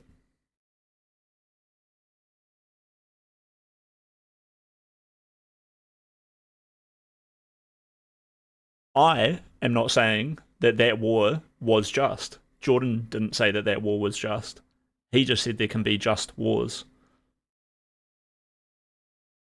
The guy that he is talking to is so incomprehensible that posing him with fundamental questions that should make even a child reflect on what they have done and said should hypothetically, but not in this case, and maybe not in the way that you've heard this either, but it should hypothetically allow them to reflect on their overly self-confident presuppositions and the fact that they are not looking at context as a whole, which I think Jordan repeated 2 or 3 times there. As far as proposing an interesting conversation as to whether or not atheists accept Christian morality but deny its foundational stories, I don't know if this story is involving a moral axiom, right? The guy didn't say a good reason for it involving a moral axiom. Jordan didn't need to excuse the acts of the Israelites in that story because the guy didn't even debate it to the point of that being necessary. I wish he had have pushed Jordan on that point so that I could have heard what would have been the claim there. Who knows if this dude read Deuteronomy? Who knows if Jordan's read it? He didn't really need to talk about it that much. He just needed to address how ridiculous... Well, he didn't address the ridiculousness. He just solved the ridiculousness through his rebuttals. He didn't even really need to speak on God or his morality. He just needed to say, the way that you're engaging with this question doesn't really fit here because your concepts of genocide, Holocaust, human history, the context of the Bible are all segmented from each other and compartmentalized in a way which is not really coherent or aware of this conversation or of the topic that we're talking about, right? Well, the guy said that war is simply because they lost war foes prior. I don't know whether he's right about that, though. Yeah. I don't know either. Earlier, when I made like a psychological read on the guy that he's talking to, I was like, this is exactly the kind of person who, and he did do this, he will totally misrepresent and misread what Jordan is saying, not because it is an attempt to be deceptive, but probably because he is so unself-aware that he is so disassociated from reality, probably to a level where he is basically disabled, that he is totally on the fly, reimagining the world and reality around him in order to look forward and back in time only a little bit to augment and seemingly provide proof of his previous statement, but it's not at all really, the word proof doesn't really fit there, but he'll just say, yeah, but this happened, which like fits this, which means this, and it's like, well, this middle part never happened. And that first part you were saying was kind of irrelevant to what we were talking about. And then this last part that you're saying doesn't matter. And Jordan keeps saying that to him. He's like, it doesn't matter. It doesn't matter. Look at the world around you. Conversation, the topic, the book, yourself. This guy will not take a look at it. It is embarrassing to speak like this. Just, that's like the one thing you need to stick with. It is embarrassing to have conversations like this with a preeminent scholar on YouTube with 1.7 million views in 24 hours, bro. This fella's not going to make it. Now, redress So what I just said. so I'm about to address it, but I'm addressing it with a question. Do you think that God is by his very essence perfect? You'll have to provide more. Sure, just like maximally great and all, like I think the it's great a making definition. Oh. It's an interesting point to bring up again. Perfection feels like hell to me. One of the similarities between heaven and hell that I struggle to conceptualize in my brain is that hell doesn't seem that bad because of the lack of ability to change it. And in the lack of ability to change hell, you can resign yourself as someone stuck in hell to knowing that you've tried your best and it's just is what it is. And then in heaven, it is a similar problem of knowing that despite the intense luxury that you're in, you can never reach like a higher height, and nothing will ever change. I don't know if being freed from my mortal comprehension and if I'm somehow doing a cope, that the fact that I'm going to die and that I don't know things is somehow good, in the sense that maybe me being ignorant is nice. Ignorance is a little bit of bliss sometimes. But they're talking about the concept of perfection. It's interesting because I'd like to know what Jordan's going to say, but I can't see this turning into like that kind of conversation. What do you got, Adam? I think you're falling into Jordan's assumption. Jordan is trying to make out like this was a war that started naturally, and the Bible is simply accounting it or reflecting human history. Yeah, I would be falling into that because it's like a pretty easy way to I don't really need to fall into it, but it's a pretty easy way to be like, I don't really know what happened. Could have been this, could have been that. If I was a guy writing the Bible, I don't believe in the Bible, so I don't think God wrote it. But I can naturally be like, if I was a guy writing it, I might want to write like a history of things that happened. And I might want the people who are reading that history that happened to not take too much thought into the fact that this war has to happen. And, you know, I can use plot armor to just protect the Israelites because they're going to be the good guys. And within the confines of the stories, they're the good guys. And, you know, I'm just going to say that they had to do this. And you see this in good novels, good stories all the time. Not the best, but good ones. Very common in movies that the good guy is actually, if you take a step back, you're like, why did the Lorax allow the forest to get cut down? Or some shit, you know? Why didn't the Lorax, like, teach those people around him about, like, the sustainable nature of things that he could have done? He totally could have helped them be sustainable, which would have been better for them and better for the forest. He pretends like he likes the forest, but he doesn't really, right? Or I could just give it some kind of plot armor to make the Lorax like the good guy, right? So I mean, I don't really need to fall into these traps or like this or like that. The premise of the conversation is dog shit, which I'll just have to probably keep repeating. When apparently this war was going to make God for not much of a reason other than they lost a war 4 years. Yeah, but I don't know. I don't know the morality of the thing. So like, yeah. And then your next message. I'm a bit familiar with the story, and from what I recall, God commanded the war directly, as well as explicitly to kill the kids and even the animals. Lol. Yeah, so total war happens.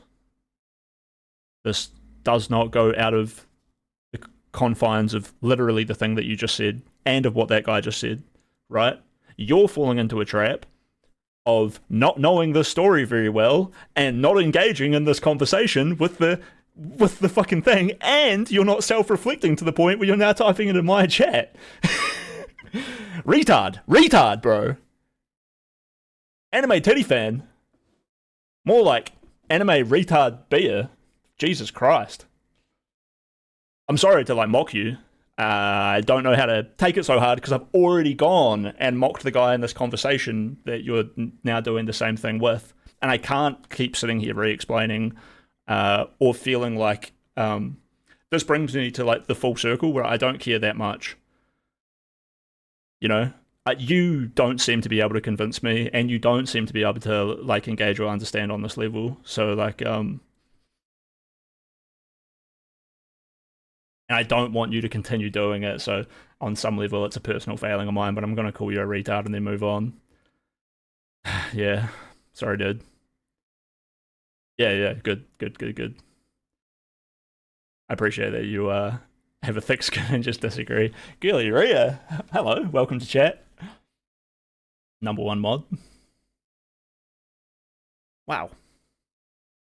Come on, give that girl a sub.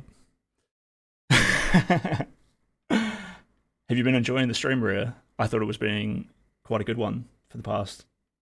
I think I've been reacting to this for like 3 hours. We're only an hour into the video, but we're getting towards the end here. Qualities. Sure. Let's keep going. Yeah, Thank you for engaging, Anime Titty Fan. I know you're like a solid chatter. and I enjoy it when you like show up for my games, and I need people like you to help me play good games because that's what I really, really enjoy. Yes! Yes! Did I just mention Tape Deck? I was like, #1 mod, where's my #1 chatter? Tape Deck. That's what was going on in my side of my head. And then here he is, boom, the man with the plan. The #1 follower himself. Ain't nobody ever followed as hard as Tape Deck in chat. Can we get some emotes in chat? Woo! For Tape. Let's go.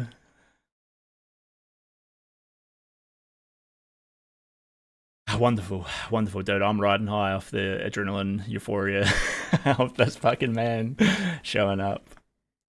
Putting you in my background for a bit. That's good to hear, Rio. I was thinking about DMing you and being like, hey, good stream today. I feel like you'd enjoy it. Some private chilling in the DMs. All of this makes me want to make me smack a bitch. Yeah. I liked the conversation he had with the girl. Dude, that was amazing. And I liked the opportunity to talk about this guy and his concept of, I kind of like this one, even though I didn't like the way this guy talked. Definitely wanted to stomp some teeth in for a few of them. This guy was pretty okay. This guy, not great, but not as bad as the rest of them. This guy was awesome. I kind of want to DM him and see if I can get him on stream. I'm going to look into it later. Flawless, yeah. So okay. The internet's awesome how I can just reach out to people like that. So does a flawless thing change? Does a flawless thing reveal? I bet I could craft an email that would get Jordan to reply to me. You guys want to bet on it? Chat? Like more and better information over time, or would a flawless thing say? Oh, another Twitch chatter? What's going on Twitch, dude? Not ever do I get Twitch chatters. And then here you are. Yo, Chloe Aaron. Welcome, welcome, welcome. Here's what's good. Here's the absolute good. People think they understand religion and can tear it down. But it's based on a deep need to be validated by a group that is just as misunderstood as me. Listen to emo punk music and shut the fuck up, retard. Yeah. Based. There are more adequate atheists out there who I have seen take it to Jordan Peterson. Now, the problem with a lot of these atheists is that they are obsessed with learning about Christianity. What they haven't become obsessed with is learning about atheism. As a result, they are just inherently willing to be part of a group of cringelords. Have some goddamn spirituality in your life, you fucking pussy-ass bitches. Stand for something, mean something, love yourself, love the worship something, have some goddamn faith, you empty shell of a fucking homunculus. You know what I'm saying? So you're getting me fired up. Listen to emo music and shut the fuck up, retard. You want to feel some emotion? You want to be moved? Have a goddamn spiritual experience to Evanescence, and then you'll believe in God. All right. I'm gonna go boot up Faith Farm. Fuck this shit. Going straight to that comfy place. Nice. Dude, I totally skinned my knee so bad earlier doing stretching on stream, but I really enjoyed it. I think it actually brought chat to life as soon as I started basically doing like a little, not yoga, but just like teaching about stretching and shit. I feel like it benefits everyone. It's such a nice part of stream. Anyway, this has definitely gone on YouTube, so let's keep watching. I'm going to make a YouTube video out of this, so be cool, chat. Don't use the TTS to say fucked up things, please. Thing to do at all circumstances in time. Well, we're doing some of that. Wait, Tell so the truth. That's one. That's totally fine, but presumably... No. You don't get to skate over that. It's a straw man of my position. It's a straw man of the argument. So the argument is that wait a sec. You said find one maxim that's transcendent across situations. I didn't say any of those words. I'm not sure what conversation you're a part of. Don't be a smartass. I'm sorry. Seriously. Said find one maxim that's transcendent across situations. I didn't say any of those words. I'm not sure what conversation you're a part of. Don't be a smart. That's so rich. Ooh. It's I want to be a more like a Peterson who doesn't let that slide, but also doesn't blow it up too much. He's just immediately like, oi. Smartass. I'm sorry. Seriously. That's right. Don't you fucking forget who you're talking to. Wipe that smile off your face and give me a real apology right now. I mean it. Yes, yes, that's the shit, dude. If we're going to have a serious conversation, conduct yourself properly. Okay. Okay. Rephrase your question so that, because I must have missed it. I tried to answer it. So in my mind, I guess by my lights, a perfect being doesn't change. A perfect being, if they're maximally good, maximally moral. Does our understanding of the perfect being change? Dude, I understand both of them so well in this moment. This kid is euphoric in his like eloquence and ability to have said so much mumbo jumbo, but he's so like disorientated from the conversation that he feels like he's made it into like he's like I'm doing the thing I wanted to do, which is great, good for him. But like it's like watching a wide-eyed puppy cover hot dog food for the first time. Our understanding might, but Okay, how do we distinguish? Well, I agree. How do we distinguish between that, though, at the human level? How do we distinguish between whether... Between our transform... Jordan doesn't hate it so much. The smart ass in the point isn't really him being the most pissed off he could be. He gets a lot more pissed off with other contestants and people in general, where he feels like they are being political but not being... They are deep down trying to push some sort of ideology on him. This dude doesn't, to me, I don't see him as being an ideologue, and I don't think either does Jordan.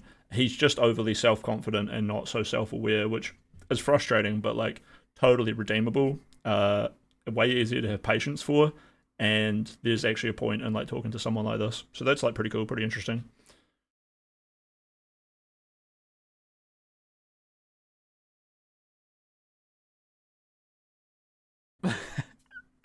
Listen to emo music and shut the fuck up, retard. You want to feel some emotion? You want to be moved? Have a goddamn spiritual experience to Evanescence, and then you'll believe it. Well, I agree. How do we distinguish between that, though, at the human level? MVP How do we distinguish between our transforming understanding of perfection and perfection itself? Understanding might, but okay, how do we distinguish? Well, I agree. How do we distinguish between that, though, at the human level? How do we distinguish between our transforming understanding of perfection and perfection itself? I hope this guy comes up. This guy who raised the flag first, he was real interesting. I haven't seen these other two who raised the flag come up.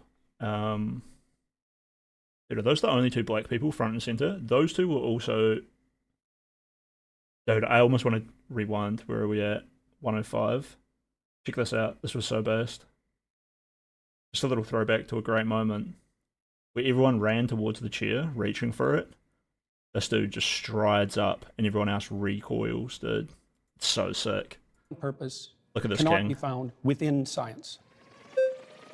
3, 2, 1. Go, go, go, go, go. Boom. Big man in blue. Doesn't need to reach for it. Doesn't need to act desperate. Just takes his place front center. Yeah, you back off. All you back the fuck off. Mr. Canada. How you doing, man? I'm doing great. What's your name? Brian. Big Bruce. I think it's interesting. Big Brian sitting on down. That's going to be my favorite moment of this whole thing. Saturated history of... That's a good question. I don't I think he had a know great what chat. to do with the terrible, blood-soaked, saturated history of the human past. I don't This one isn't too bad either. What's the justification for that? Is that in line That's a with good Christian question. ethics? That's a good question. This is better than some of the other talks. Some of the other talks were dog shit. At least this guy, like we got Anime Teddy fan coming in here and like wanting to hear this kind of argument against Peterson. You know, I think this guy's at least like tapping into something that people want to hear said. I don't really know what to do with the terrible, blood-soaked, saturated history of I the can say that human about Parker past. too, though. I don't know. And I don't think anybody knows. I mean, we're unlikely. This is skeptical. That's a Commands the massive Israel, point so a right genocide is not a war. It's Because it's a straw man of my position. It's a straw man of the argument. So the argument is that God... Wait a sec. You said find one maxim that's transcendent across situations. I didn't say any of those words. I'm not... He's trying to communicate. Seems like incoherent to me. Imagine with God who's understanding of perfection and perfection itself. Between our, we can only see through our own lenses. Presumably a perfect being would be revealing all of these aspects all the time, especially if God's outside of time. I don't know how a God who's outside of time is revealing different things at different times. That just seems like incoherent to me. Imagine. God would have to work in our framework with us, so it would be incoherent for you, but he would have to provide this like greater plan. And you understand that like in something that seems incoherent to you, there could be more goodness in it infinitely, more than whatever badness you see. I don't know.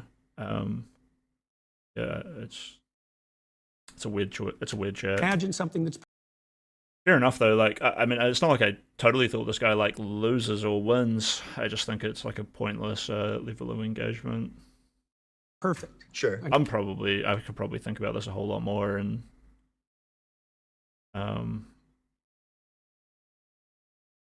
yeah. Complete. Sure. Okay, and it's trying to communicate with creatures who are anything but that. Sure. Well, they're going to get it wrong. Sure. Okay, now wait a sec. Do you blame that on the interpreters or the phenomena itself? So like, for example, are you perfect in attending to your conscience? Hold on. At the point in time when God is literally the one who created us, he could have created us in a way where we would always be receptive to these principles, where we don't have to go across like a learning curve where, maybe we'll understand like thousands of years into the future, maybe we'll do it. Oh, also, if you believe in an all-knowing God, then free will is impossible because wait a sec. Let's not go to that yet. You threw free will into the mix. Well, that was the answer to your question. Yeah, and you said, why wouldn't God... Well, it's 1,000 years of deep thinking philosophers would disagree with you. Yeah, and 1,000 years of, or at least like last 50 years of philosophers would disagree with you. These analytic philosophers, people like Graham Oppie make arguments about the incompatibility of omniscience and free will, that if God created this world, if he chose... Damn, this kid's suddenly cooking him. Jordan doing these appeals to authority are... I mean, it's no debate strategy, and it's technically an ad hominem.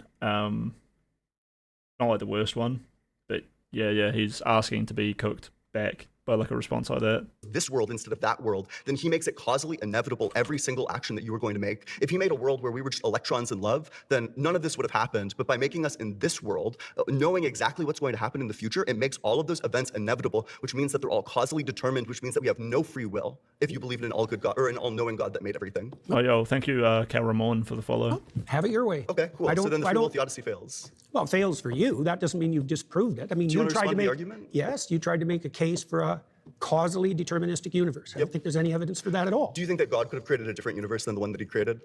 I have no idea. Okay, so then there's going to be a double bind, right? So either he couldn't have done it, in which case he lacks the power, or he could have done it, in which case we don't have free will, because he chose this world instead of that world, making the events of fundamental misunderstanding of free will. This world instead of that world inevitable with his infallible knowledge. I don't understand where you're headed. Which means that the free will defense fails. Like all this, like under your view, if you want to have it fail, no problem. I don't know why it's relevant to the issue. Do you acknowledge that under your view, free will doesn't exist? No. Atheists, Christian morality, but yeah. Oh, then do you want to respond to the argument?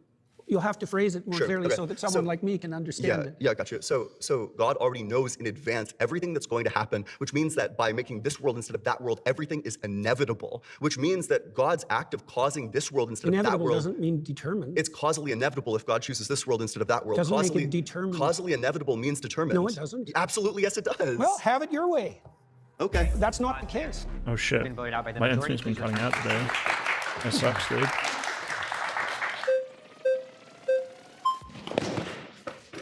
Jordan, nice to meet you. Very zippy. What's your name? I'm Liam. Hi, Liam. How are you doing? I'm doing well. How are you? Not too bad. Good, I'm surrounded by atheists. My question to you, let me scoot in, would be, what does it mean to accept Christian values precisely, or Christian morality? It means to aim up as hard as you can, no matter what happens to you. Okay. Okay.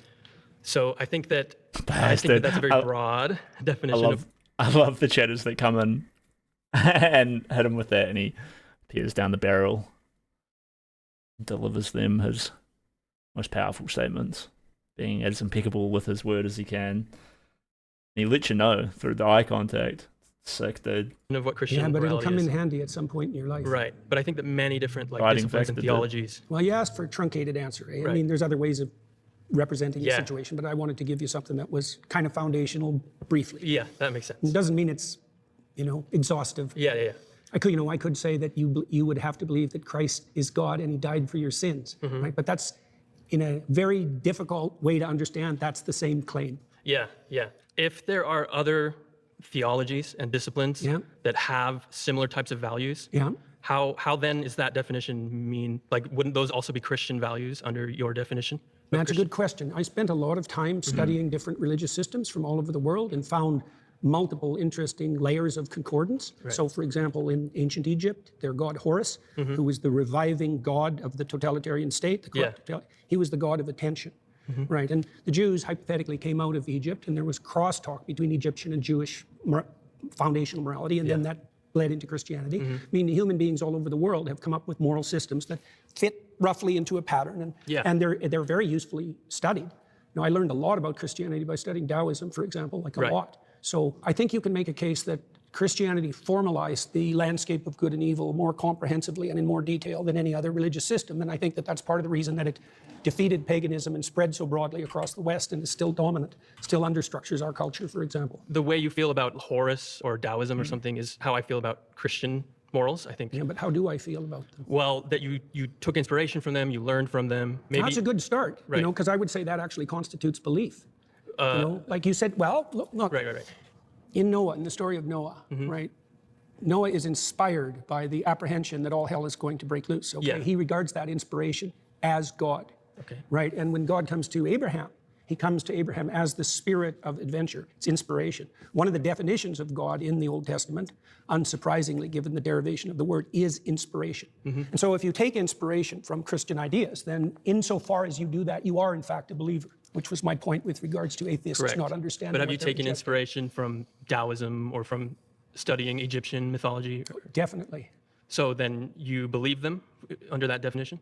Yeah, but I've incorporated them into something I think that's more comprehensive. Is it possible to take inspiration and to appreciate the teachings without being a believer in their truth claims?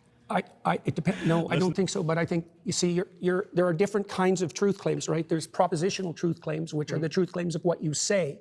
And then there's embodied truth claims, which is the truth claims of what you do. That should be prioritized. Optimally, what you say and what you do would be brought into harmony. But I would say if you had to prioritize, it should be what you attend to and what you act first. And that's what Christ actually says in the Gospels, because he points to the Pharisees, for example, who say all the right things, but don't do any of the right things, and points out very clearly that that's not acceptable. I don't know.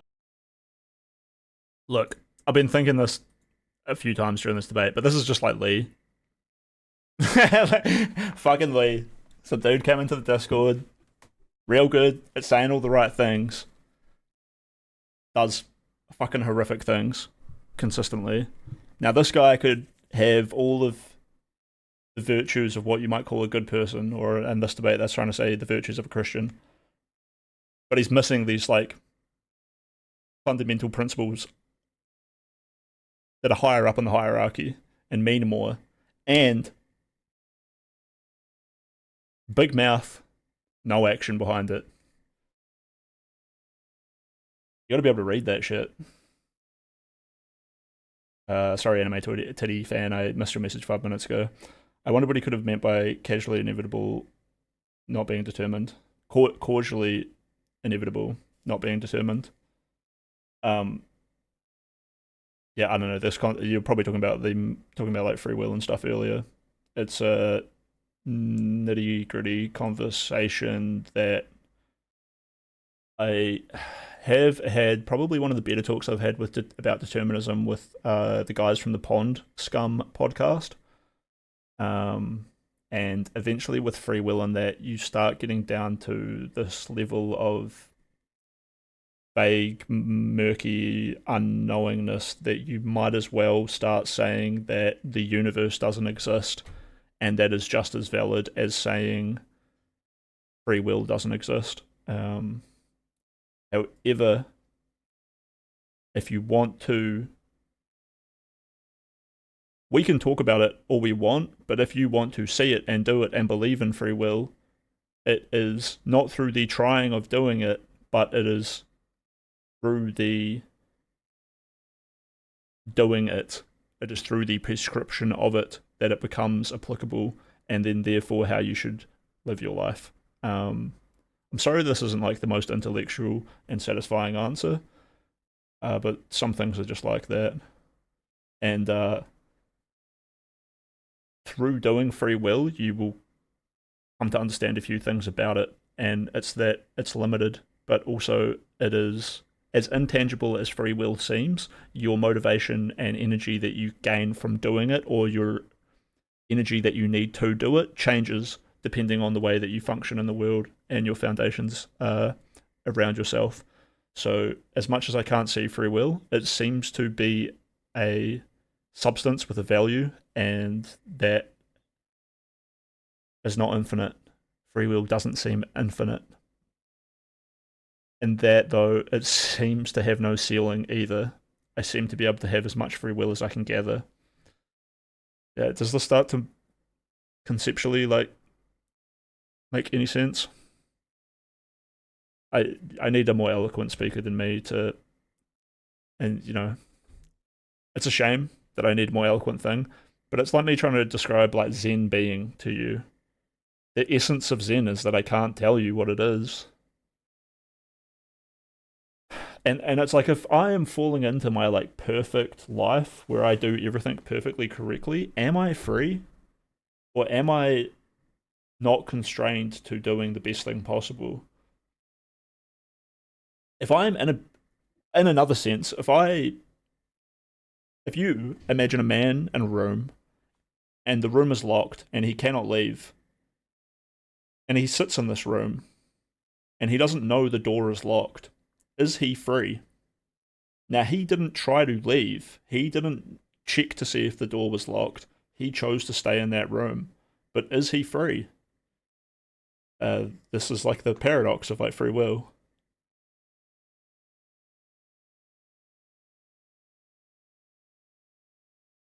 God being able to choose a different creation while knowing the future is interesting in its implications. Yeah.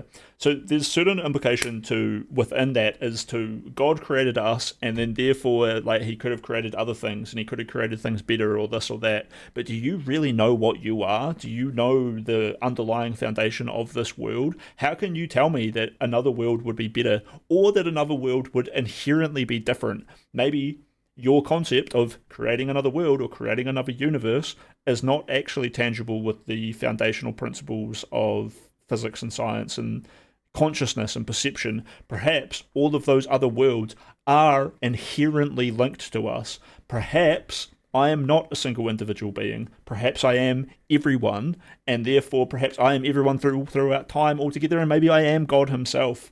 So by creating another world,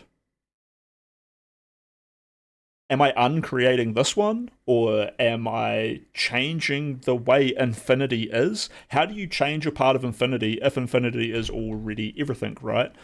You get into these murky waters of being like, if God can do anything and knows everything, then why didn't he? How do you know he's not? And how do you even conceptualize of what that means? And how do you know that you're not God and that you didn't decide to do that or whatever, you know? You don't know anything. Determinism, free will, fucking the nature of consciousness, concepts and reality is completely fucked. And the Bible is literally a framework for you to not have to think about that. It is for people who want to join a sect, who find the principles to operate in a good fashion throughout their life. Hopefully they do. Hopefully they don't use it for bad things. That sometimes happens. Those people aren't good Christians, or good religious people, or good people. But there's this underlying concept that as an atheist, you tend to know more about the Bible than the majority of Christians, or on average. And this is because the Christians don't want to know. It is beyond them. They have other real life things to do.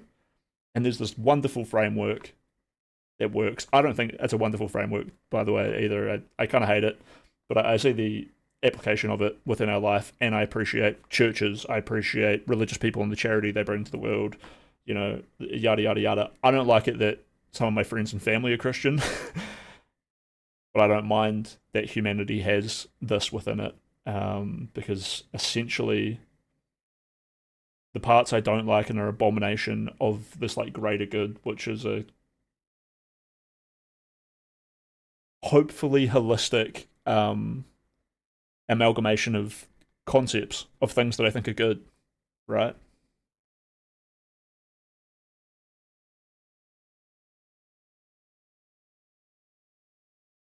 It's weird. I would never defend Christianity unless I was watching this video. If you catch me in any other situation, I'll never talk about it this way. I wouldn't bother. Two Leg says, I always just thought of it as free will isn't really a thing, but we kind of have to act as if it does. That's perfect. This is the axiom that I would give you. You don't want to think about it, and I don't think that you should bother thinking about it. It's not going to do you a whole lot of good unless that's your version of play. You enjoy playing around with these ideas. And you should. If you are going to bother thinking about such serious things, realize how silly it is and engage with that seriously, but not forgetting that this is like a silly notion. You don't have to convince me or anyone else of it. You don't have to let it convince yourself. And don't take it personally. Don't start thinking, I'm the guy who figured out free will. You know, that's a good point, but then wouldn't that mean that any change we make to the world is impossible? Give me a moment to see if I can... Impossible or morally nihilistic and futile. I think I see where you're going with this. Yeah, you're right. I'm an intensely cynical person, but sorry, the point I gave you was like a reflection of the way that I think and the way I seem to think, but then there's this like unexpected turn in it, Anime Titty Fan, where I have the self-sacrifice concept that I think Jordan Peterson does, and I'm not that well aligned. I have my own emotional fucking dysregulation sometimes and whatever, so I'm not trying to put myself on a pedestal when I say that like I have this fundamental aspect of like self-sacrifice to me. I don't obviously present that. I don't think people see me that way, and I think it's important the way people see you, and I need to work on it and whatever, blah blah blah blah blah. Sorry, I'm fucking caveating, and I'm giving myself qualifiers to try to help me like move through this, but like essentially I totally get how you might call me a nihilist for thinking that way, but I'm anything but, and it's very surprising to people. It's not so surprising to me to be called a nihilist because it happens, and it can be something that like triggers me a little bit. I'm not triggered by you or anything, but it can be triggering. Because I don't want to be dismissed as being like a nihilist, and I don't think you should dismiss people who see the world the way I do as being nihilists, because in this silliness and in this lack of acceptance or ability to know that I'm having my thoughts, that I'm not constantly in a fugue state, I might wake up tomorrow and everyone in the world tells me this stream didn't happen, and I would just believe them. I wouldn't argue with them. I wouldn't take it personally. I would be disappointed that I'm not able to engage in the world and that my engagement seems to have been a result of some kind of schizophrenia. And the way I would push against this without being like a nihilism or falling into like a despair that nothing I do is worth anything and it is all futile, and the way I engage with the fact that the world is a silly place, is that I find hope and I find something I can have faith in, and I take that all the more seriously because of the lack of meaning that I find everywhere else. And that is a personal journey for all of us. And I accept that that is silly of me. I accept that that is a subjective, futile thing, and I'm gonna be moved by irrational states, and it seems selfish, it seems egotistical and self-absorbed, but I'm going to find a framework that allows me to acknowledge that I have an ego, to acknowledge that I don't know what's going on in the world, and as far as I can tell, it all seems futile and pointless. But I'm going to find love. I'm going to find hope. I'm going to find faith, and I'm going to look at that. And even when that is small and there isn't that much light, the more you look at it and the more you nurture it, the more it will grow and the more there will be of it. You know what I'm saying, dude? Your life is your life. Don't let it be clubbed into dank submission. You can't beat death, but... There's nothing more beating me into submission than the futile nature of the things I do, the endless circling of life, the fact that the people I know and love will eventually be killed and washed away by a tidal wave. All I can hope for is that when... Sorry, I'm almost going to cry thinking about it. I'm having my Jordan Peterson moment. When those people are like taken away, I just want to know I lived my life to be there with them, to know that we got to be together, and that can never be taken away from me. And I hope I can find moments in my life that I know that I will never forget, that I will take to the end, you know. The dank submission. You can't beat death, but you can beat death in life. And the more often you learn to do it, the more light there will be. There are ways out. There is a light somewhere. I wish it was easy. I wish I could just see the way forward. If you're going to try, go all the way. Otherwise, don't even stories start. Who go through suffering. If you're going to try, go because in a all story, the there's way. always a goal. This point. could mean in my life, I losing don't see it. girlfriends. Sorry, I should There interrupt is a this light magnificent somewhere.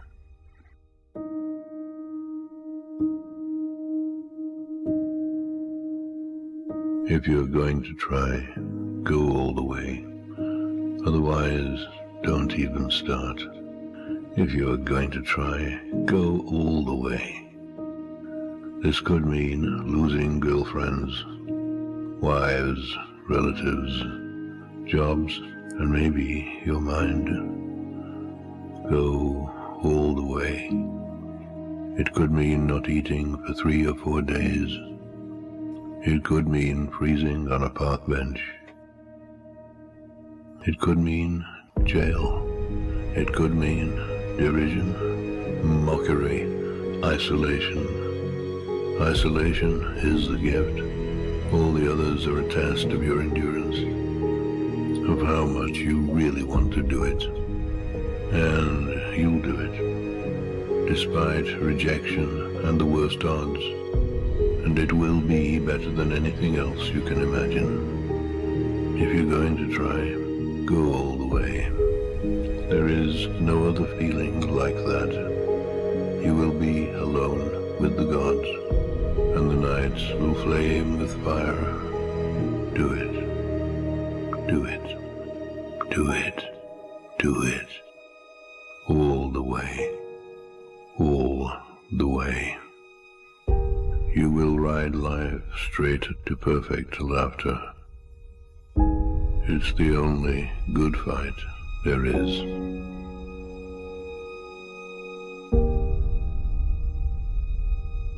So this poem is magnificent. It sums up everything. This is how I face that unsure nature of the world. I find the thing that I have faith in, and if I'm not sure, then it's not that. But at some point, you make the choice, and I have hope and I have faith, and I try to find it, and hope is a double-edged sword. So this is why you pick discerningly of what that thing is. And it might mean you have to sleep on a park bench, that you are cold at night. You might lose everything. Jordan Peterson has said this earlier. If someone told you the pen in front of you is not real, and I'm going to kill you if you say it is real, do you tell them, yeah, the pen isn't real? You don't. You don't always. Sometimes you tell them, the pen is real.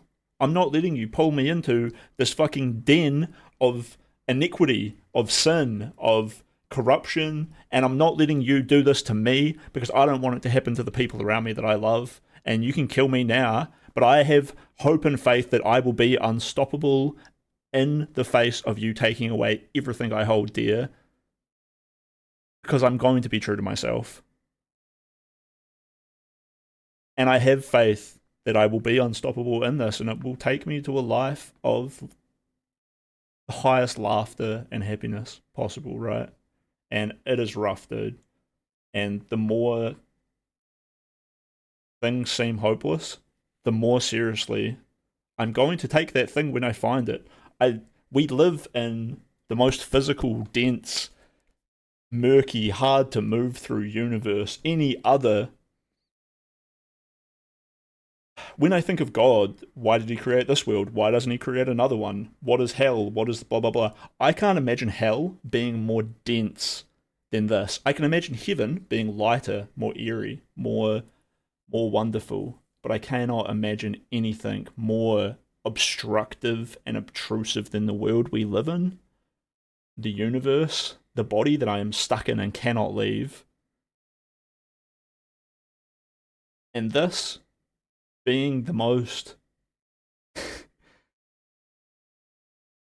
It's weird. It's weird being here. It's weird being alive. It's weird being consciousness. And I have to accept it's kind of silly that I think that it's kind of silly that we're here. But it's a blessing. Because when I find something that doesn't feel obstructive and restrictive and murky, I chase that, you know? And we all do that, like inherently. You find people who working hard and being rich and yada yada yada takes away that feeling of restriction, so they chase that and they make that. I'm the guy who makes money. I'm the guy who has lots of Twitch followers, blah blah blah blah blah. I don't know what I want to be. I want to be the guy who feels connected to the people around him and who and I totally relate people who don't want to be close to people, but they have something, a concept or a passion that they find. I love people who are passionate, and that passion is for them the same level of faith and motivation and inspiration that I find in hoping for one day to meet like myself or God or something out there. And I'm not Christian, I'm not whatever or this or that. It just is what it is, dude. I want to be the rich aunt with no kids. I am the rich aunt with no kids. Yeah, all I need to do is get rich. I got a bunch of nieces and nephews. Yeah, dealing with death is super hard at first. If it helps at all. We never know what tech is like a billion years from now, so maybe there is a way to bring loved ones back. Yeah, I think I would probably live forever if I could. Simply for the experience of seeing everything. No matter how much suffering I went through, I would hope again that I would be like unstoppable. But let's not close that Dosh. Dude, Dosh Doshington with a Factorio video. And he's going up against Deathworld. Dude, Dosh Doshington, sick Factorio creator. He's actually inspired me to... I'm working on a YouTube video inspired by the way that this guy... if we go back to like his C block video on Factorio, some of his original Factorio videos, here, 3 years ago, he put out some of these videos. And you can see before that, 9 years ago, was the last time he put out a video. But he basically created this format for creating gaming videos, which has been emulated by people all over YouTube. Sick dude. The dude is a fucking engineer. Smarter than a doctor, you know? And he plays Factorio to this really interesting level, and he makes these really, really interesting YouTube videos, which is... we get an hour 20 video. This is covering 100 hours of gameplay into this awesome video. So I'm super happy to see him put another one out. Anyway, I'm meant to be uploading this Jordan Peterson video to YouTube, and the more I have these fucking rants about other shit, there's more editing I have to do. So let's keep going. I actually believe people give out their essence to people around them until their energy sizzles out and they can't continue in this world. Kind of doesn't work for accident victims, but yeah. There is seemingly... people are going to think I'm a schizophrenic. But I'm going to say it anyway. There are Hassan Bad. But yeah, it seems that the impact that you have on the world and on everything down to a fundamental level, especially the people around you, seems to bleed into it, leave an imprint. You seem to imprint on everything. I already think you're a schizo. Well, that's okay. The thoughts inside my head tell me I'm not.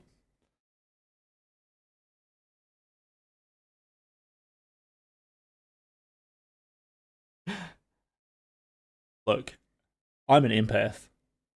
When I look into the minds of other people, I feel afraid and disgusted that one day I might become them. So I stay as myself as much as I can.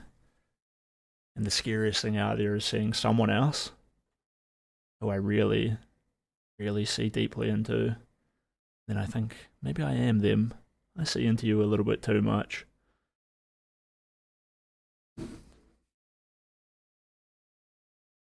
I don't know if I've ever met a serial killer though. If I met a serial killer, would I kill him? Would you kill him?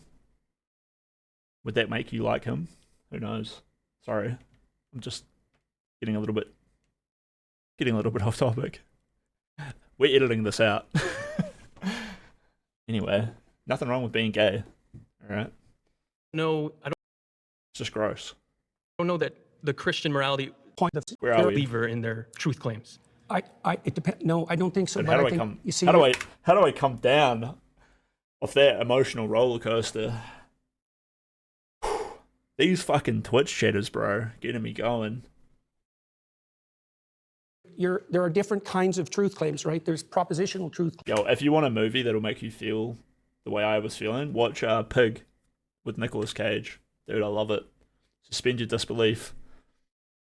Don't think about how this man covered in blood and shit is walking into the nicest restaurants in New York. Just watch the movie and enjoy it. I can't unsee him trying to look like iDubbbz, but his brain is too big. Where's the Chris Politis emote? Dude, do I have to be a sub to my own channel to... Oh, I think someone gifted me a sub to my own channel. Where's my big-headed crisp emote? Oh, there it is. Wonderful, wonderful. Like and subscribe, dudes, if you like my channel and want to see me happy doing this more. And you yourself can get access to more great emotes, as well as I'll listen to what you say. I'll play the games you want to play. I love some puzzle games, love some indies. I'll debate whoever you want me to debate. I'll teach you some moves. I'll change your life. Like and subscribe. Well, you're a dickhead. Thanks for the follow, tape. Number one, bro. I don't think so, but I think, you see, there are different kinds of truth claims, right? There's propositional truth claims, which are the truth claims. Yeah, let's just get grounded. Atheists accept Christian morality but deny its foundational stories. That's where we're at. It's a vague kind of question. There's a bunch of like moral Christian claims which are fine, and you can disagree with a bunch of them. So even though you're like, oh, I don't agree with this Christian claim, so yeah, okay. So there's no like winning or denying this question. It's a little bit just, I don't know, there to help them spark up conversation. In saying this, I have just made some statements which held this in an isolation. When we are building off the back of claim 3, everybody worships something, including atheists, even though they might not think so. Claim 2, morality and purpose can't be found without science. And claim 3, atheists reject God, and they don't understand what they're rejecting. I guess this coming off claim 2 is that science can't find morality, and yet you accept it, would be like the idea here. Of what you say. And then there's embodied truth claims, which is the truth claims of what you do. That should be prioritized. Optimally, what you say and what you do would be brought into harmony. Sorry, hold on. Obviously, I don't agree with that framework. No matter how much I defend Jordan Peterson, I'm more watching for the integrity of the debate. You do. That should be prioritized. Optimally, what you say and what you do would be brought into harmony. But I would say if you had to prioritize, it should be what you attend to and what you act first. And that's what Christ actually says in the Gospels, because he points to the Pharisees, for example, who say all the right things, but don't do any of the right things, and points out very clearly that that's not acceptable. I don't know that the Christian morality, those principles originate in Christianity, because you brought up other things that predate Christianity that you can very closely tie connections to. Well, I don't think they do originate precisely. I mean, Right. I don't think the Christian claim is exactly that they originate in Christianity. So if I'm right? living those values, how is it that I'm living the Christian values and maybe not the Egyptian values or something else? Well, Pause there. You've been voted out by that was good. That was good. Yeah. That is actually a pretty solid debate tactic. I didn't really know what to make of that guy, because they're just talking about Egyptians and stuff, but he's saying, like, why is it Christian morality? And then Jordan's like, well, like, it's an ancient story which, like, ties into a whole lot of things and then brings it all together from human consensus throughout time, which, as I said earlier, I studied philosophy at university, and it was a pretty bitter pill for me to swallow in my first year that the authenticity, but the appeal to authority fallacy isn't great in a debate, but in a philosophical concept, authorities do provide legitimate like integrity to philosophical concepts. So the fact that Christianity has been around for so long, the fact that it is a predominant religion in the world, in itself makes the philosophy valid. It doesn't need to rely on logic claims, and you do learn about formal logic as well when you begin your philosophy course, and then you're like, oh, well, that's great, because the Christian religion doesn't use formal logic. But then you go on to learn that formal logic isn't the only form of logic, and you have human logic next to this, and Christianity is totally fine within human logic. And the way you need to think about human logic is essentially the context in these things. And this is the way we operate when we talk to each other, and it's also the way complicated stories like the Bible become more valid. You can logically say something to someone, 1 + 1 is 2, but if what they're hearing when you say ones and pluses is like intense hatred, they're not going to hear 2. They're going to hear disgust. They're going to hear and feel, something totally different to what you're really saying. And this is like the essence of human logic. It gets complicated, and it requires like context and vibe and nuance and a lot of talk and understanding to help other people know what you meant when you said 1 + 1. To say like, no, I just meant like, a premise that led to a conclusion, and it wasn't like a judgment of you, and it wasn't this or that. It wasn't even really about people, it was about numbers, and like, oh, okay.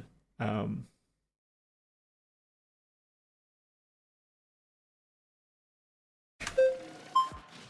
don't even know why I said all that shit. Hi. Hello there. How are you doing? I'm good. How are you? Good. What's your name? I'm Oh, yo, we got another girl. Let's go.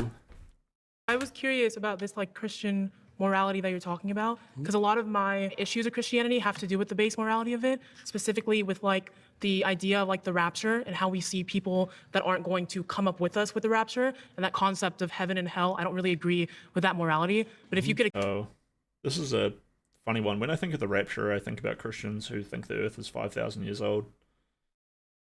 The rapture is like a funny one because it's like a cultish kind of concept of like thinking that like the end is inevitable and soon. So it's like, ugh. Explain that to me and how I do agree with that. I would love to like. The end is soon, by the way. You make one little slip up, you're probably going to be dead, and before you know it, you're going to be old. So, so don't pretend like it's not. But also, you don't need to play into some sort of rapture idea. Here. Well, I can't explain the rapture to you because that isn't something I concern myself with, and that's more of a sectarian belief than something that's central to Christianity. Oh, he's so based. He's so based. I don't care. Now, there's all sorts of something. And how I do don't agree care, with that, never I would cared, love to like won't care. Here. Well, I can't explain the rapture to you because that isn't something I concern myself with, and that's more of a sectarian belief than something that's central to Christianity. Now, there's all sorts of evangelical Protestants who might disagree with that, but that doesn't have anything to do with me. You asked a more deeper question with regard to, let's say, heaven and hell. Bro, I'm so happy right now. That's so sick. To do with me. You asked a more deeper question with regard to, let's say, heaven and hell and judgment. Yeah. Well, that's a tough one, right? I mean, sin, you could put it this way, sin is what puts you in hell, right? And so then you might ask, well, how do you know you're in hell? How about you do anything to get out of it? Can I ask How you a about you question? know that you put yourself there? Do you think is sin like a? What does he mean by that? How do you know you're in hell? A little bit of a nonsense answer. I like it though. Like, yeah, how about you try and get out of hell and find out how that feels? It's calling back to the Matt Walsh video, What is a Woman? And the only good part of that video is at the end when they're like, Jordan Peterson, because they're interviewing him, what is a woman? And he's like, how about you go ask your wife? And I feel like there might be a level where he's like, I don't concern myself with this. You know what? So if you're in jail, you're in hell. you know what Jordan Peterson would say to that. Yeah. He would be like, yeah, yes. I literally just described to you that I can't imagine a hell worse than my life. So I don't know what do you want me to say, chat? Part of Christian morality. What do to you Go mean exactly? marry one? Sin as a Like part. the It's concept missing of sin? Yeah. We're all in hell, but I'm glad you cunts are here with me. Okay, Yeah. it's derived. Yeah, we got an anime titty fan quote. Let's go. I love my YouTube chatters. Is she getting at the argument, how can finite crimes warrant infinite punishment? She might be. I don't know if I was her, I wouldn't want to use these like canned points. On the other hand, I might be curious to what he would say about it. I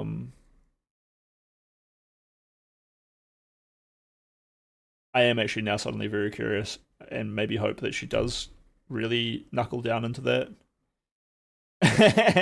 Let me read that out, 2 legs. I know what Jordan Peterson would say. No, he would say, kill yourself and find out. LMAO. You gotta say unalive yourself or an hero yourself, be an hero and kill you. Well, you can't say that.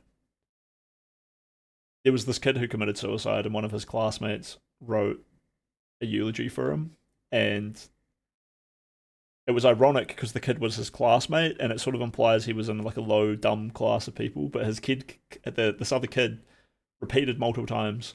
The theme of it was that he was a hero, but he misspelt it.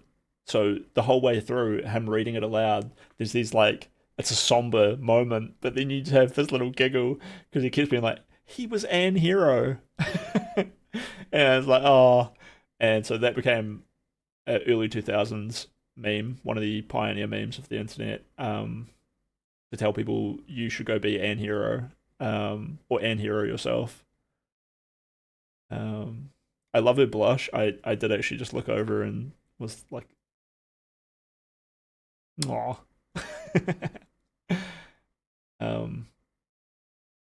But yeah, you got me thinking there, Anime Titty fan, of how I would engage with that conversation. But then again, this is about Jordan Peterson, not about me. So let's hope he asks. Do anything to get out of it. Or she asks. How about you know that you put yourself there? Do you think is sin like a part of Christian morality?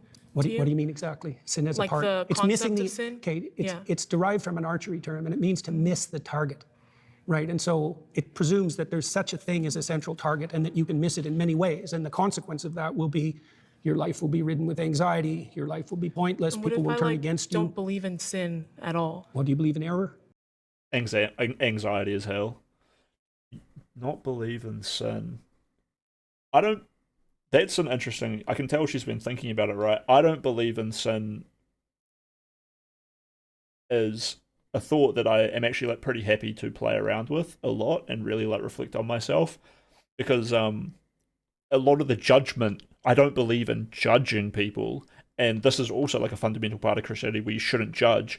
But this is a massive problem with people who say, I'm the best Christian, I'm a good Christian, I'm blah, blah, blah, blah, blah. Who cares if you're the better Christian? Shut up. You know? I think Jesus actually didn't judge. So you actually kind of sound like a shit Christian when you talk like that. But the sectarian part of it becomes being a better Christian is like a very laughable part. Buddhists and stuff will laugh about Christianity a lot for the better Christian thing. A lot of the smarter, nice Christian people I met will laugh about other Christians doing that too. So yeah, not believing in sin. I was raised in Christianity, so I had to eventually like come to terms with a lot of it. So I did spend a lot of my life being like, I need to reject the concept of sin. Not reject sin as I've been raised to do, but reject the concept of sin, in the sense that Satanism and those kinds of things have like a pretty interesting point of like, I need to do what's good for me. There is a certain level of moderation and pride, greed, gluttony, self-absorption, being selfish. That isn't bad. And in fact, I don't need to like hold a weight above my head of thinking if I do these sins, I'm going to hell because I'm bad. I am actually good. I feel good. When I have the ability to do what I want, I do good things. So I don't need this weight above my head to keep me in line. And also in doing so, I should be free to experience the world, to see things, and there are certain lines that I'm not going to cross. But also, I don't need those lines drawn for me to like some sort of extreme level, which I can never live up to. There's no way I can I'm a human, right? I'm only human. So I need to like accept that and not be terrified of sinning, not be terrified of eternal hell and damnation. So like, I'm not believing in sin, right? But this is like a whole fucking yarn. I'm sorry for pausing so much. I don't believe in sin, so if you just kill someone, that's just a bad take, I guess.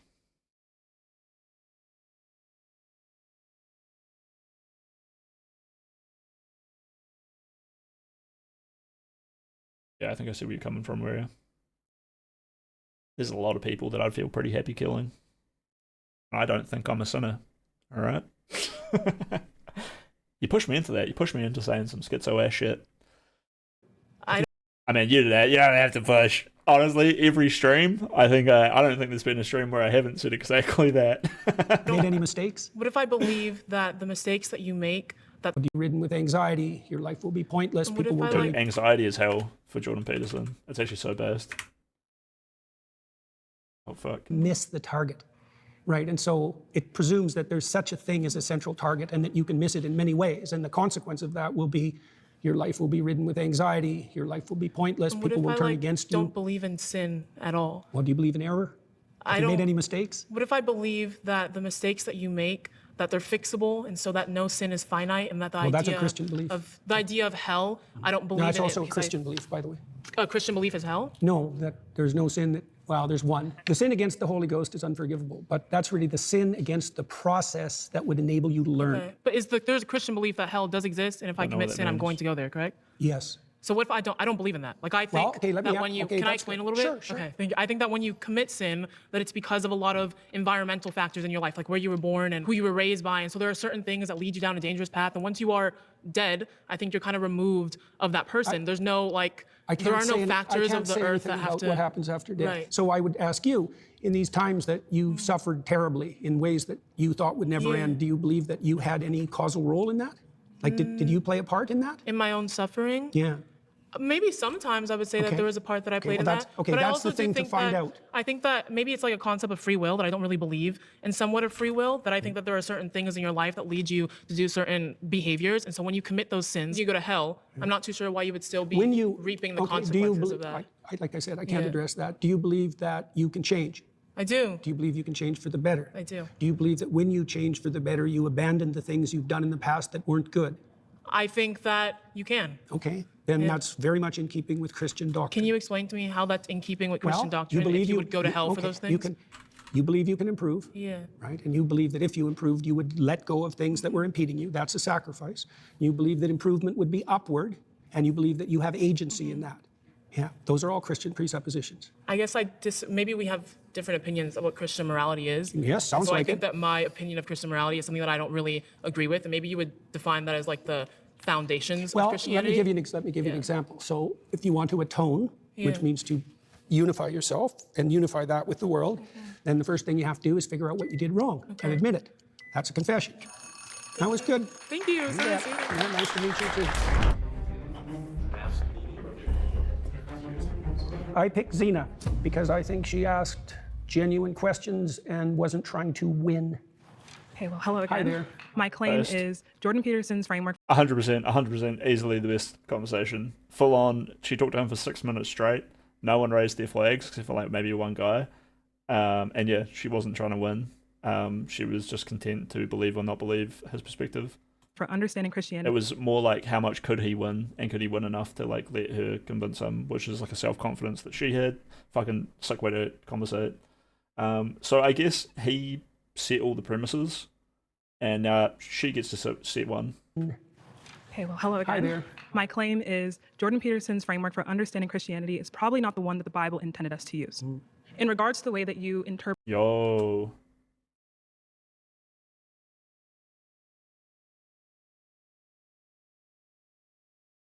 Probably not the one that the Bible intended. I mean, she's probably right. You know what a crazy thing for him to say would be like, yeah, but God didn't write the Bible. Some retard wrote the Bible and reiterated on it to the point of oblivion. And I am out here learning ancient Hebrew, ancient Greek, ciphering the meaning. I'm better than Christianity. I am Jordan Peterson, and I am superior to the culture that I was born into. That would be a sick answer. Hold up, did I?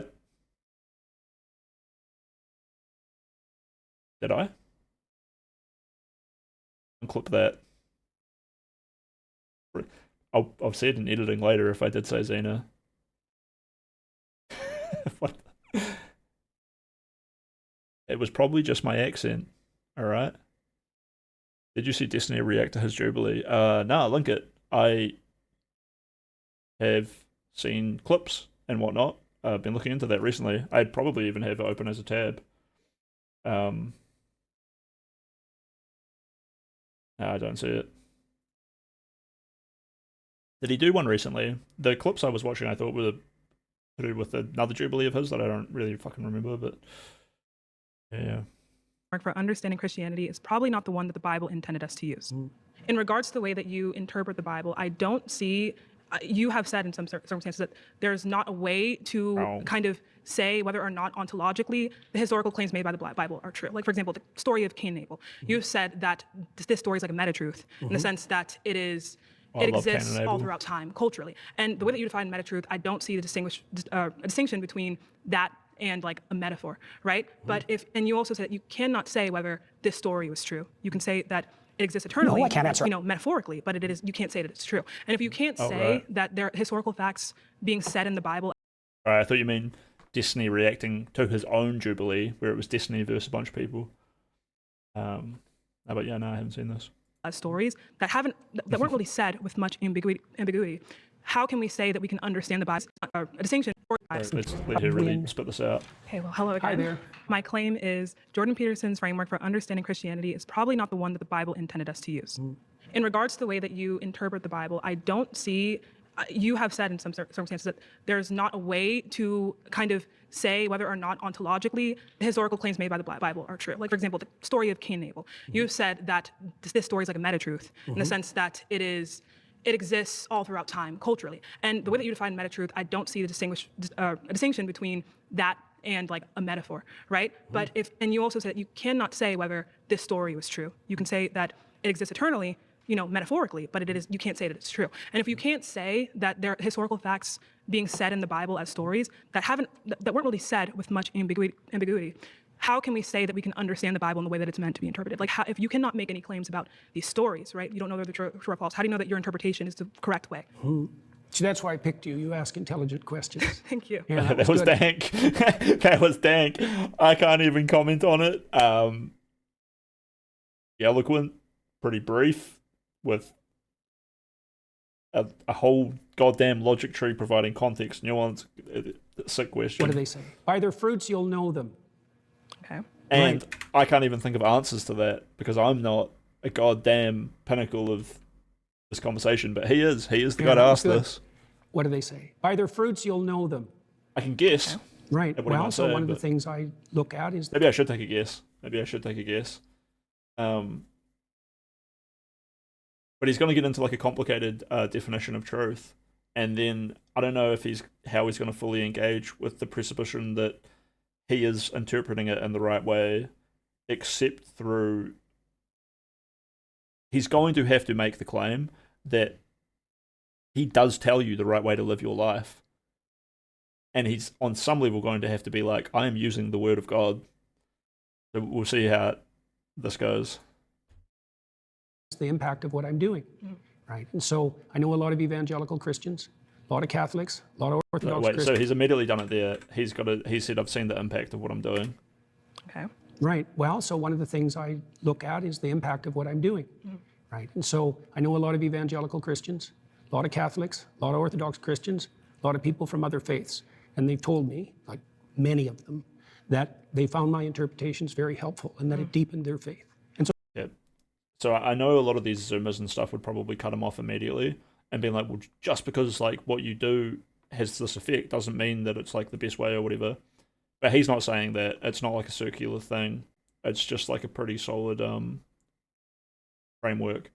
So just for any like chatters who are watching and maybe thinking that they would rebut him like this, it's the kind of situation where you just should let the man keep talking, let him speak, let him try to convince you. You can feel convinced or not convinced by that, but it has a little bit of weight, a little bit of validity to make that point right off the bat. Nice, concise, doesn't really need to be gone into too much more.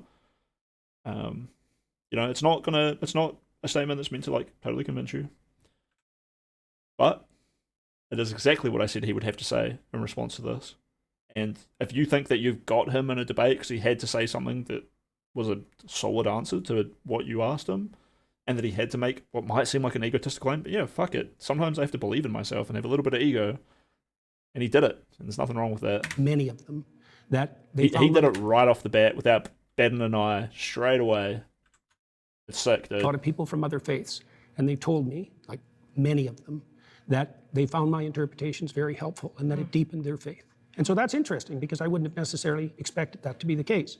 And I've also talked to thousands of people who've told me that they came to understand the foundational stories of their culture better as a consequence of listening to me, and that they did everything they could to sort out their lives and that it worked. That's many different pieces of evidence that all converge on something like the practical and conceptual utility of my approach. Now, is it the same?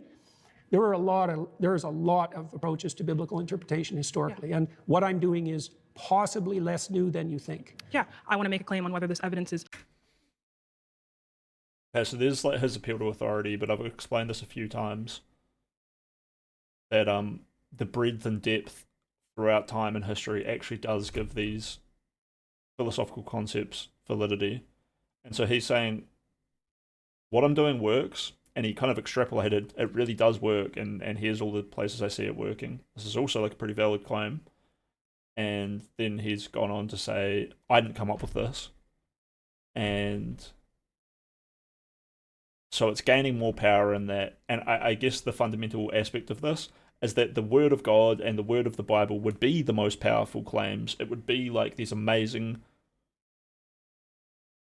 It would be an amazing amalgamation. It would be an amazing chimera of the strongest base principles. So somehow the Bible has found the strongest base principles and it's then packaged them together, because that is something that you would use to recognize these as the strongest principles, is that they can exist together in a way where they don't destroy each other, but they augment each other. If one of them does destroy the other one, it means the one that got destroyed isn't an underlying principle. But when they are all both are separate, but still strong, then you know you've found a series of base principles. And then, so he's gone on to say, these have carried on throughout time, they work in a bunch of different cultures, they work for people who I wouldn't expect them to do, and therefore I know that the stronger what I'm doing seems to be, the more unstoppable it seems to be, the more unstoppable this message seems to be that I'm doing, that I didn't find, I'm pulling it from history. Well, the closer that would be to what I think would be the word of God is, essentially I think is the vibe that he's going for here. And it's a pretty good answer. What I'm doing is possibly less new than you think. Yeah, I want to make a claim on whether this evidence is enough, right, to substantiate whether or not your And interpretation... that's a totally fair rebuttal from her. Is it enough? And she can probably call on the Bible a little bit to be like, she might even be like, what you say is better than what the Bible says. So, you know, the Bible probably didn't intend it. And yours is better. But in this, she can then go on to tell him, stop shilling for the Bible. Get it out of here. Interpretation is going to, you know, be She more would have a good plausible, right? Be take. the most plausible. Because in It's regards an open question. Yeah, right. You bet. I want to make a claim on whether this evidence is enough, right, to substantiate whether or not your interpretation is going to, you know, be more plausible, right? Be the most plausible. Because in It's regards an open question. Yeah, right. You bet. So in regards to More how plausible. we interpret the Bible and how we see the Bible, something can add value to someone's life. An interpretation can add value to someone's life. An interpretation can connect you to your conception of what your faith is. But if it's the quote-unquote interpretation that God does not intend, that can lead to a plethora of... She speaks really fast. I like it. We'll slow that down a bit. Oh, tati tati to to to. Hello. Man, I haven't said those bunch of syllables in a while. Welcome back. Welcome back. Yeah, we're having a good night. Got some Kick chatters, we got some Twitch chatters coming on in. Unfortunately, I don't think the relay is showing. Oh no, it is. It is. So the Twitch chatters can see the Kick chatters. The Kick chatters can see the Twitch chatters. That's wonderful. That's wonderful. That's all working out. Welcome in, Tati Tatotoa. I've been playing games. I've been hanging out. I've been doing a lot of coding. I'm sure you've been checking in on me, Tati Tatoa, and you've seen me doing incredibly boring coding. But welcome back, dude. In the case. Is this video AI generated? What makes you think that? Interpretation that God does not intend, that can lead to a plethora. Is it because she looks respectfully more beautiful than you would think a human would, so it must be AI? That's wonderful. Yeah, Kick chatters, say hi to the Twitch chatters. That's certainly the case. Like a moldy name. Yeah. That's why the medieval Christians were so concerned about heresy. Exactly. Yeah, because they felt I'm distracted. Something Rewind can again. add value to someone's life. An interpretation can add value to someone's life. Interpretation can connect you to your conception of what your faith is. But if it's the quote-unquote interpretation that God does not intend, that can lead to a plethora. That's certainly the case. That's why the medieval Christians were so concerned about heresy. Exactly. Yeah, because they felt, and that's why the Catholics objected so much to the Protestant Reformation, because they believed that the fractionation of Christianity would result in an indefinite fractionation, right? Well, and that's exactly what's happened. Right. So yeah, that's definitely a problem. I think one of the foundational principles, for example, there's a foundational principle in the Old Testament of hospitality, right? So what you want to do if you set up your local environment properly is to make it welcoming to people voluntarily. And so one of the ways you could judge the validity of the interpretation of a classic story is whether or not that interpretation might be regarded by someone as welcoming. Does that represent something you'd actually like to have if you were acting in your own interest in the long run? Right, and we can talk about that. Like, protect you from fear might be another one. Exactly. So we can talk about like how these interpretations of the Bible, like if they kind of resonate with us. And I think that can in some case be some kind of like evidence, oh, this might be true, but I think we need to ask, is evidence damning, right? Is this evidence certain, right? Yeah. So, but I do want to look at, again, the consequences and our understanding of this interpretation once more. So we look at, again, the story of Cain and Abel, and we say, yeah, so I believe this is a meta-truth. I believe that this story is resonant throughout cultures.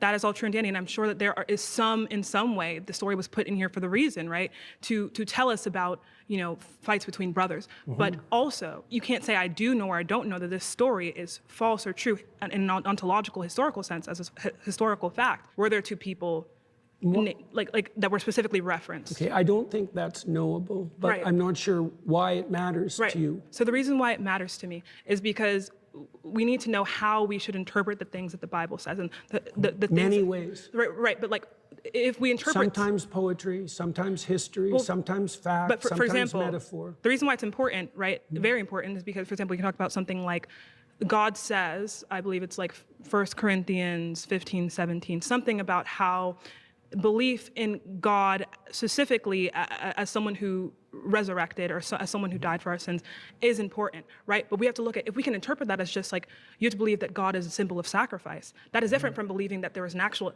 person named Jesus Christ who died on the cross for our sins. True. So if you believe one and not the other, that can be the difference between you going to hell and you going to heaven. So if we cannot make, like, we cannot say that we know whether or not certain historical facts in the Bible happen, like even as just like events, like because the events matter, because again, God dying for our sins on the cross was an event. If we can't say that we know these things happened, these things did or didn't happen, this then leads us to kind of like the conundrum of how do we know what we are meant to believe, what the Bible intended for us to believe, and this can be very, very important to like our fate.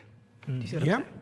I've got no disagreement with any of that. What sort of response do you want from that? So you pushed me beyond the limits of my knowledge. Really? Well, I think that's... there's so many things you can't know. I'm struggling. I know that the biblical stories are the foundation of Western culture. I know that... Interesting. The best he could do for here is to say, I'm happy you reached out to me with this, and I'm sorry to say that I can't fully help ground you in this, but maybe here's how I ground myself. The consequence...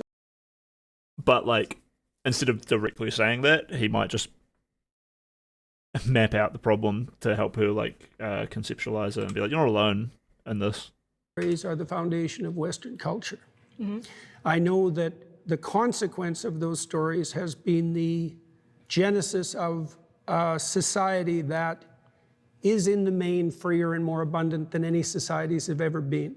I don't exactly understand the relationship between those stories and that outcome, but it's not nothing. Right. But I don't know the answer to the questions that you're asking. You know, it's the case that forever when people have been interpreting religious stories, they wrestled with exactly the question that you just described. Mm-hmm. When is it fact? When is it poetry? When is it music? When is it metaphor? When is it ritual? When is it time-bound? But what I'm saying is that your interpretation of the Bible, if you cannot tell us, again, if these historical events happened or not, that can be deciding factor in if someone is like damned to hell for eternity or if they go to heaven, right? So that's why I don't concern myself. Yeah, you don't concern yourself with it. I can believe in the entire Bible and not think that everyone's going to hell forever. Well, I guess at that point I'm not believing in the entire Bible. Although, does the Bible explicitly reference hell? Not sure. I can't even remember. I'm not well read. So much with that particular question. You know, like that would be something that would stem more from an evangelical. I said to myself, I think Christians should do that too. They can still call themselves Christians. This is like the fundamental aspect of this here. And I haven't been, and I'm not going to hell. So. Viewpoint, and I'm not putting that down, by the way. Mm-hmm. You're asking me a question I really can't answer. Okay. I'm not claiming even that my interpretations are canonically correct.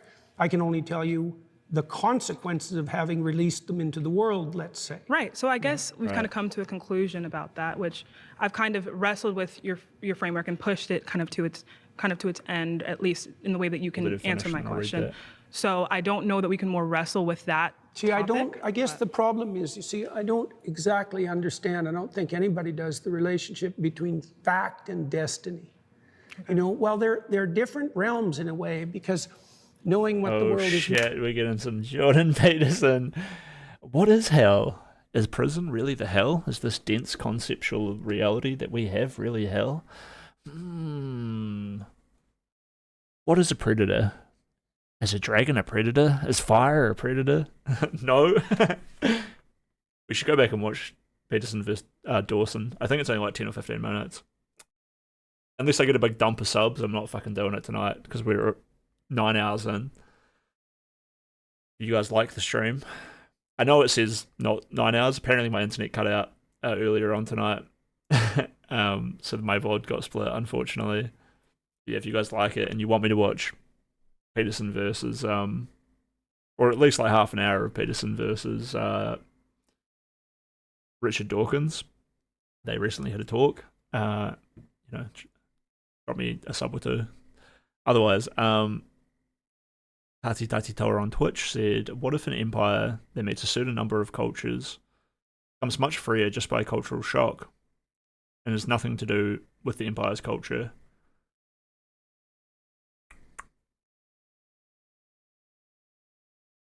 What is that pertaining to? I'm not sure the context of the question. It makes me think a little bit of Alexander the Great's use of his position as the king of Mesopotamia to conquer the Greeks, conquer the Persians, conquer the majority of the world.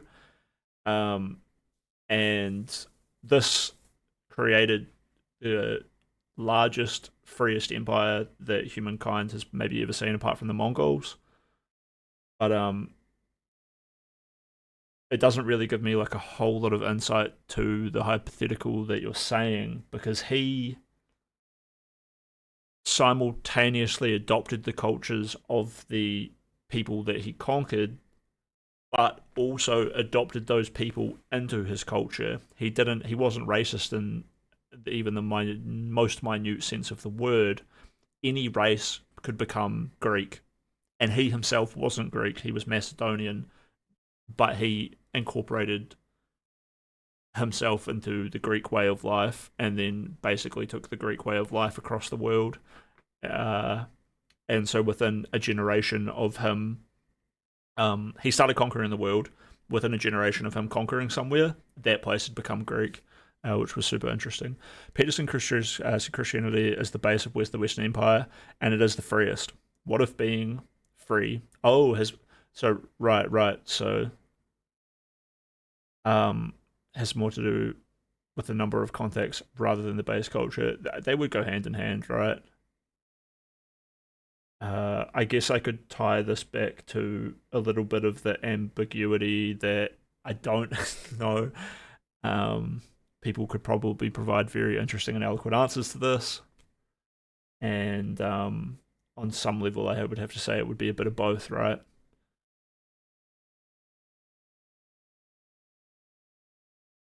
Within that conquering of the world, he previously brought up the medieval Christians being incredibly worried that Christianity would fragment and change, so they made sure that there was this strong core of Christianity, so they didn't allow Protestants, they didn't allow this or that. It was all Catholic Christianity that took over. So you could say, but then again, this doesn't suit your hypothetical either. I'm more talking about the reality of what happened. So let me think.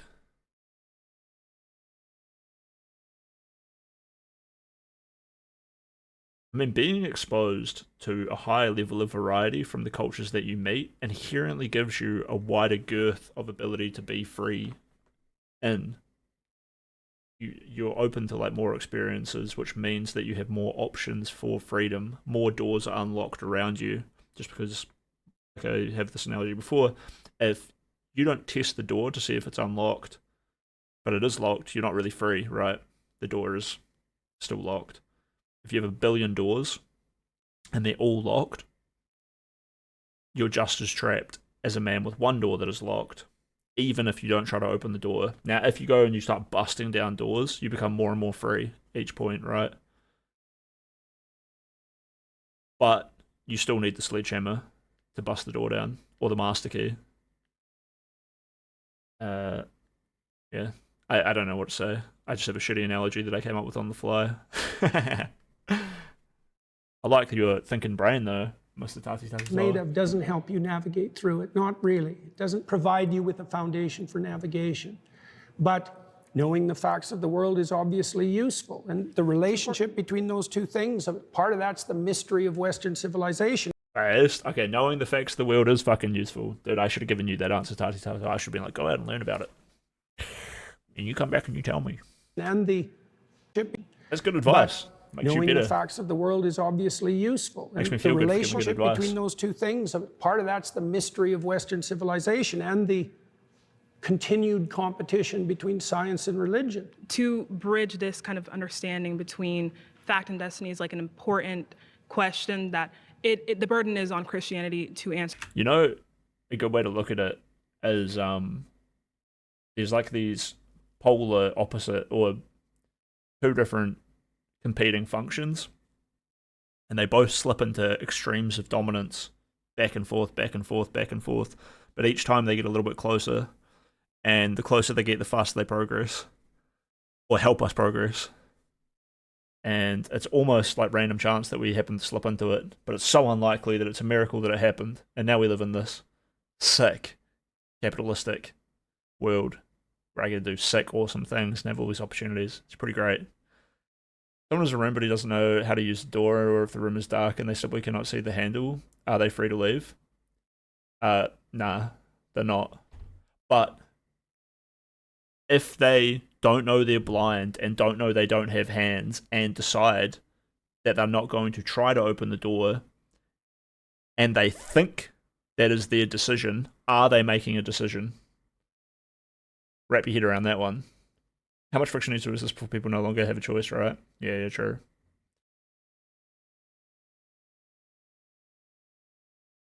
It's this is the question you need to ask yourself when you see someone who is maybe too bought into Christianity or too obsessed with capitalism and the pursuit of money, and you're like, man, that guy constantly pursuing drugs and money and sex and cheating, he's doing what he wants, but how free is he? God, that guy is just stuck in like a pathetic, miserable life. And I could be cruel and tell him that, and maybe I could cope to myself that it's going to help him get out of it. But he likes what he's doing. He's not addicted. He's not chemically in a mind prison of doing it. It's kind of his choice. But then is it? I don't know. And then it's real difficult having what's like going on inside Crispy's head, where you have to deal with that hopelessness, where you're like, well, I try to confront that hopelessness by finding something to have faith in and push forward. I cried about it earlier. Rewind the vote if you want to see it. Your own perception of choice itself and your own agency sort of your identity is what it dictates, aside from the fact that I don't believe in free will but that's kind of boring. It does get a little bit weird and boring. You know what's not boring though? Watching True Detective, where they deal with this concept in one of the greatest TV shows of all time. Great show, highly recommend. And specifically interpretations of Christianity, and if we can't do that, why is the burden on Christianity? Because it posits, right, that this interpretation, right, is going to be a way to understand God. But if it's faulty, right, that can what evidence would you accept? That would be an interesting question, because I've seen people try to answer the question, and I've never really been moved, because I can always attack and then kind of gets to this point where the answer is I don't know. Well, here's an answer. Let's pause there. I'm sorry, that's time. No, let him answer. Can't. She just needs to slide him her cell phone number and be like, hey, you have to call me later and tell me. Well, thank you so much for the rest. Well, I definitely picked the right person. Thank you. That was very good. Thank you so much. Very good. I didn't know you were such a Josh enjoyer. Talking to win. But there were this was his critique of Destiny. At first he said he enjoyed it, but then later on he was like, ugh. Which I get Destiny feels bad about it, but I totally get where Peterson came from. Very good. I don't like that Destiny guy. He's a rapist, by the way. To win. But there were portions of all the conversations that were truly productive, and that it's instructive for people to see the distinction between a debate that's aimed at local victory and dominance, let's say, even of ideas, and a discussion that... No. Peterson was saying almost at the end that she was the opposite of Destiny, that she wasn't pushing to win, unless I'm mistaken. He was saying I really liked that. Was very good. Thank you so much. Very good. It was really good, man. She was sick. I don't like... I myself could not have... I would have been so happy to sit there and let her have this massive opportunity, and for me to not take it, even if it was in front of me. The conversation that she provided was better than a personal sense of satisfaction that I got to hang out with Jordan Peterson. Thank you. That was very good. Thank you so much. Very good. I don't like talking to win, but there were portions of all the conversations that were truly productive. And that it's instructive for people to see the distinction between a debate that's aimed at local victory and dominance, let's say, even of ideas, and a discussion that's predicated on mutual exploration and establishment of like a harmonious understanding and peace. Jordan Peterson, out of all of the kind of theists that are on the internet, he is one of the better ones in regards to just like being genuine as a person. But I do feel like he does a lot of I guess wordplay that can make it a little bit difficult and kind of just... That's because she's seen the Dawkins debate. She said that earlier that she'd watched the Dawkins one. And I think it was Peterson versus Hitchens. And I think Hitchens absolutely dog walks him. It's sick though, because it's like not easy to dog walk him. And it takes a few hours. But when you see someone who can do it within like 20, 30 minutes of talking, and then they hold it, and they just hold Peterson's head underwater for like an hour or two, but respectfully, it's pretty sick. And they even become a little bit contentious with each other at points, and then they pull it back a little bit. But I respect it that they're both trying their best. It is essentially blood sports. His suits are so based. It's my dream to be that dapped up. I'm literally out here wearing my ripped jeans.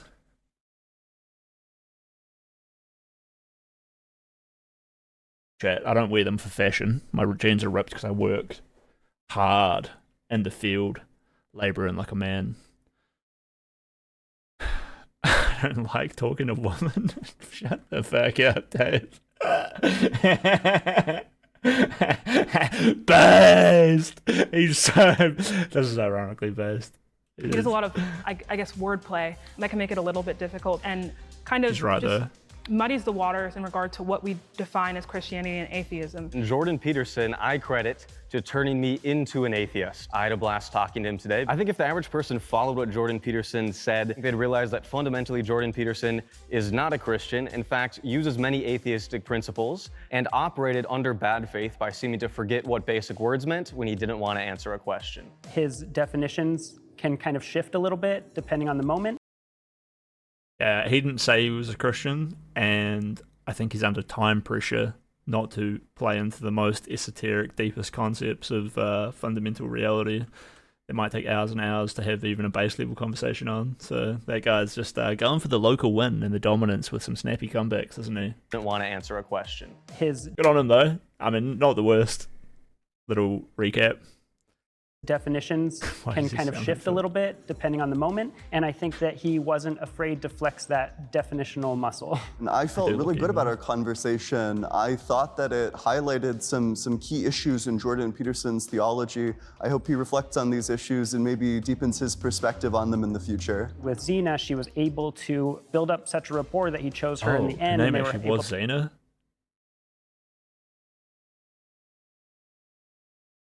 With Zena, she was able to build up such a rapport that he chose her in the end, and they were able to have an extended dialogue, which is something I had hoped for. So maybe I learned a little something from Zena about being more cordial.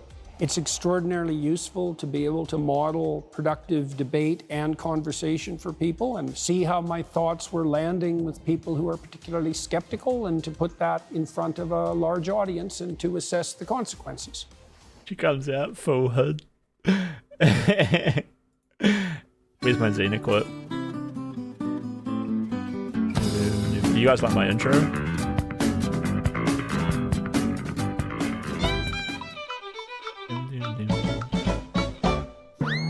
I made this. This is my intro clip for my stream, but I got a part with Zena in here. Let me find it. You can also, I actually have it. We love Zena here. Exclamation mark booty. I love beautiful women. Now don't get me started on beautiful women. I love you. That's my Zena. Where is my source for this? Last one. Sorry, I'm just skipping through my intro clip, trying to find the Zena clip. Here it is. Bitch ass nigga. My mama raised a beast, not a pussy. Your mother raised a pussy. Your mother raised a pussy. My mama raised a beast. Bitch nigga. Shut the fuck up. Shut the fuck up, pussy. Shut the fuck up. You're calling me, by the way. Darius is a stupid fucking bitch. Get fucked. What a loser. Dad, you defile monsters. Don't be harsh, no master. Master gave Dobby a Glock, now I'm back on the block and I won't got a speaker. I'm coming for Lucius head. Who should we host, chat? Stick around for the raid, or you got a stinky dick.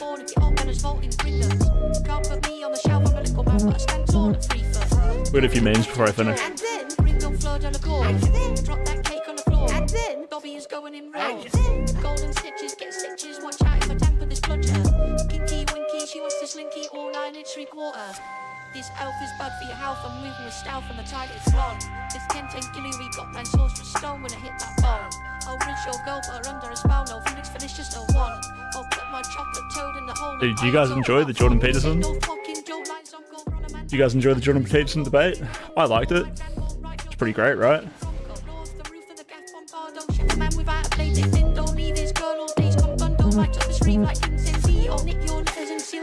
It was a sick stream, chat. We did. My goal in life is to blow up and pretend like I don't know Darius. Chris Lettuce, you're funny. True. I am fucking funny.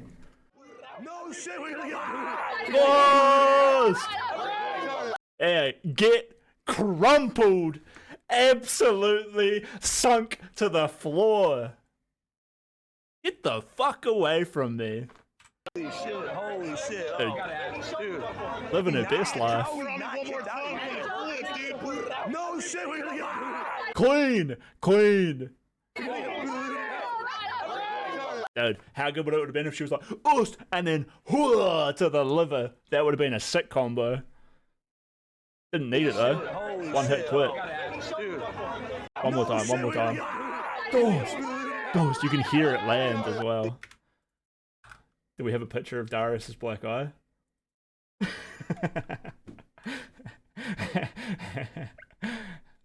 It just makes me laugh that we go from the Jordan Peterson shit to just enjoying some goddamn violence. Arnell, the eye patch looks mad sick right now. Almost like a gay Mexican solid snake. It's shit.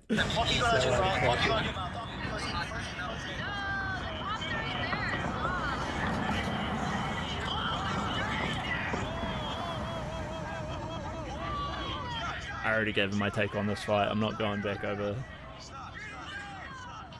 I'm not going over this pathetic floundering. I haven't actually watched this version of it. I got tackled on a table, bro. What else we got? Oh, this is How am I hiding, dude? the same clip. I'm not crashing out over you. Pussy. Yeah. Yo, chill.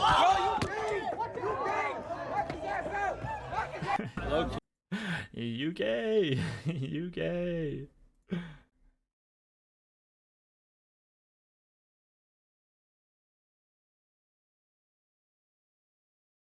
Made that clip? I don't know, probably Portobello or tape. Someone was asking about a clip. This is the Chris Splitters energy when it comes to women. What, me enjoying looking at the fear in their eyes? Dude, young Undertaker is fucking off. Oh shit. Jesus Christ.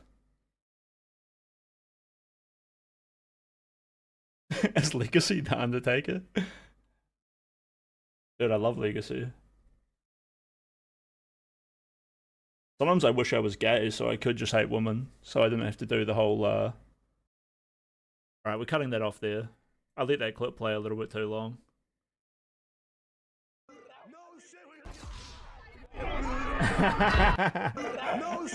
Very good. Very good.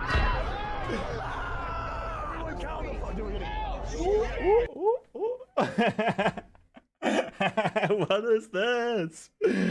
The shiner. Oh man. Annihilated. Oh, I appreciate that so much, Dave. Thank you for giving me a good laugh. Oh, sometimes you're like the best part of my day, bro. This other meme we got here. I didn't even have them out, so no, I wasn't around the animals. The animals were inside. Depends on what you mean by out. That is particularly not true. They were inside still. More women shitting on weak men. Dude, we could do a marathon of this. No, they were inside, but many times you had to let the dogs out, the puppies out.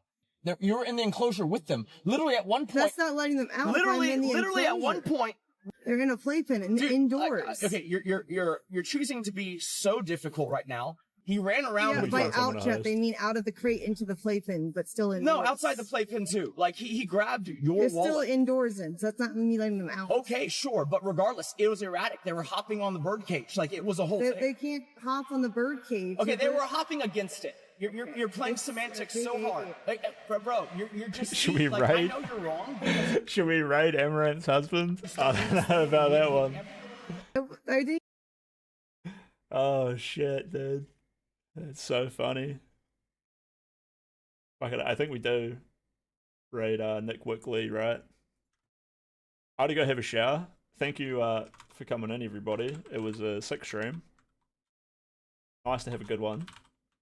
Nice to have you all here. Love you. I hope you enjoyed your stay.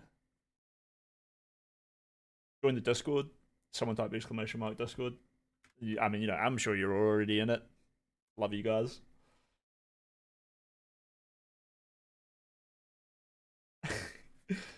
I don't know if the Amaranth woof is. I mean yeah, hit me with another woof. Should work this time. Raid Rizzy? Alright, we raided Rizzy. You convinced me. I haven't raided him in too long actually. Alright, bye chat. Bye chat. Watch it.